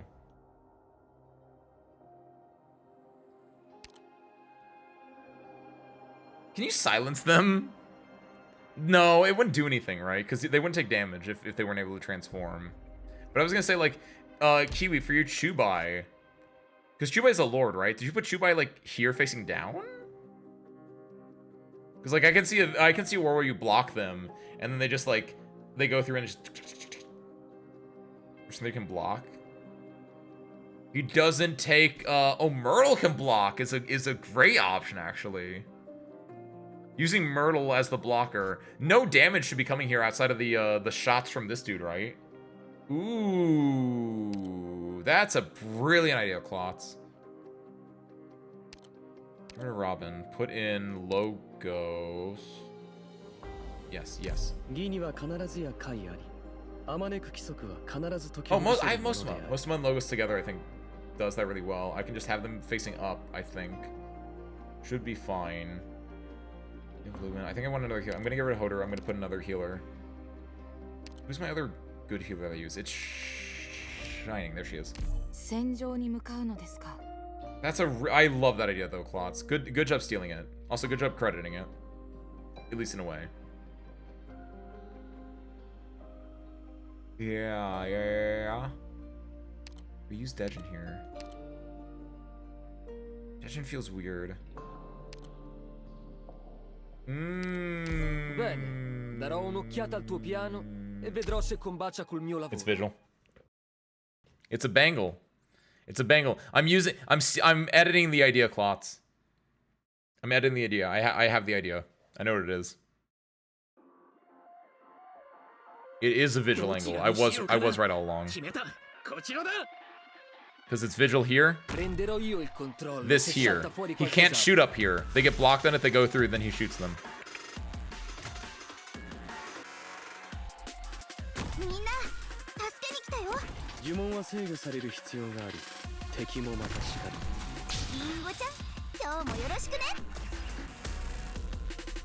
First person to use Sally to S3 in a stage like this. So put her on the right and use her S3 to slow and fragile the phantoms. Ooh. Yeah, it can't be a Nula. You heard the man.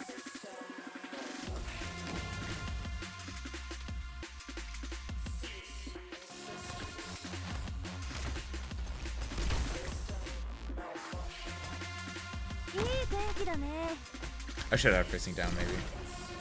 I'm a little scared about my. This is a high risk maneuver here.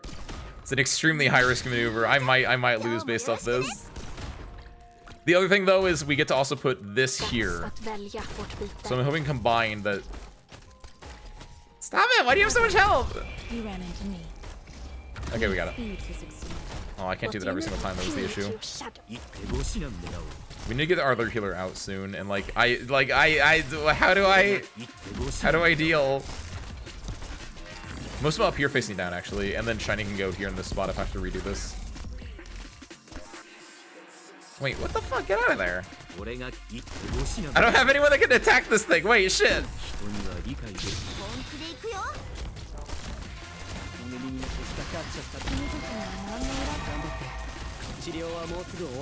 This is such a mess. Oh, this dude's dying though. Yo, get it, Utage. And I guess everyone else is also attacking it, but like, get it, Utage. Okay, here's the issue. How much health does this have? I'll be right back. It's actually killable. Okay, cool. I've made a mistake though. We're so screwed. Like, how do you do all of this? Do you think this like reaches? I need to switch this for this, because this will get healing in here. Low-key, I'm a little surprised we haven't leaked yet.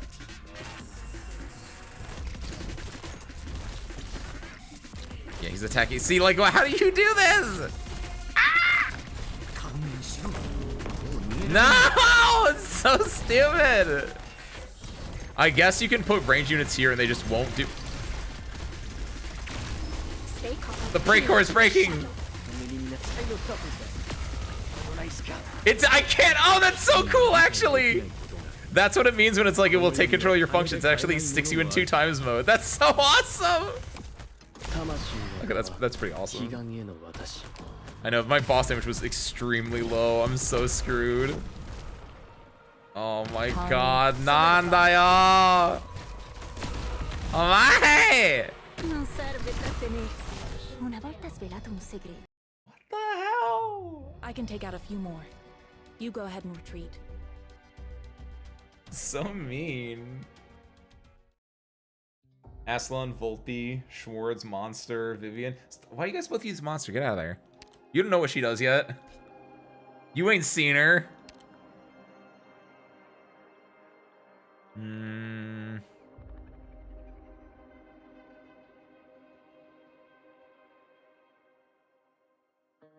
know the worst part about this? There's gonna be story after this too that I'm gonna want to read, or I'm gonna have to read. And it's extremely late right now, actually. So we get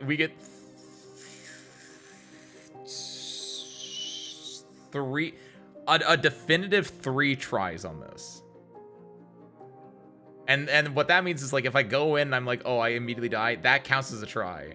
I would say, I think legitimately this should be a 1 more stream. Because, like, if I do this, I assume there's like a, what, is there a 21? Or is it just 20 and it ends? Because if there's a 21, it'd be a story node, right? I don't know if there's a story node, though. Take over your functions, click on abort mission when time runs out. That's one thing that we were talking about. Radioactive, like, way when this first dropped and they were, like, messing with stuff. That'd be a fun one. Oh my god.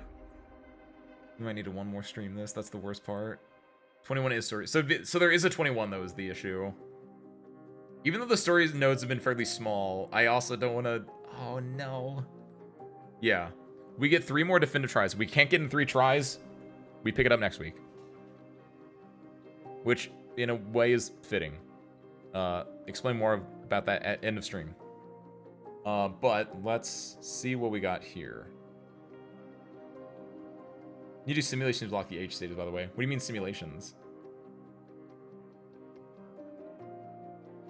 Yeah, just stopping here on this boss and not beating it. Low key, I kind of agree. And we get to spend all of next week figuring out how to deal with this.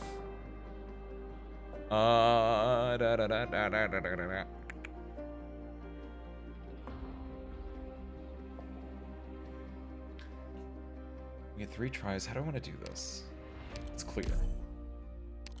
We're definitely taking Utage. I don't know if we take Chong. I'm not taking Chong. I'm taking Hodor. I'm taking S2 Hodor. New functions are happening. We're taking Hodor. We're taking S2 Hodor. Because of that, we're also going to be taking Warfarin. S1 Warfarin. Because Hodor is going to be my main front here. On the right side, we're taking Myrtle. I do like the Myrtle play.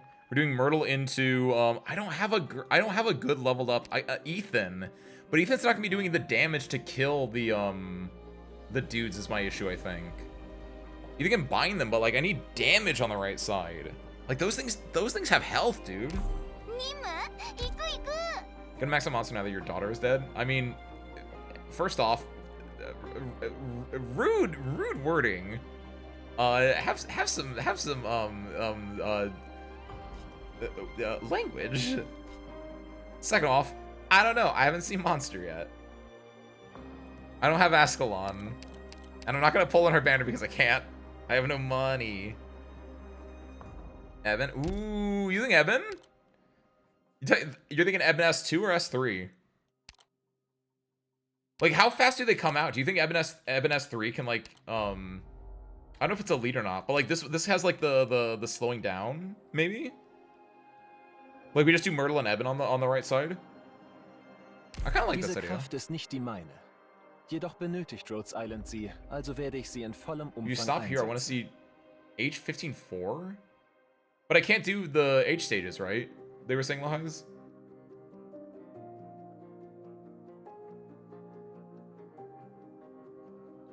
I say for nuking the boss when it's vulnerable. Oh, so not on the right side. Using it on the left side. If I'm correct in that the left side won't have, like, if I could just put him, if I can set him and forget him, I kind of like that. Plus, he can maybe deal with the hold on, yeah. What do these guys deal with?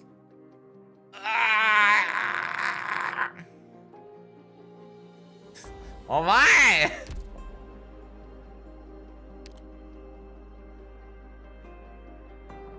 A question for H15 for someone that already cleared it. Yeah, I got nothing. It's not me, Kiwi.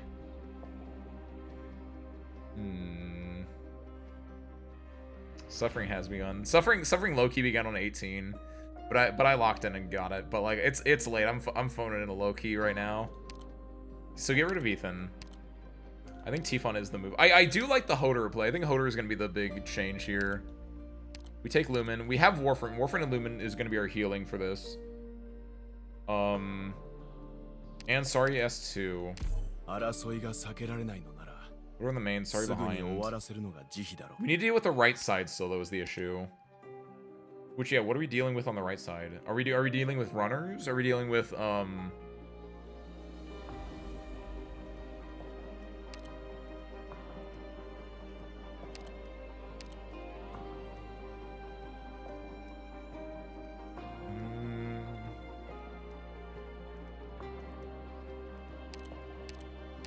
You know what?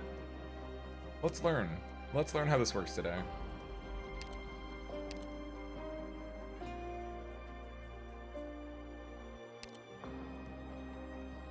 No. I'm gonna be safe. I'm gonna do something that I had an idea of, and we didn't go with it in the end. But yeah, I want to go circle back to this. Robin Mudrock. I think Robin Mudrock. I think Mudrock can deal with the sword guys really easily. That's my hope. We take Lappy because Lappy S3 can probably hit that, and then we take Texas as well. I think this is it. I'm a little bit worried about DP generation for this, but I believe.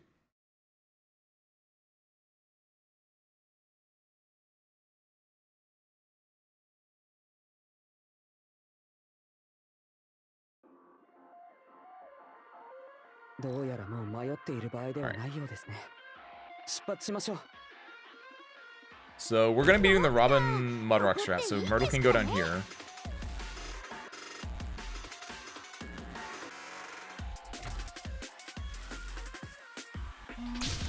We need to get Hodor out really, really quickly before it gets shot. Perfect, okay.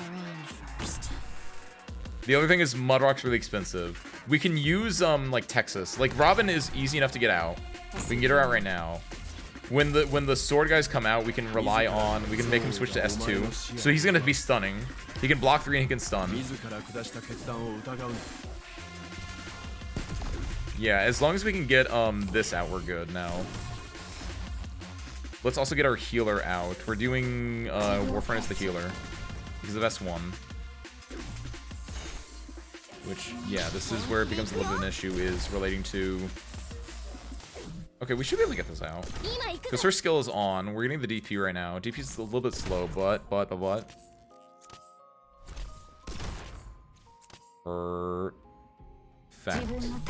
Oh, maybe I should have... No, that might be wrong positioning. Because then, yeah, no! Ah, ace. I see them. You botched it. It was one more further down because then Robin would only hit this guy. Yeah, you blew it. They're doing pretty decent over here. This guy is being a bit of a pain, though.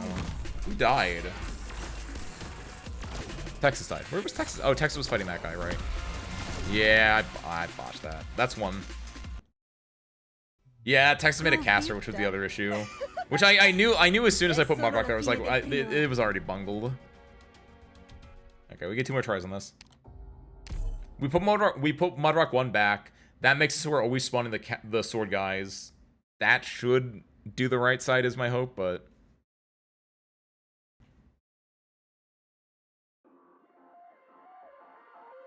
I think everything else. I want to say it's sound because I don't think anything is sound right now. We're very much playing with possibilities, but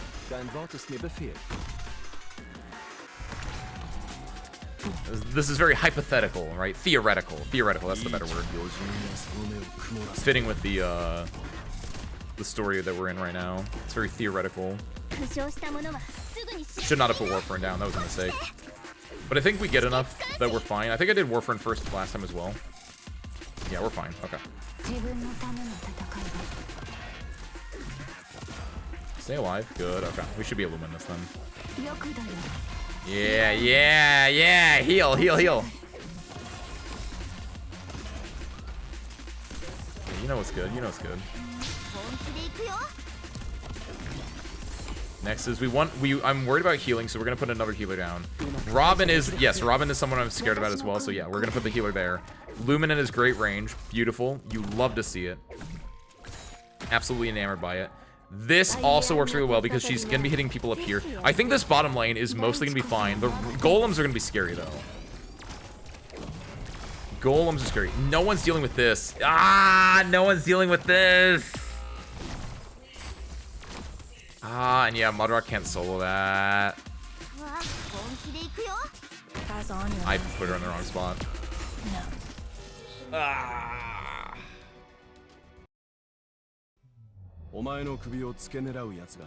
They're all really strong, what they transform into on the right side.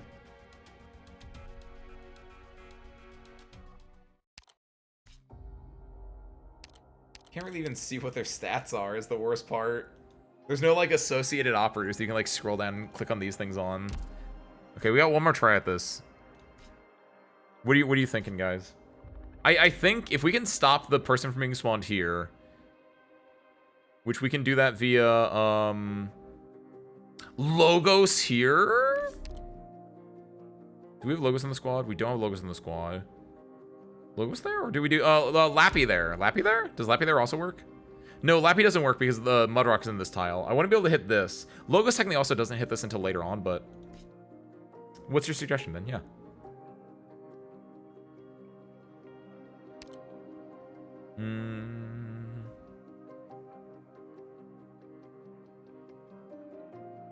Because there are a few options we could do for the right side. It's all different enemies. I feel like the casters are the worst one. The swords are pretty bad.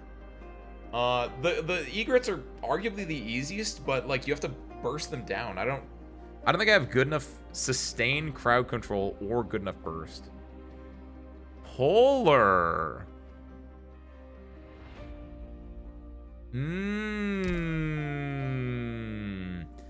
But I think my issue is that I don't have good leveled up ones, and B, I feel like they have too much health. I feel like I'm just gonna be pulling one guy and the other one will be able to run through in time.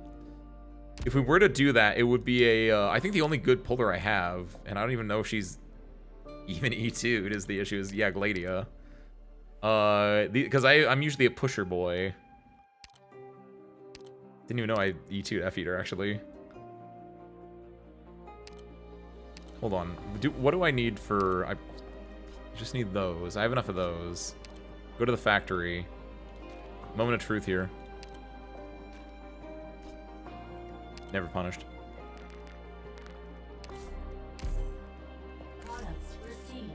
You love to see that. You love to see that change, by the way.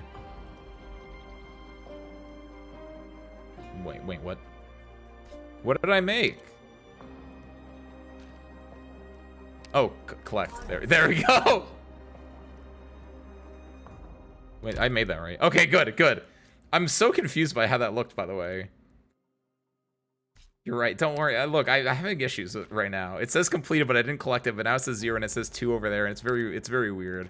I want to make sure I wasn't making more than I needed to, even though there's no other reason I would want to use that in the first place. But it's don't worry about it. Also, I know I need to go in there and then swap out the Factory 1 guys. Don't worry about that. I'll deal with that too. In the meantime, look at your new mom. Your new aunt, whatever she is.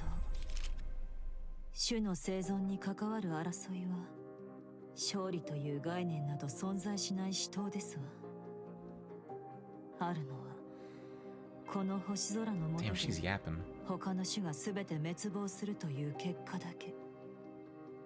She might have had more lines, I'm gonna be honest. That's a TLDR for me. Sorry, we're currently in a conflict right now, Gladia. You're gonna have to wrap it up. M1? I can't M1 her in like a day. It takes what, 8 hours? But that is true. M1ing gives her the third charge, right? Like if I do get chance, like I would want to do it, but because getting 3, the fact that she has charges on this in the first place is insane. Like, is she the only one that has it still, or did they add new ones in?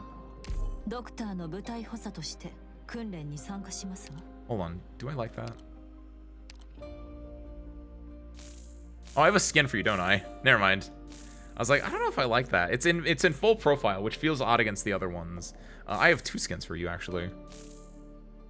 What are we feeling today?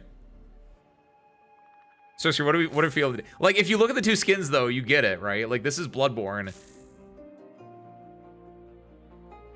I don't have to explain this one.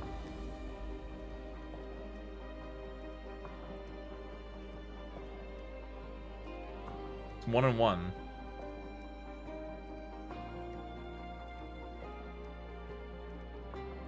Ben, you're the guy that came with the polar idea.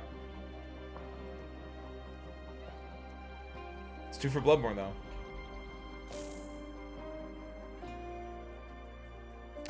Easy. Sorry, Harmonica, I agree, but I'm also a man of say-so streaming. Is that all we need to do, is just Gladia and then facing down?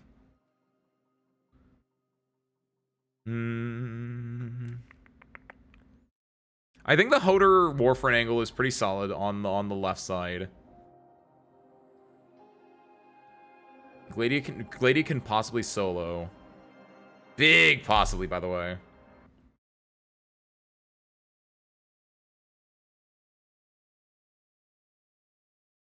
Let's find out. We'll be able to have, we'll put Lapland facing up there as well to help deal with that. Gladia facing down, Lapland facing up. Lapland can hit both sides is my hope. Alright. This is it. Last round of the night. Let's go. Oh, Robin's still here, by the way.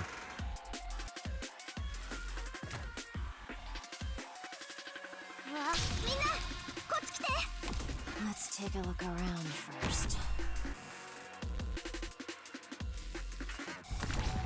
Wait a minute! Ace, you're a genius! Oh my god, it's so obvious. We're also gonna, can we put Robin's mines here? Why did I put Robin on S2? Gladia pulling and then Robin push back mines. Because I assume the egrets don't have a lot of weight, right, in the first place. Oh my god! Hold on. Hold on. I get to override it. Call me Priestess because I'm overriding our controls right now. Hold on, it's so obvious. We're gonna juggle the eager, yes. Leave it to me. I feel like this is funnier though. I think the bind would work, but part of me is like the bind with the pushback. I think the pushback negates the bind or something like that. And I feel like that I don't know. I just like this one. I never use the bind is almost always the best choice. I almost never use the pushback one, so like it's rare to be able to use the pushback one is my feeling. Don't worry, we'll make it work. The fact that Robin actually might be the clutcher here alone is great. Alright. Slides on in. Off the skill.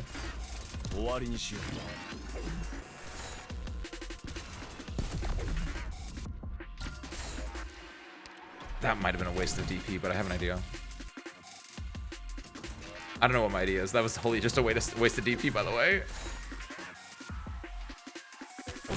Goodness. Stop shooting. I don't like you. We did talk about L last stream. That was yesterday, by the way. Feels weird to talk about. Sometimes we play Arknights like back to back. That's crazy. Oh, I didn't I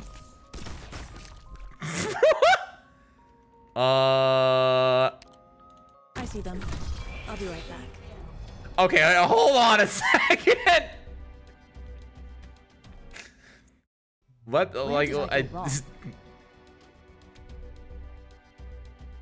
no, Harmony, we talked about Ella last stream because Ella's traps worked really well to stop people from deploying on high range tiles. Hold on. She's not M3. She's not M1. I literally just E2'd her, Ben. So no, I don't have 3 charges for her. But she's skill level 7, I know that. Probably. Stay close. Don't run off. Probably. Don't worry, this is the actual last real for final actual. It's almost 1 o'clock in the morning. 慣れ親しんこの程度の戦いですし、余力を残すことをお許しください。すぐに解決いたしますよ。いいチャンスだ。 I round to the nearest 15. 終わりにしよう。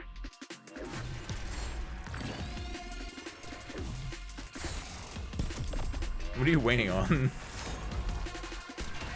Why aren't you using a multi-target medic? Don't worry about it. You are correct, actually. It would make sense given that he's doing multiple damage, but don't worry. I didn't think.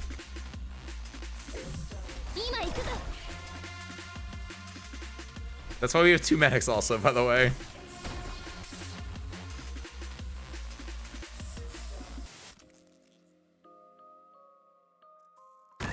That. Let me go like that. Let me go like that.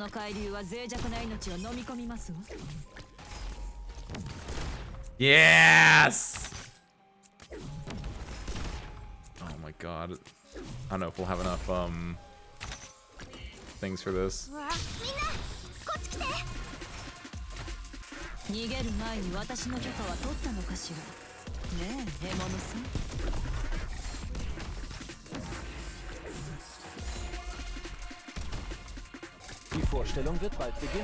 Lumen here, by the way. I did this unintentionally, but Lumen actually prevented one of these guys from spawning in. Or the hot drink machine, specifically, from spawning in. So that's pretty sick. Good job, Lumen.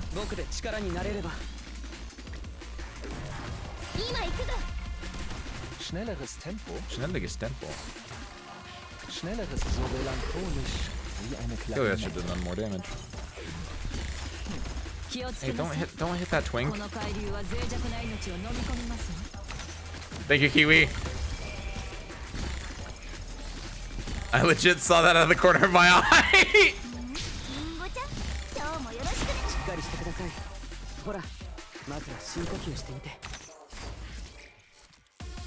Good timing. God, this map sucks. I'm getting skill issued so hard right now. I'm gonna switch this for this. That might be bad for me. I might need DP more than I need the healing from Saria to also be in effect, but This will be over soon. you know what they say, schnelles gets tempo.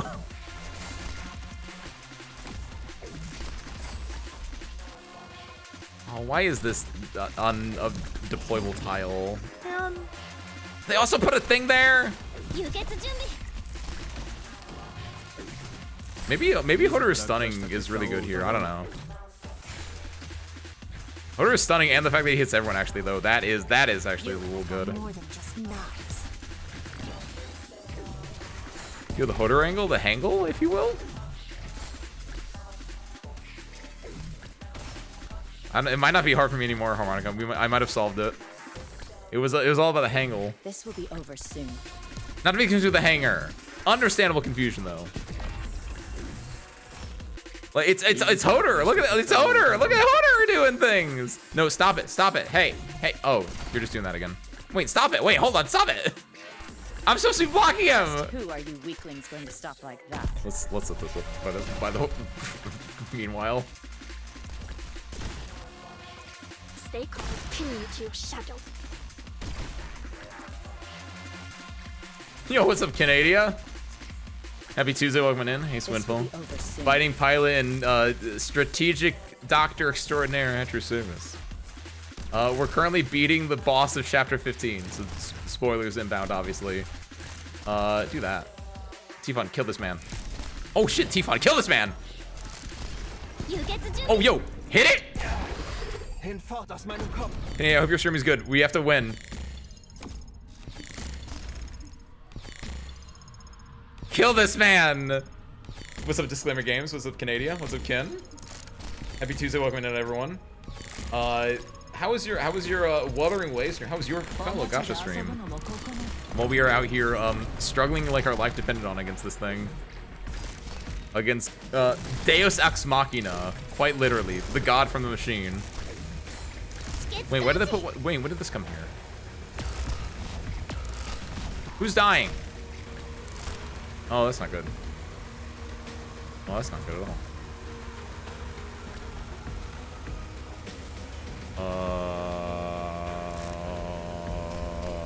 This. Just who are you weaklings going to stop like that? I think this is gonna be. What did I die to? Was it an egret? Like what? Wait. How quickly did I say I'm not gonna fail into the mission timer? It was the runner. Okay, yeah. Robin died, and yeah, I didn't have the mines for it. Good lord. Sure, I don't mean to do it. I need to stress that immensely. That is not intentional whenever timing like that happens. You can't script that. You can't just do that. I got really excited for a second because it said Operation Complete and I thought the game was like trolling me and I was like, oh, I beat the game. Oh no, that's 0 stars though. Goodness gracious though. Woo, Chapter 2 was such a blast because I got to gush over some really good VA work and I couldn't be happier. Nice, Canada. We ourselves have also been gushing over Arknights, Chapter 15. Unfortunately, there's no VAs in Arknights. Hold on. There are VAs in Arknights, clearly, but there aren't like VAs for the story. Hypergraph, call me. But equally as gushing over here. Just not gonna finish the thought that came into my mind to describe anything else. I'm done. All right, it's late. Canada, I know you rated me because you're ending, but we are also going to be ending because it's extremely late. We are going to be picking this up and beating Chapter 15 next Tuesday then.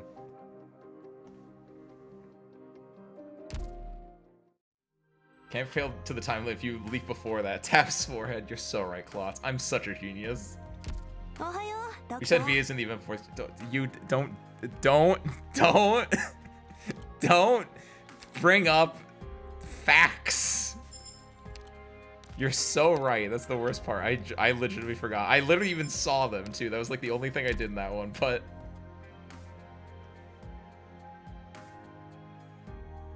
Priestess was dead naming Cal. Just overall, just being an insane but insanely good character. It's so great. Canadian, some of the main story might be a little bit rough, but yo, you get to Chapter 15, it's insanely peak. You're gonna love it. Ambient sensation? Maybe. It depends on how long it takes, right? And everything, but that's not a bad idea. We'll put that in the maybe cap. Like, that's a really good hard maybe, then. If we are able to beat it early enough, and what is ambient sensation? 2 hours, give or take, usually? Maybe less, maybe 90 minutes or something like that. That's actually actually an insanely good idea, Ben. I'm not gonna hard say it, but like there's like a 90% chance to say yes on that. I did read Break the Ice, Ivy. We were talking we were talking about the Yerg events, right? How good Yerg events were, Ivy. 100%. I've read both Break the Ice and Race Lake Silvernair has.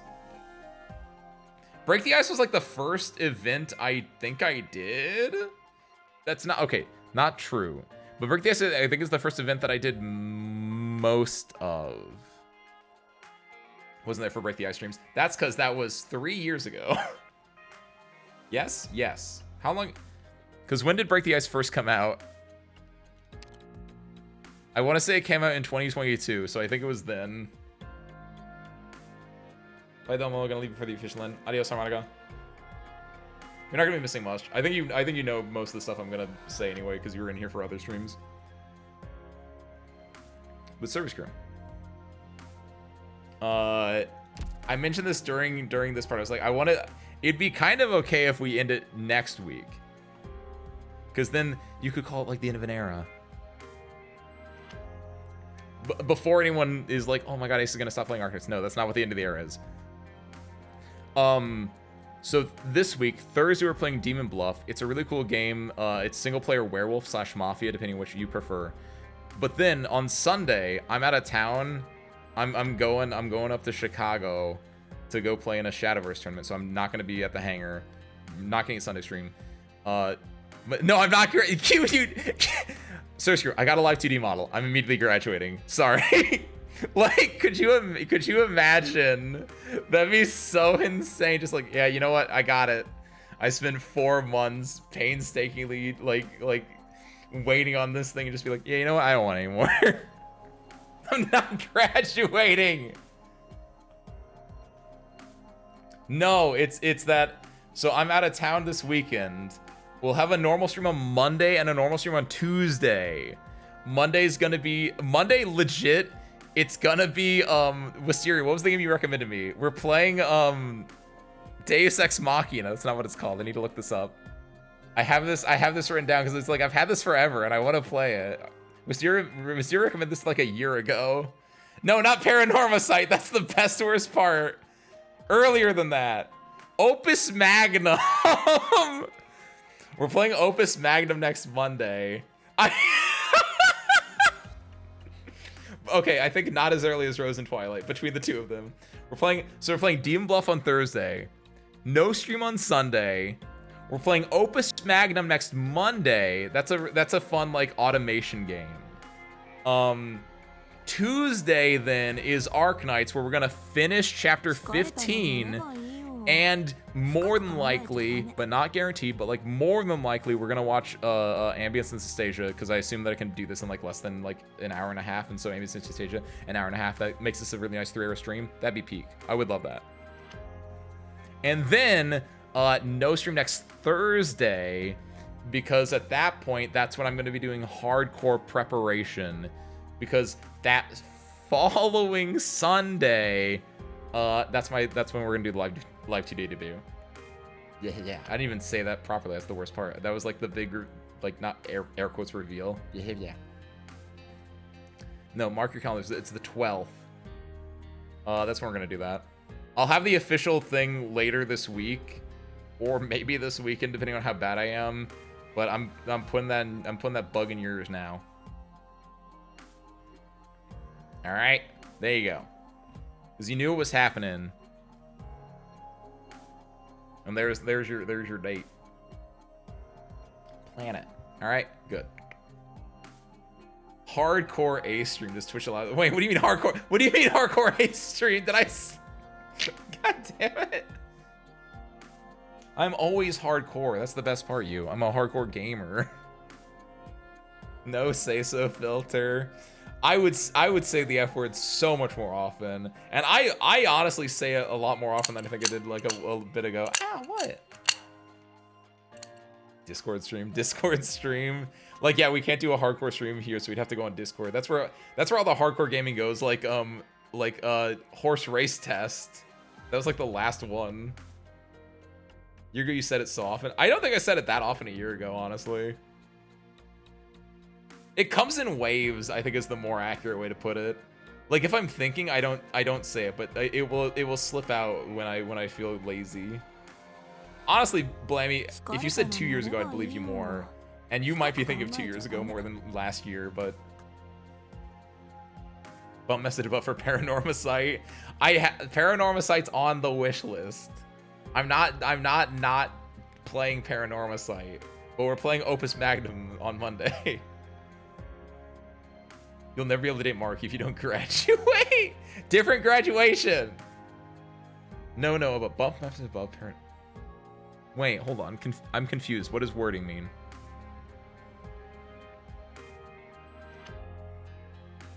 Above? Above the message. Oh, the one above the Paranormosite one. That one Twitter gotcha announcement in the US that... Thank you, Mysteria. The wording was a little bit off, but I understand what you mean. That's really good. The, yes. Siriskir, I have a live TD. Siriskir, I'm also graduating. Congratulations.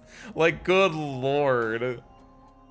The context for that is, there was, I think it was Love Live? I believe it was a Love Live game. Yes. Thank you, Kiwi. You've confirmed it now. There was a Love Live gacha game that was announced and also announced end of service, like, at the same time. And the worst part is they didn't adjust rates or anything. They were just like, hey, we're doing the gacha as a global gacha. Also, we're into servicing it in like 6 months. So they just had like 6 months of like the gacha game, no adjusted rates or anything like that. And then it just ended. And it, like, what? And honestly, if you want to look it up, I would recommend it because you can tell at the end, they just were kind of like, whatever. Because they did a post at the end of the gacha's life, which is like, you know, write in the things you liked about the Love Live gacha, like your farewell messages as cards. And like if you look at the one that they posted on the Twitter, there are duplicate messages and there's a lot of very like disparaging, like on the nose, like I know what I'm saying messages relating to the fact that the gacha started with an end of service date. Kiwi, you started following in July 2023. Goddamn, Kiwi. You're more OG than I thought. I would have thought 2024. Dang, Kiwi. He said it. We can clip graduation out of context. Do it. You won't. And then I rub my hands together because, haha, they're making clips of me. My ego only rises. See, now I understand why Harmonic had to like dipped immediately before actual end of stream. It took me 15 minutes to like end stream. Crazy. We as chatters can use every. It's true. See, that's what true equality is all about. It's by not having bots and just being like, hey, you guys do it. You guys know what to do. Is this place like a disco rave? There's no hidden knowledge you need when you come in the stream. It's all right there. That's a lie. There is hidden knowledge. The hidden knowledge is like, what does basement duty do? That's the extent of like hidden knowledge, basically. What does basement duty do? What does dragon install do? Cat. I think I just become actively chatting here fairly. That is 100% true, Kiwi. Because I'm like, wow, 2023, that's insane. But I was gonna say, I think last year was when you started being a lot more active, which I appreciate. Thank you, Kiwi. You are a joy on the community, Juice Boy. Yeah. Just like you are, Spare Parts. Love you. Can't wait to hold you a lot more in circa a week and a half. All right. I think I'm done though. I think I got everything. So, is there any last words before I graduate? Ace, don't say that. I don't want that to be a joke. That's gonna be a terrible joke. That's like the thank you everyone. Thank you, Wisteria Canadian Lies for the cat pats. Holy moly, Margaret. Last stream. Look at your mod docs for what I'm trying to do. I have to click on your name then, jerk. Mod actions. No, that's not how that works. I don't know how mod logs work, Blammy. That's not a thing. Maybe it is. I don't know. I'm the mod here. Are you trying to raid someone? Are you trying to like ban someone or something? Anytime, Dolly, anytime. Should tell you in the mod mode if someone's doing commands. I don't have mod mode. The only thing I need to do is be able to ban bots. That's it. And you just click on their name for that. Thank you, Ben, anytime as well. Try to ban me? Yeah, nice try, nerd. Timeout! Ace Windfall Channel 5. And oh no, Kiwi, don't do that. You're gonna make me go. Ah. The phantom hand is. I might have died, but spare parts will never die. Goodness gracious. Alright, so screw, let's actually like end. I think that's everything. Thank you guys for watching, as always. Come back next week for more insane Chapter 15 action where we can finally get the conclusion of this. Otherwise, I'd like to see you guys on Thursday or Monday for some cool single-player games that I've been wanting to check out for a while. Demon Bluff and Opus Magnum. And otherwise, see you in the wild future. I don't know what I'm saying anymore. Alright, so I'm gonna send you guys over to Milo Molson, currently playing Bloodborne. Milo's a very cool guy. Go check him out. Go enjoy some nice Bloodborne action, just like Gladia, who saved our life until we failed her as a doctor, right? All right. With that, thank you guys for watching. I hope you enjoyed it, and I hope to catch you next time. Peace out, everyone. I didn't even see what Wisteria's bit was. Wait, shoot. Did Wisteria say something raunchy and then immediately ban themselves? No, I'll never know. 24/7 cat stream channel? Oh, yo. You know what? Worth. I'll do it. Spare parts channel reel. Alright, and with that, everyone, see you there in 3, 2, 1. Go say hi.